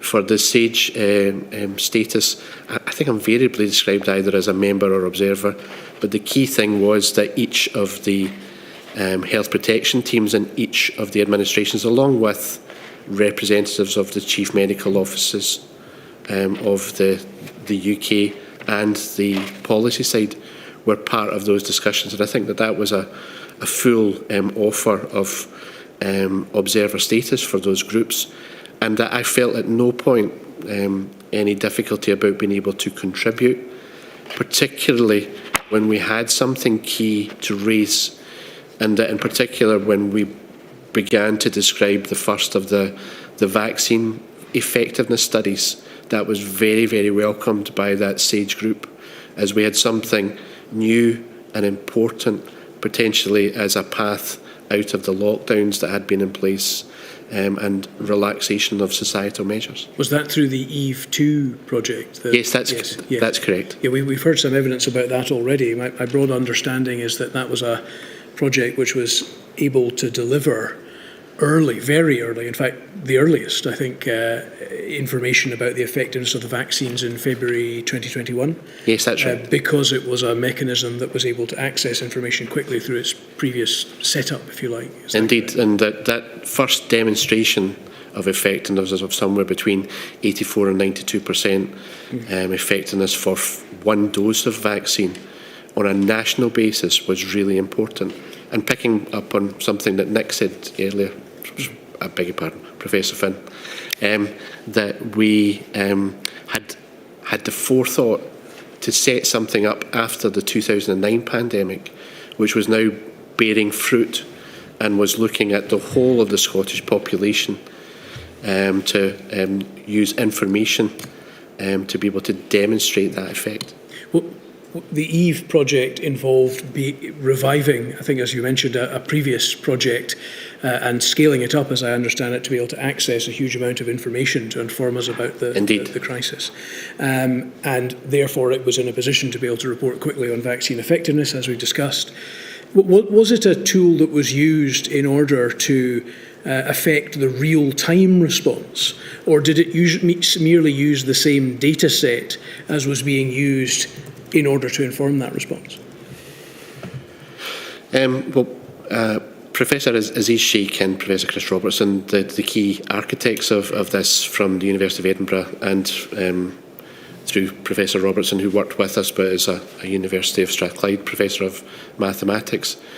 It was using near real-time data to be able to demonstrate what our vaccine effect was, but also, even before we had vaccines, be able to say something about who is most at risk of the development of complications of COVID. The identification of those groups most at risk led to refinement of some of the advice that was then able to be offered on a policy basis. We were able to use that data set for validation of risk groups across the UK. And more than that, it's really important, and I think it's become important for everyone, that they have confidence about, is the vaccine that I'm going to receive going to make me unwell? And it's important then we were able to investigate on a whole population basis things that might not have been picked up in any of the initial trials of vaccines, but because you were using a whole population, and even though you might have a rare side effect, something as 1 in a million, you're able to identify that using that whole population basis.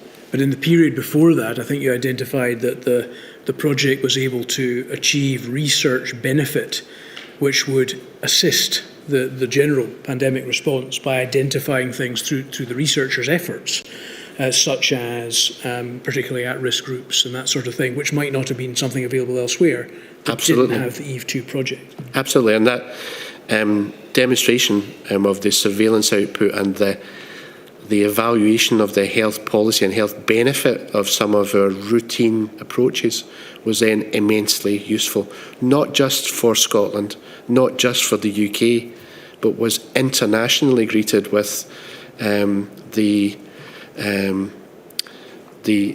broad consensus that this was a really dramatic development that globally was then captured in media reporting. We heard from Mr. Roger Halliday about the lack of research opportunities and access to data that might have benefited on a wider scale the pandemic response in Scotland. Would it be fair to say that EVE2 is the exception to that proposition? Very much so. In fact, I think going much further than that is integral to what Professor Phin and I with PHS are looking at about what should be an important part of what Public Health Scotland is doing routinely in the future for the observations about the impact and description of risk factors, in particular looking at the health inequalities issues that our own organisation is trying to do to not only identify what the inequalities are, but to assess the interventions that are there to try and address those inequalities. Thank you very much. I believe, Milady, we are to have a short break at this stage for the stenographer. Because we may be sitting later, Yes. the stenographer literally just needs to move her fingers. A short break She gets at this very point tired. would be convenient. So I'm not going to go very far. I suggest other people don't go, and I shall return at 4:05. Thank you, Milady.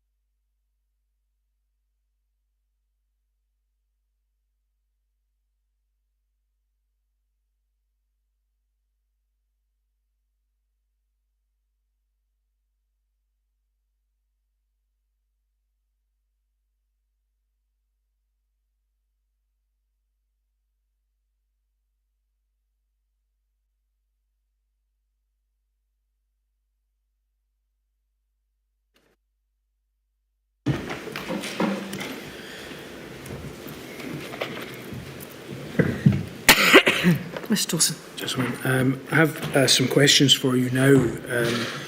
It's about two things that I think are related. Broadly speaking, early care home related guidance, but also something called the policy alignment check, which you cover in your statements. In relation to the care home guidance, we've heard some evidence about this already from Donald McCaskill of Scottish Care. And I think it fair to say that our understanding of the responses you have provided in this area is that, as per your general position, Professor Phin, you have provided a corporate response, but were not part of PHS at the time of the early pandemic. And Dr. McMenamin, your position, as I understand it, is that care home guidance was not a matter that you had direct involvement in. There were others who dealt with that, but that very helpfully you have attempted to answer the question by looking at contemporaneous materials to assist us as best you can with the thinking and process behind care home guidance being issued over that early period.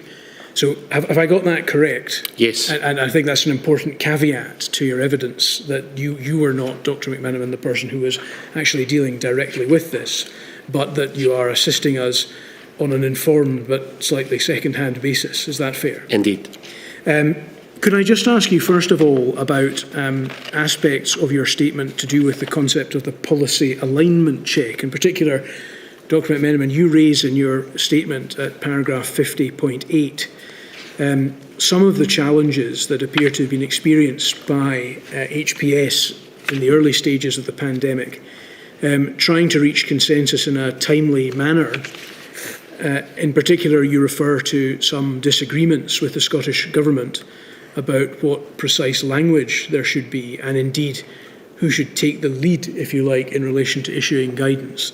I wonder if perhaps in the specific care context, but more generally, you could explain to us the issues that were experienced, as you understand it, by HPS and subsequently PHS in that regard. Guidance spanned the period from March of 2020 onwards.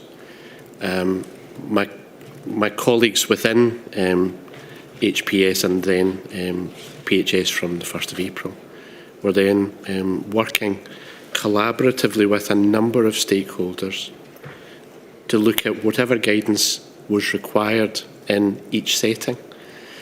As you might have already gathered, that increasing appreciation about what steps would need to be in place, particularly across the month of March, as we began to appreciate just exactly what we needed to plan for COVID, meant that very rapidly we were trying to come to conclusion about what initial guidance might be provided. So, for example, for care home settings, a provision of an initial response in which we were in liaison with Scottish Government trying to rapidly pull something together for advice. That is something which Professor Phin and all of us working in health protection are very familiar with whenever you have an initial incident response, where you often are giving completely unacceptable timelines to colleagues to rapidly contribute to information, recognising that you'll do the best that you can for the maximum good within the time available to you, knowing that you may yet have opportunity to come back under current revisions over the course of the rest of that month or later, to try and identify any further wording change or incorporate any of the new things available. And in particular,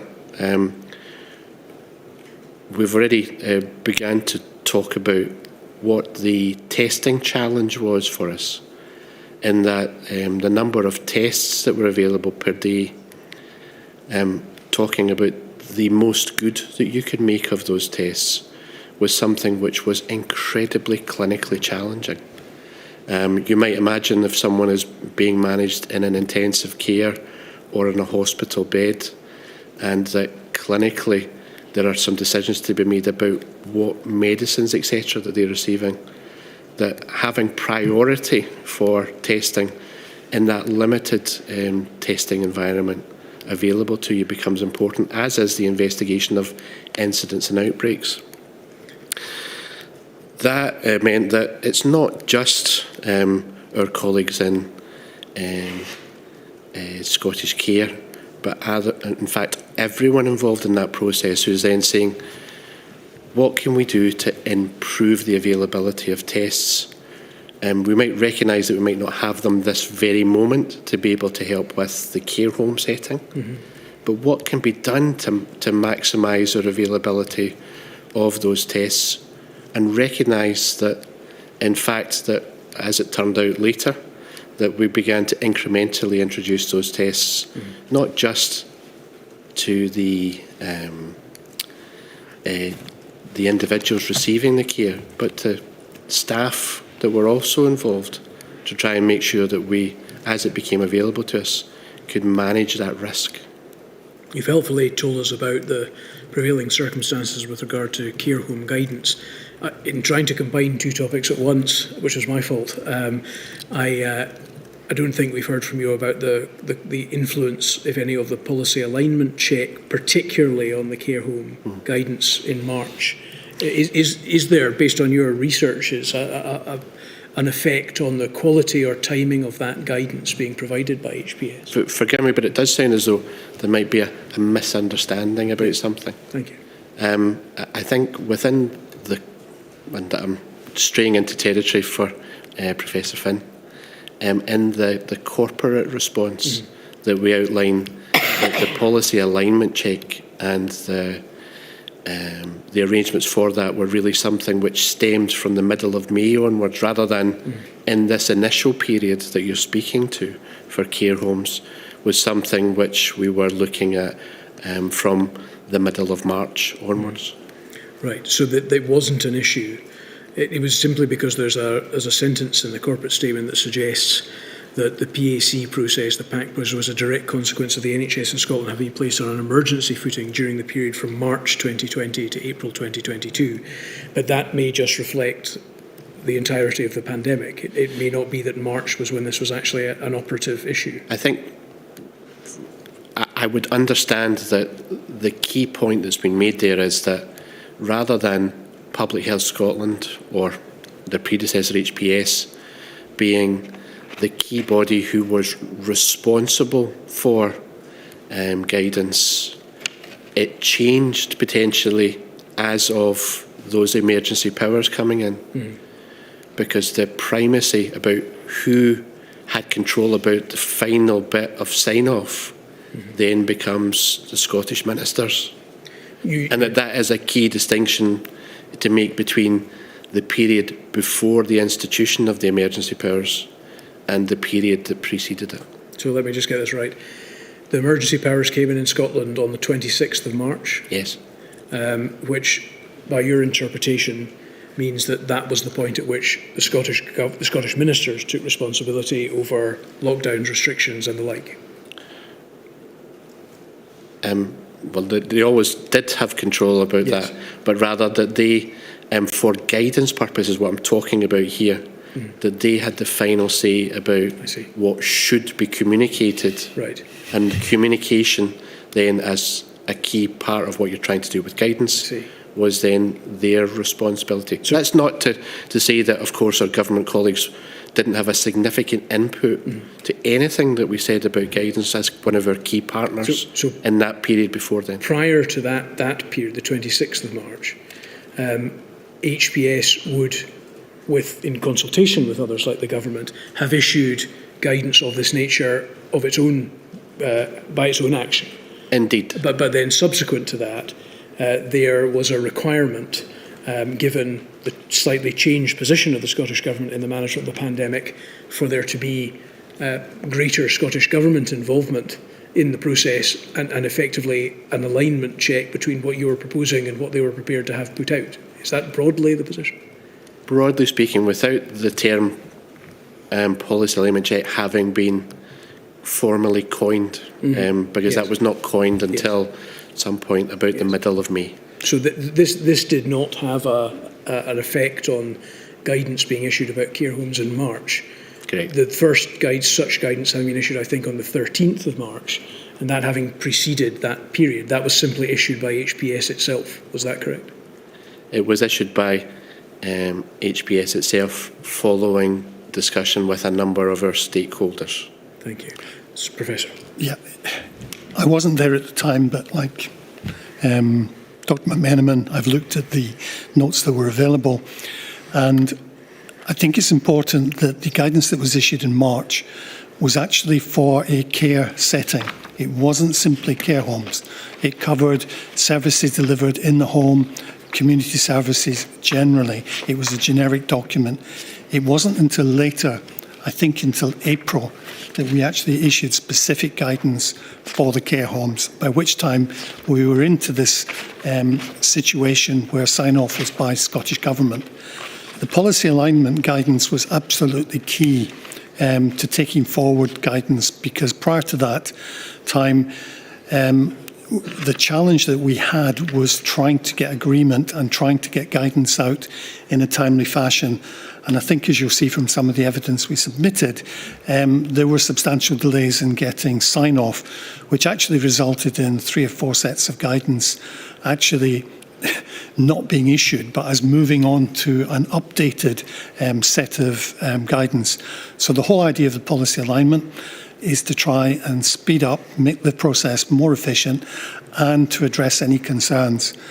I would say that there was an analogy with Public Health England, where we had something called the triple lock, which was an attempt to try and make sure that the organisations were all aligned, and so that any guidance that was issued had the support and clarity from all organisations.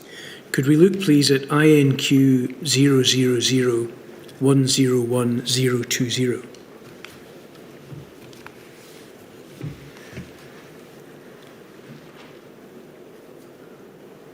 This is the report which Her Ladyship has seen before, discharges from NHS Scotland hospitals to care homes between the 1st of March and 31st of May 2020, published in October 2020. This is a report that was compiled by Public Health Scotland in connection with the discharges from hospitals to care homes over that period. Is that right? That's right. And in this report, it is, I think, set out that guidance was issued by HPS first on the 13th of March 2020. Yes. And that it suggested a number of things, including social distancing, essential visits only, accept admissions to the home if safe, and close the home if resident tests positive. Yes. That's broadly what the guidance was. Now, you've given an answer to this, I think, already, but I just want to address it directly. That guidance contains no guidance or suggestion about the possibility of people being tested or the requirement for a test before being moved from a hospital to a care home. Is that right? Yes, that's correct. And what is the reason why there is no element related to testing in that advice from HPS, as you understand it, based on your researches, Dr. McMenamin? Well, my understanding was about availability of the tests that would be able to support such an approach.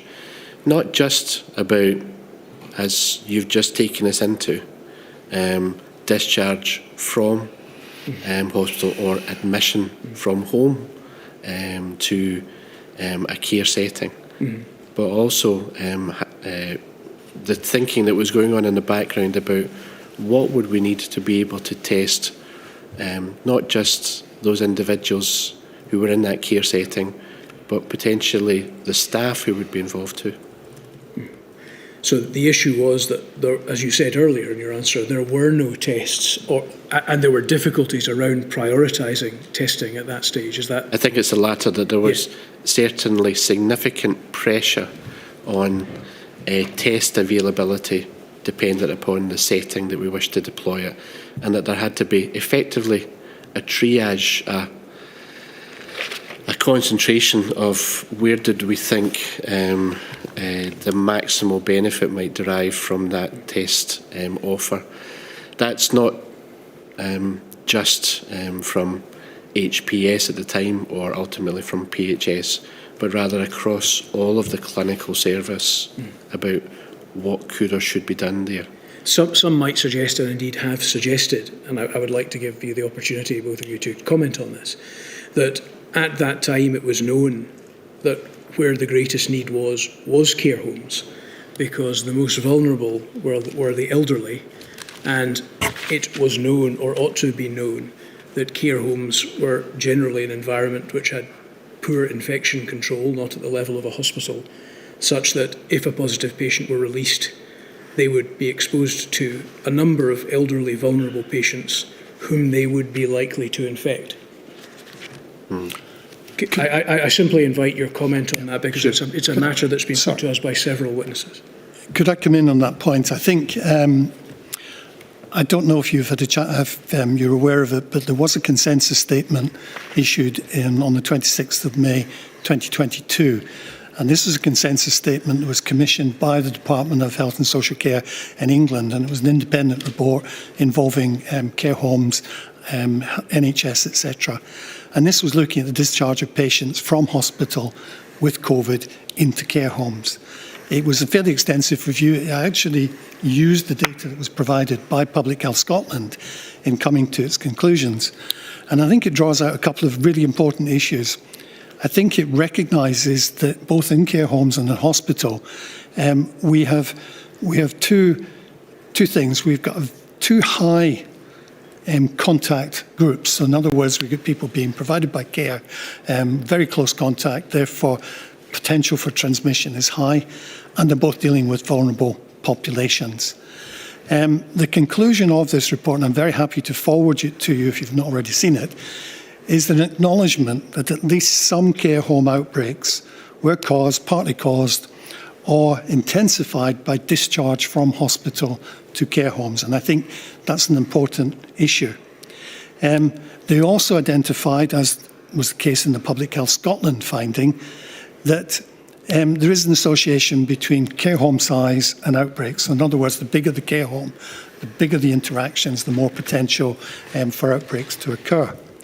And then finally, which I think is a really key issue, is that there was an acknowledgement that hospital discharges to care homes without testing early in the pandemic is highly likely to have caused some outbreaks. However, looking at two outbreaks that occurred, one in the east of England and one in Norfolk and Suffolk, the conclusion was that this was not the dominant driver. And in fact, in the east of England study, just under 6% of cases were definitely linked to hospital. And in fact, in the Norfolk and Suffolk outbreak, 2 out of 89 cases were linked. And again, the conclusion is that hospital discharge was not a prominent feature of transmission in the healthcare setting. Instead, and it's in the report, so this is not me saying this, that care home staff and visiting professionals were probably the cause of many of the introductions and the promulgation of infection within the care homes. And they cite a case in Norfolk where there were 6 establishments. Genetic sequencing identified this was not in the hospital, it was not in the community, it was being transmitted within the hospital setting. So I'm not sure if you're aware of it. I think it's useful because I think it acknowledges that there was an element, but it was not the key, it was not the dominant route of transmission.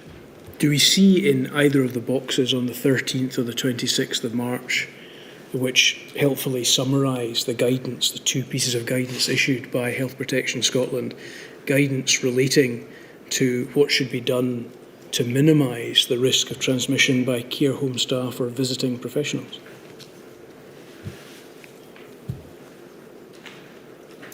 Sorry, I didn't. For visiting professionals? Yes, I'm quoting what I understood Professor Phin to have said was the predominant cause of the transmission. Yes, that was the conclusion from this consensus. What I'm asking is whether any guidance was given by this public health body to try to minimise that route of transmission at that time. If you mean... Because I don't see it in the boxes. That's okay. The context here was regarding the care homes, which is what you've put up on the screen.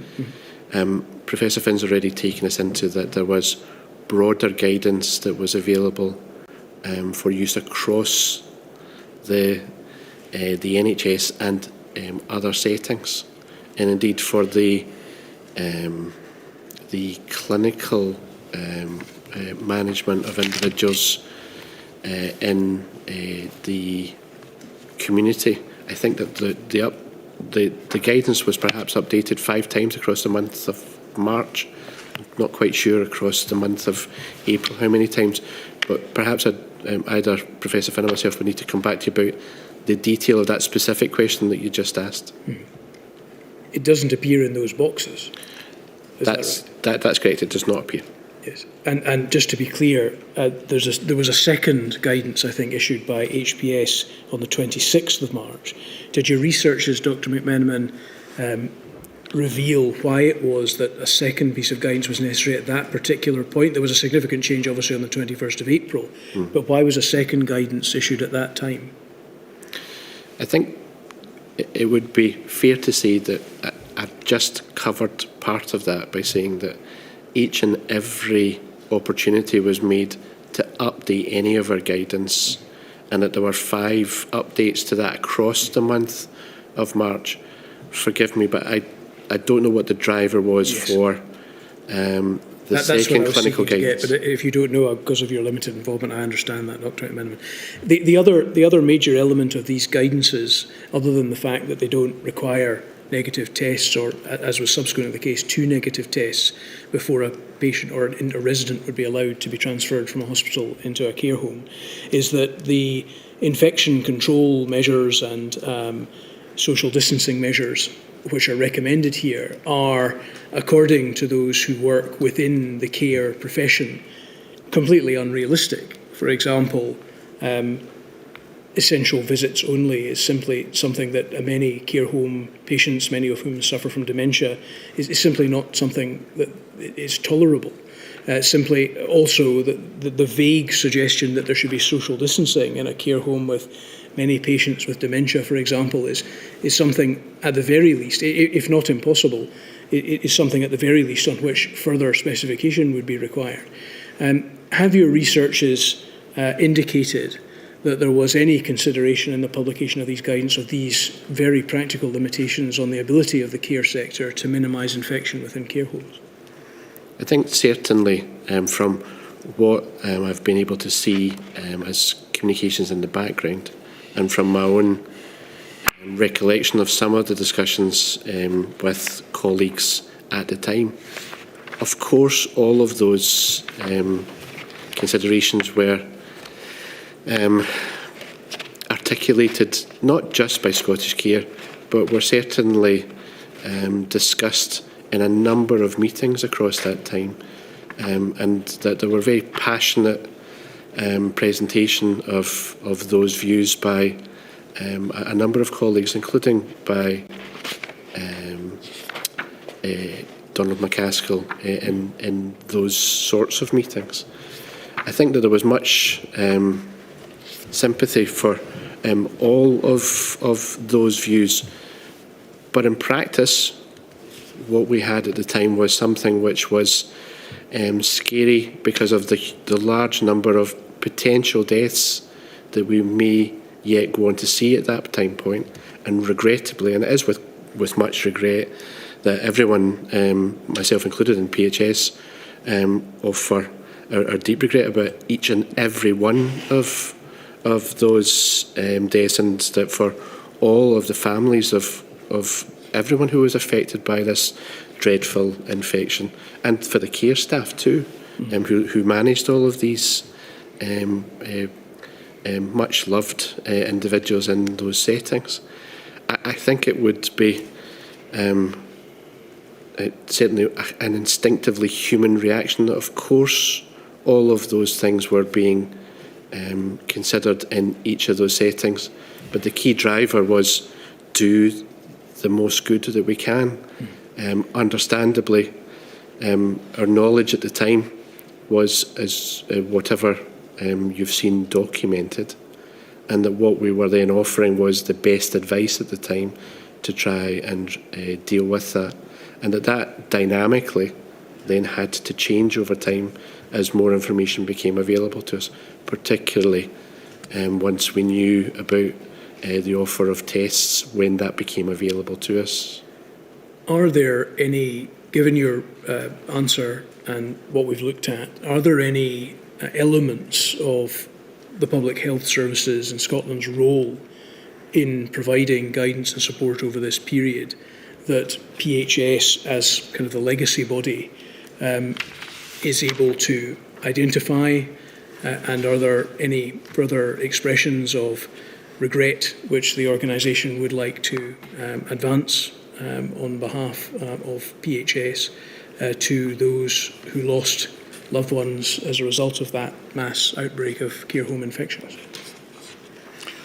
Yes, I mean, unreservedly, clearly the pandemic had an enormous impact.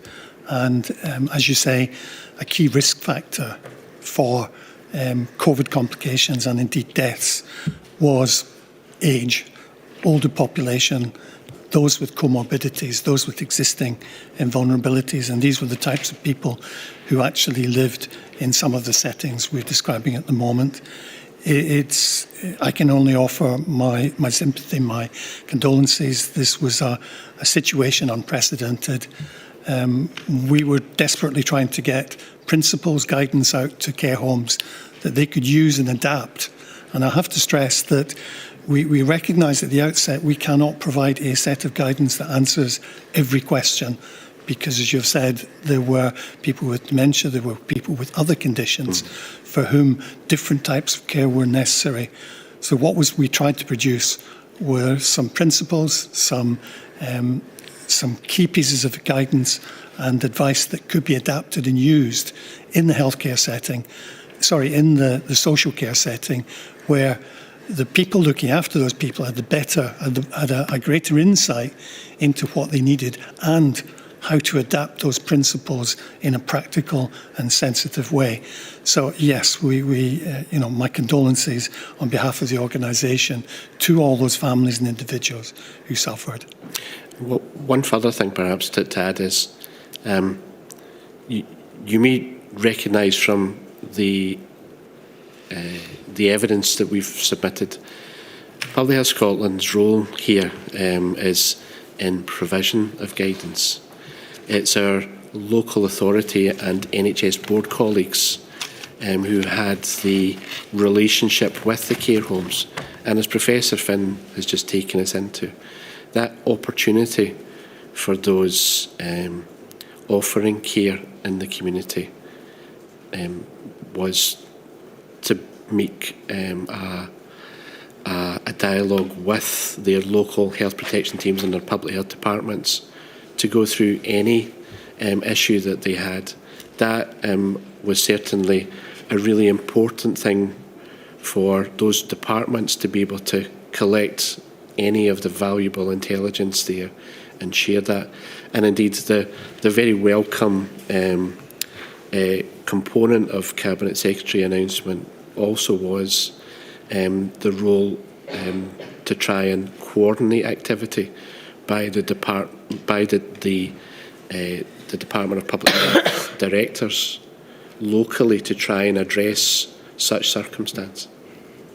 Those provisions, I think you're referring to the 21st of April announcement, Yes. Which is reflected again here. Is there any reason for you to think that those provisions could not have been introduced much earlier, based on your knowledge of the way that public health and these organisations and agencies work? Yeah, I think from the review of the information that I see, an earlier step in retrospect, something which could potentially have been done, was that earlier appeal for better coordination. That's not to say that any of our colleagues were not doing their best, but rather it was unclear about who had overall primacy in being able to make sure that things were as best coordinated as they possibly could be. I've already said that HPS and PHS didn't have, we certainly don't have any legislative power to be able to do anything for those settings. Yes. Another body that is there is able to say something about the care homes, which is the Care Inspectorate. So for them working in conjunction with those agencies who are responsible for the care of the population, it's the NHS boards and the local authorities. Well, thank you for that perspective. I'd like to ask you about one other area. I might be able to cover this without going to the detailed report.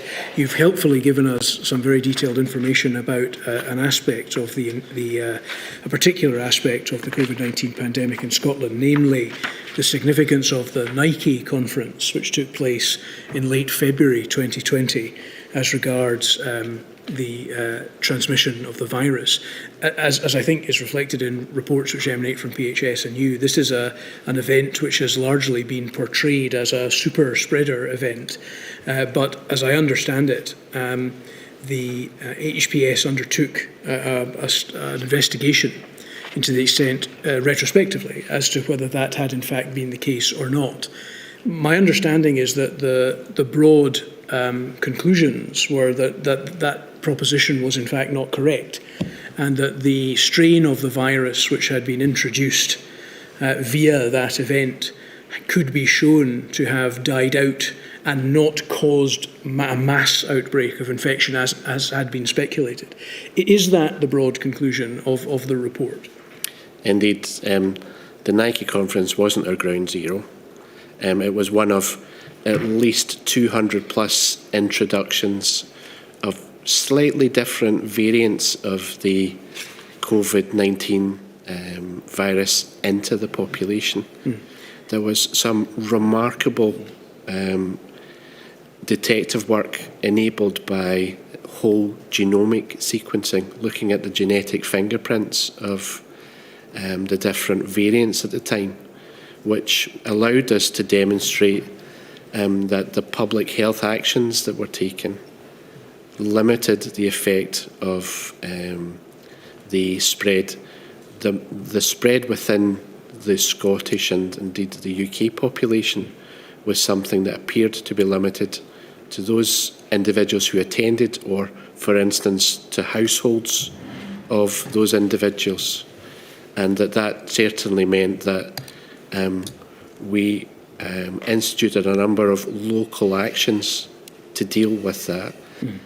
It's certainly fair to say that was certainly assisted later by what we then have all come to see, which is either for Scotland, the rest of the UK, or internationally, across the month of March into April, all of the societal measures that then kicked in to try and limit the spread of infection. But we've certainly not seen recurrence of any of that infection. It was that aspect, that not so much relating to the particular conference strain, but the wider investigation that I was interested in, because I think what the report shows is that in Scotland, on at least 283 occasions during March and February, SARS-CoV-2 was introduced into Scotland. Yes. And that there is, in fact, a separate estimate from another group of 307 over that period. Yes. And that the lineages which were introduced over that period could be traced to mainland Europe, particularly Spain. Is that right? Well, I think particularly Italy, Spain and other European countries. Yes. Thank you. Spain is just mentioned, but that it is effectively from continental Europe where COVID came into Scotland over that period. Is that what we think? And the study also helpfully indicated that there was community transmission which was likely to have occurred in Scotland undetected up to 1 to 2 weeks earlier than the first detected case, which was on the 1st of March. Is that right? Yes. And also it suggests that considering the 14 to 28-day incubation period before seroconversion, the report concludes that it was likely that the virus began circulating in Scotland in late February 2020. Yes, on that basis. Yes. So it's a helpful indicator as to what was actually going on at that time, although, of course, unknown. Indeed. Could I ask you about one further aspect of that? Dr. McMenamin, you have in your report some observations. Another aspect of the Nike conference which has caused some degree of public consternation is the fact that information relating to it, which was available to HPS in its investigations, but Scottish Government and other agencies, other public agencies, was not publicised at that time, in particular, which I think created or contributed to the creation of an apprehension that something was being hidden from the public and that it was significant in connection with the way in which COVID spread in Scotland. You suggest in your report, I think, that there are some positive public health reasons for not publicising the name. I think they include at least your experience that if one does release details of things like that, that might reduce the willingness of the agency involved or the company involved to participate in initial investigations, which you have said are important. Is that broadly correct? That's correct. And would it not have been possible, however, to try to find a middle ground, because the public health communications policy of the Scottish Government subsequent to this was based very much on the idea that the Scottish Government was being honest with the people of Scotland. And the Nike conference experience, in many eyes, soured that relationship and meant that people did not trust the Scottish Government. Would it not have been possible to deal with those public health concerns that you've pointed out by anonymising but still releasing information so that people were aware that there was a potential threat, and perhaps even to reassure them about the fact that HPS and your colleagues were doing everything they could to try and keep it under control?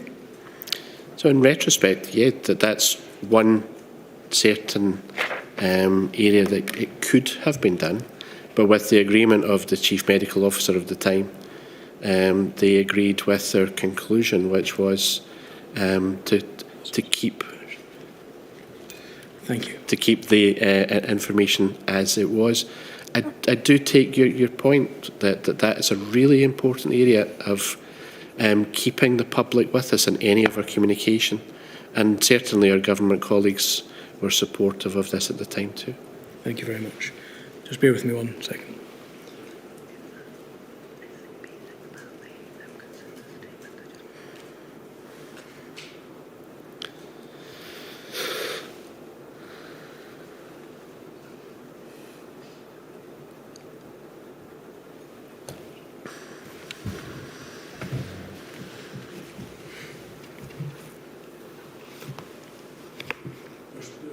Those are my questions. I'm sure I could go on for many hours, but we've reached the end of the day. There is one Rule 10 proposal, which we're just dealing with, my lady, very momentarily from one of the co-participants. Which I haven't seen yet. No.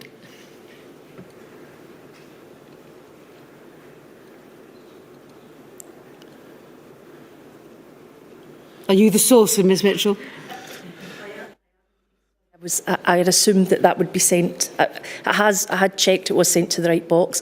2 in the one day, my lady, but it's just that I had an opportunity that my learned friend didn't have to look at the document that was being referred to by Dr Phin in relation to outbreaks.